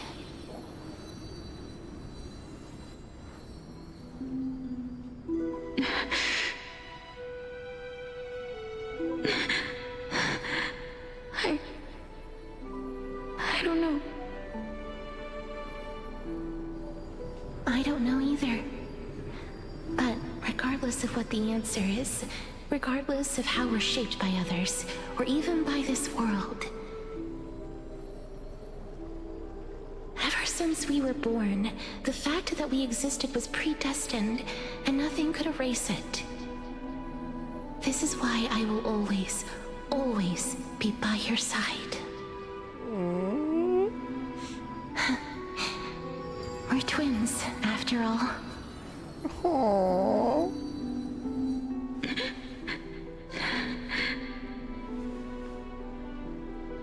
All right, my dear Polixia.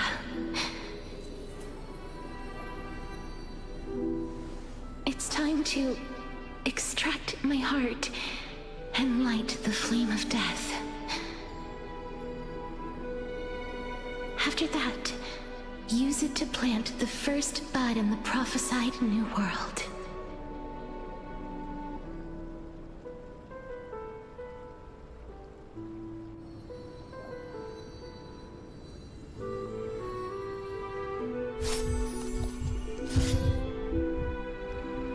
If I imparted my knowledge of the art of alchemy to you, would you use it to resurrect someone you loved?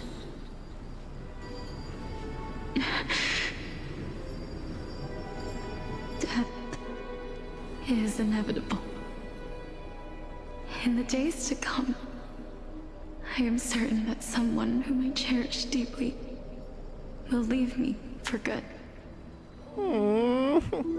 If such a mighty power really existed, I think I would use it without hesitation. I would too. Even now, my answer remains the same. I would break all the rules. This is why, sister, I promise you, in the prophesied new world, I shall plant the first bud on your behalf. Go now. Return to the ocean god's treasured pearl, our hometown. I shall open wide the entrance to the Netherrealm and grant you a second life. The living beings on this earth shall respond to my call and lead you to the sacred daylight. Remember, do not look back on the land of the dead, and do not stop moving. In the new world promised by the prophecy, march toward your new life. As for the price of our equivalent exchange, let me be the one to pay it.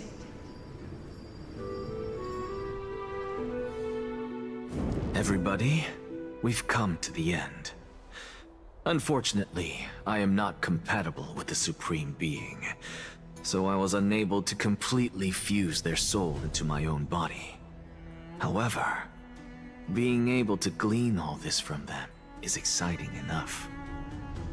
I'm certain of this now. Before the Titans that we are well acquainted with were born, a group of heroes roamed the land.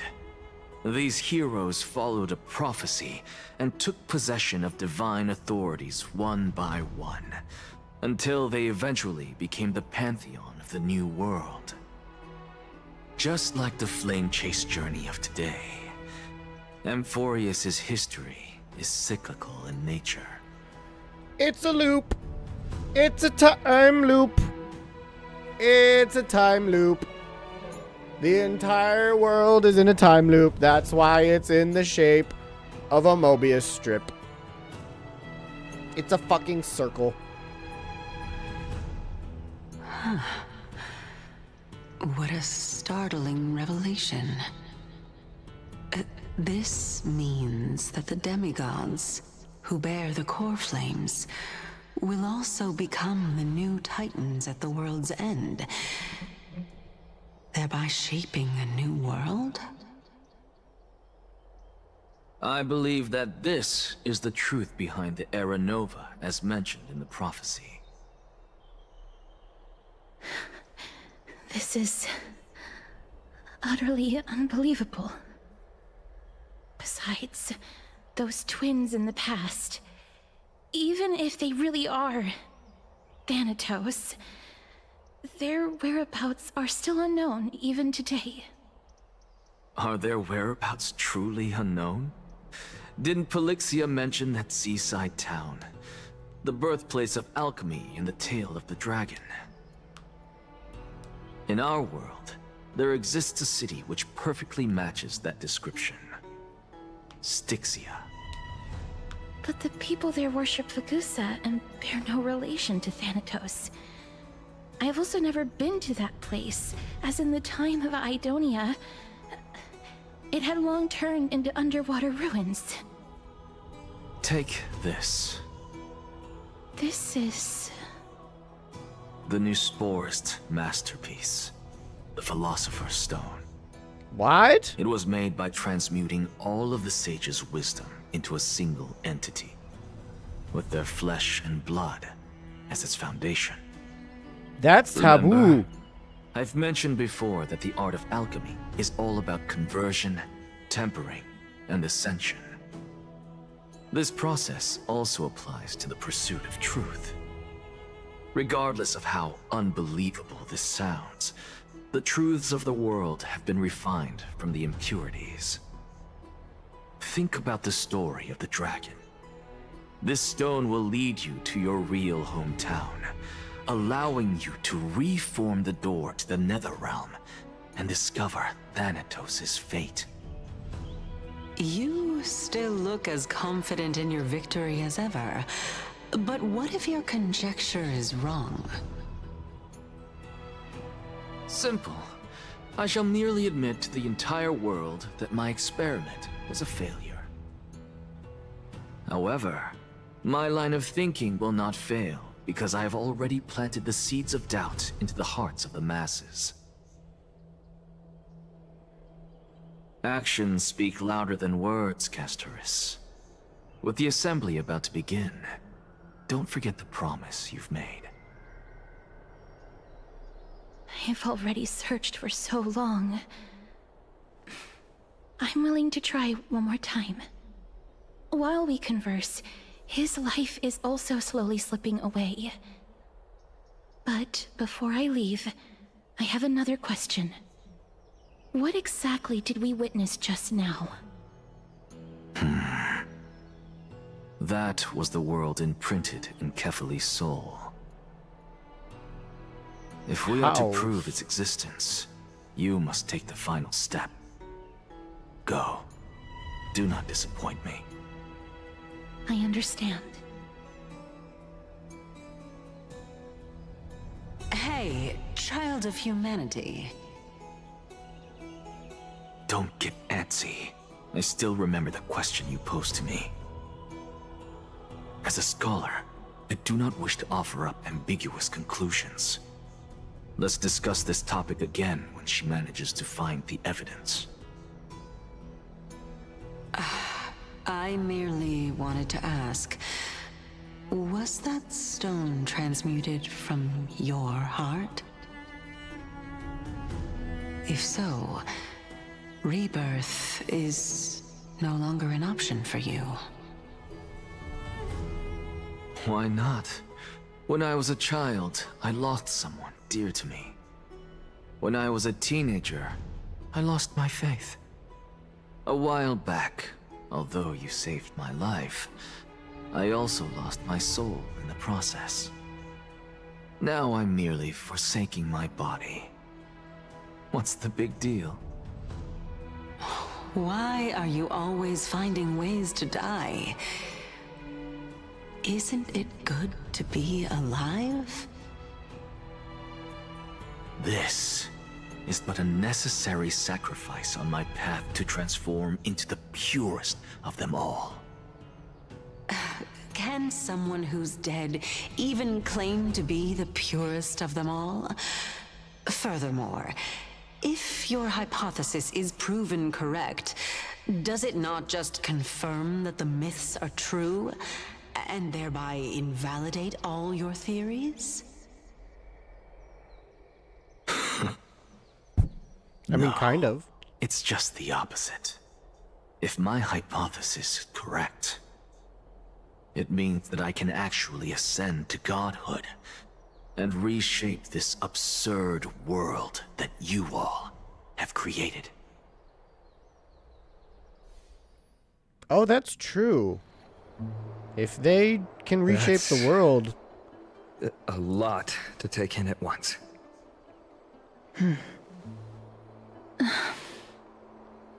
Lady Aglaya, please, let me explain. Go on. You know that the core flame of death has always been the greatest unknown regarding the Era Nova, which is why both you and Kindness desire to gain the power to control that core flame in the approaching Citizens' Assembly. Professor Anaxa has come to a consensus with Kindness. They want to suspend the trial once Thanatos' core flame is reclaimed, hoping thus to eradicate death from this world. If they're successful, then the flame chase journey will cease, and Akama can enjoy everlasting peace. But I know this runs counter to your wishes. So long as we do not usher in Era Nova, the Black Tide will never be eradicated. Even with Lord Mighty on the front line, and the Black Tide not posing an immediate risk, the danger nevertheless remains. Honestly, it's difficult for me to assess the pros and cons in this decision. But someone must bring the core flame before we can begin negotiations over it. The Titan could be very near. I cannot let this chance slip by. Besides, someone has to make this trip to bring back Mr. Soul. Well said.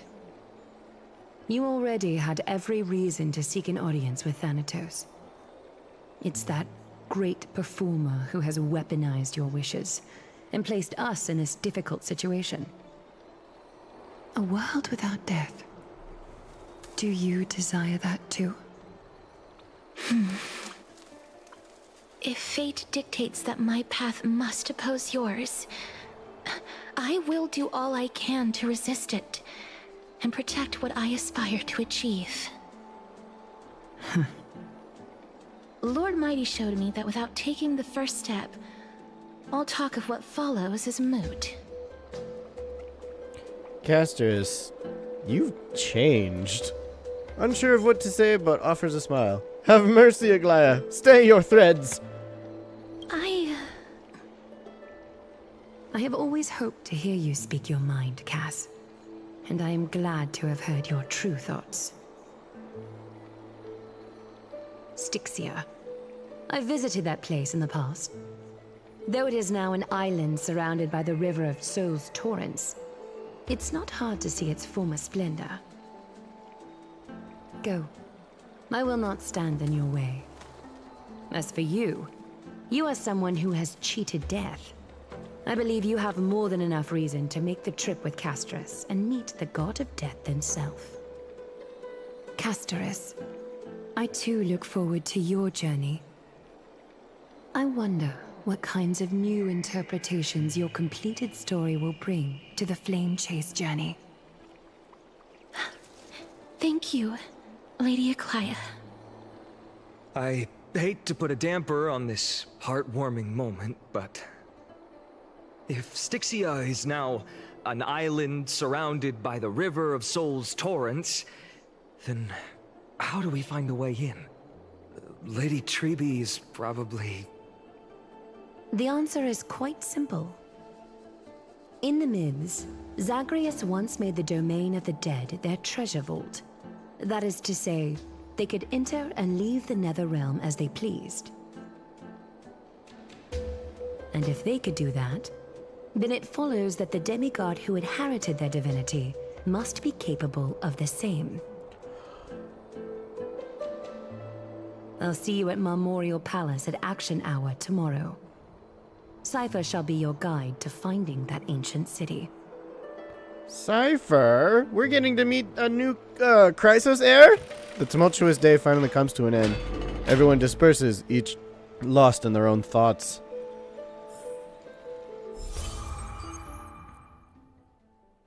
Ooh, we got some nameless recollection.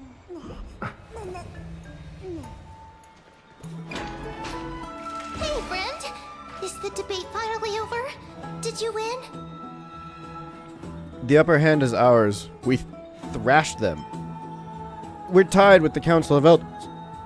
We managed to win ourselves a glorious defeat. Won a glorious defeat?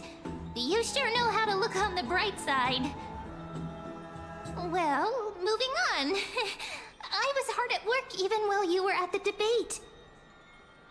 I borrowed a mountain of books from Cass to see if I could find a way to solve your problem. Let's see. I still have... only 32 books to go. It's okay, ma'am. We found a way. Really? Oh, that's fantastic news. I knew it. Hard work always pays off. Especially if you're as diligent as Mem. I feel like a huge burden has finally been lifted off my shoulders. Why are my eyelids so heavy all of a sudden? There's nothing more we can do for now. Let's get some rest. Maybe I can go for another walk outside. You're right. Then I'll go back to...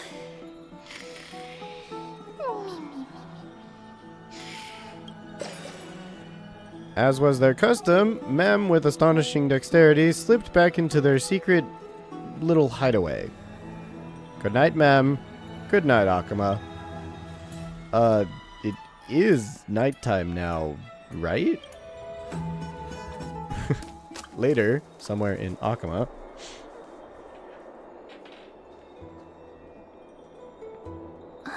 Cass? What a surprise. Lady Trebe. Is something troubling you? I just wanted to speak to Lady Trian for a bit before I set off. No matter how breathtakingly beautiful Styxia once was, the place is now the domain of the departed. There is no telling what we'll encounter there. I don't want to have any regrets. Has anyone told you that your eyes are sparkling today? Is that a figure of speech? In the past, when you did smile once in a while, all of us could see that your heart remained troubled even as you smiled. Lady Trebe, you know perfectly well that see you tomorrow is nothing but a white lie. I hope your toughness is not a mask hiding a lonely heart. Cass, you hardly ever talked of your past. None of us knows what you went through, apart from Maggie. But we know it must have been filled with pain and hardships, as it is the fate every Chrysos heir is destined to live out. We are just happy for you that the core flame you're meant to inherit has finally surfaced. Isn't it a little too soon to say that? But you already know where tomorrow is, don't you? There is no need to rely on anyone else. Just give it your all and leave no regrets. We have always believed that your embrace is just as warm as everyone else's. Because we embrace others to comfort them. And Cass, you're the kindest Chrysos heir we know. Aw, she Thank really you, is. Lady Treby. Caster is just fucking This awesome. feeling, it's hard to put into words. I suddenly found myself with so many wishes. So much I want to accomplish before setting off. Then go do it, Cass. Trian was actually working on a surprise gift for you. It's a pity she didn't get to finish it. But now Trinan and I are working on it, and we'll make sure to give it to you. So, let's meet back here when you return from Styxia. Safe travels. See you tomorrow! At the same time, I can't sleep. Who could it be? Who's knocking at my door? Caster is?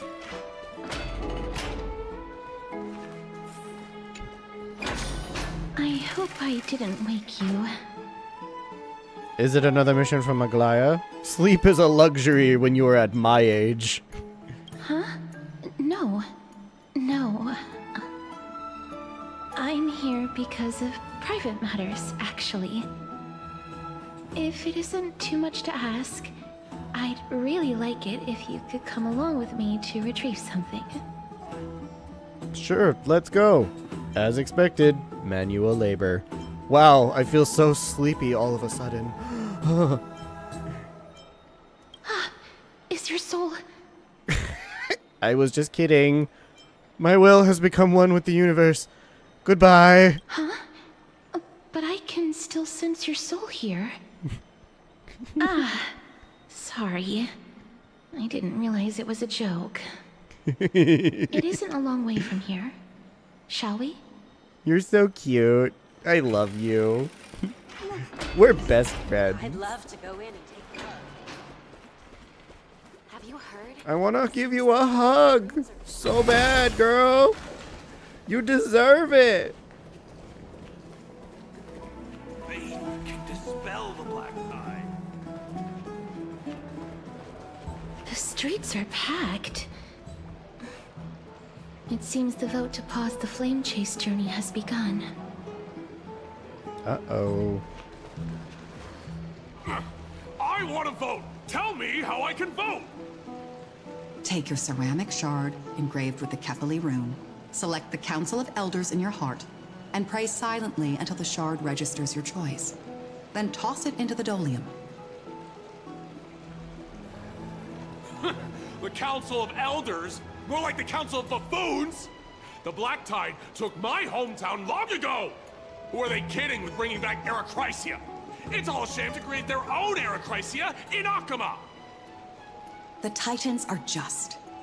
So long as we do not overstep our bounds again, we will not incur divine wrath. It's a fucking loop, girl. Oh, please. The time when these deranged Titans should have vacated their spot to the demigods is long overdue. You'll see soon enough, you old fogey. I don't think you're allowed to say that I pray word. that Talantans smack some sense into you with their scales. We shall see how this turns out. That was... quite a spectacle. Just another peaceful day in Akama. Yeah, watching people squabble is kind of fun. I suppose peaceful is technically correct if no actual violence happened. To this day, I still find it almost unreal that Akama is the only place illuminated by light amidst the crumbling ruins of Amphorius. And its people are even holding votes to reconcile differing opinions. This peaceful sight is making me forget that this is the end times. This is what the Flame Chase journey is all about. Shouldn't you have gotten used to it by now? You look very confused. Before coming here, I had lived for many years in Idonia, a city of rime and frost. The people there were devotees of Thanatos, and were well known for their unique burial rites and traditions. Traditions that I played a major role in. Because of the curse on you. Yes. You now know me as the Mortician of Akama. But back in those days, I was Idonia's Maiden of War. Why I was war? trudging across the frosty plains on my own when the Idonians found me. They saw the curse in me as a blessing from Thanatos, and believed that my hands could correct the Arachrysia's mistake and lead them to meet the great god of death. They provided me shelter, but in return, I was expected to grant merciful deaths to war captives, prisoners bound for execution, and heroes alike. Is that some sort of end-of-life care? Isn't that just an executioner? Yes. No matter how kind or cruel the means, nothing can change the essence of death. Taking away someone's life is never worthy of religious worship. It sounds like a cult, girl. I can't do it. Their voices, they pierce my ears. The pleading, the thanks. Ah, I know that feeling, child. I was once as lost as you are now. But you must respect those walking towards death, just like how you should respect yourself as the Holy Maiden granting humans glory and liberation. What you're asking me to do is no better than the task of an executioner, and yet you want me to respect myself. No matter the titles, I am still taking away human lives. This won't be the first time that Idonia's fanatical nether warriors have faced death. On the contrary, recruits new to the battlefield often run away from their first fight. Death is the mightiest and gravest power in this world. The fact that you can wield it means you are deserving of respect. That's such a twisted reason. For real, damn. Then let me tell you a story. In Idonia, the great swords commonly used by executioners are called Draconian, in memory of Drakon, an elderly executioner. The sword has 3 air holes along its body. If the sword is swung down swiftly and accurately, the holes would make no sound, and the executed would also depart this world quickly and painlessly. But should the executioner have any hesitation, the holes would produce a piercing whistle. On that cue, the screams of the executed are sure to follow. Every executioner after Dracon is to hone their sword skills every day in preparation of future executions. Every swing of their blade must be more resolute than the last, for failing to do so will bring pain. Pain for the dying, as well as pain for themselves. No. I can never get used to this. You misunderstand, child. I am not telling you to get used to it. I'm asking you to consider the source of the dead's suffering, and use that knowledge to fortify your future touches with more and more determination. Go, walk with the dead, and love them as you love life. Then you'll no longer hear those noises.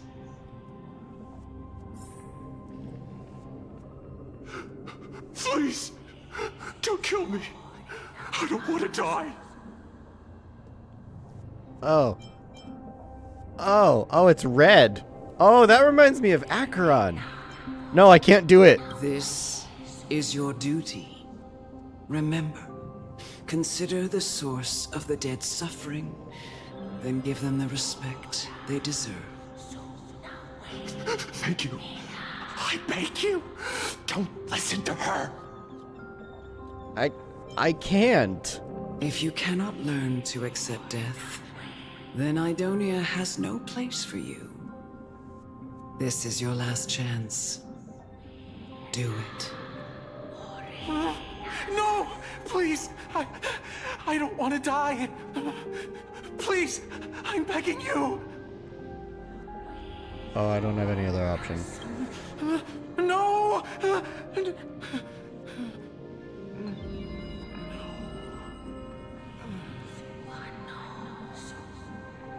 You gently touch the prisoner's forehead with your finger. His face is pale, his eyes flicker with fear, and his body trembles uncontrollably. Is it because of fear, anger, and hatred?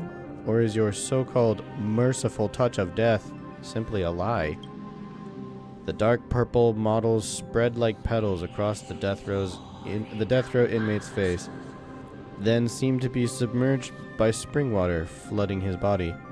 His trembling ceased, and the cries that had once begged for mercy slowly turned into a sigh-like whimper as he murmurs to himself.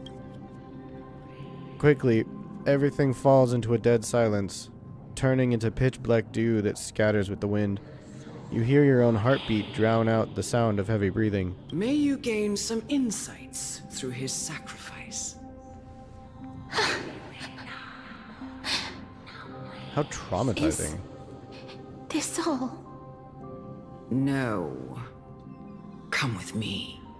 No, I don't wanna. This is just the beginning of your life as the Maiden of War. You executioner!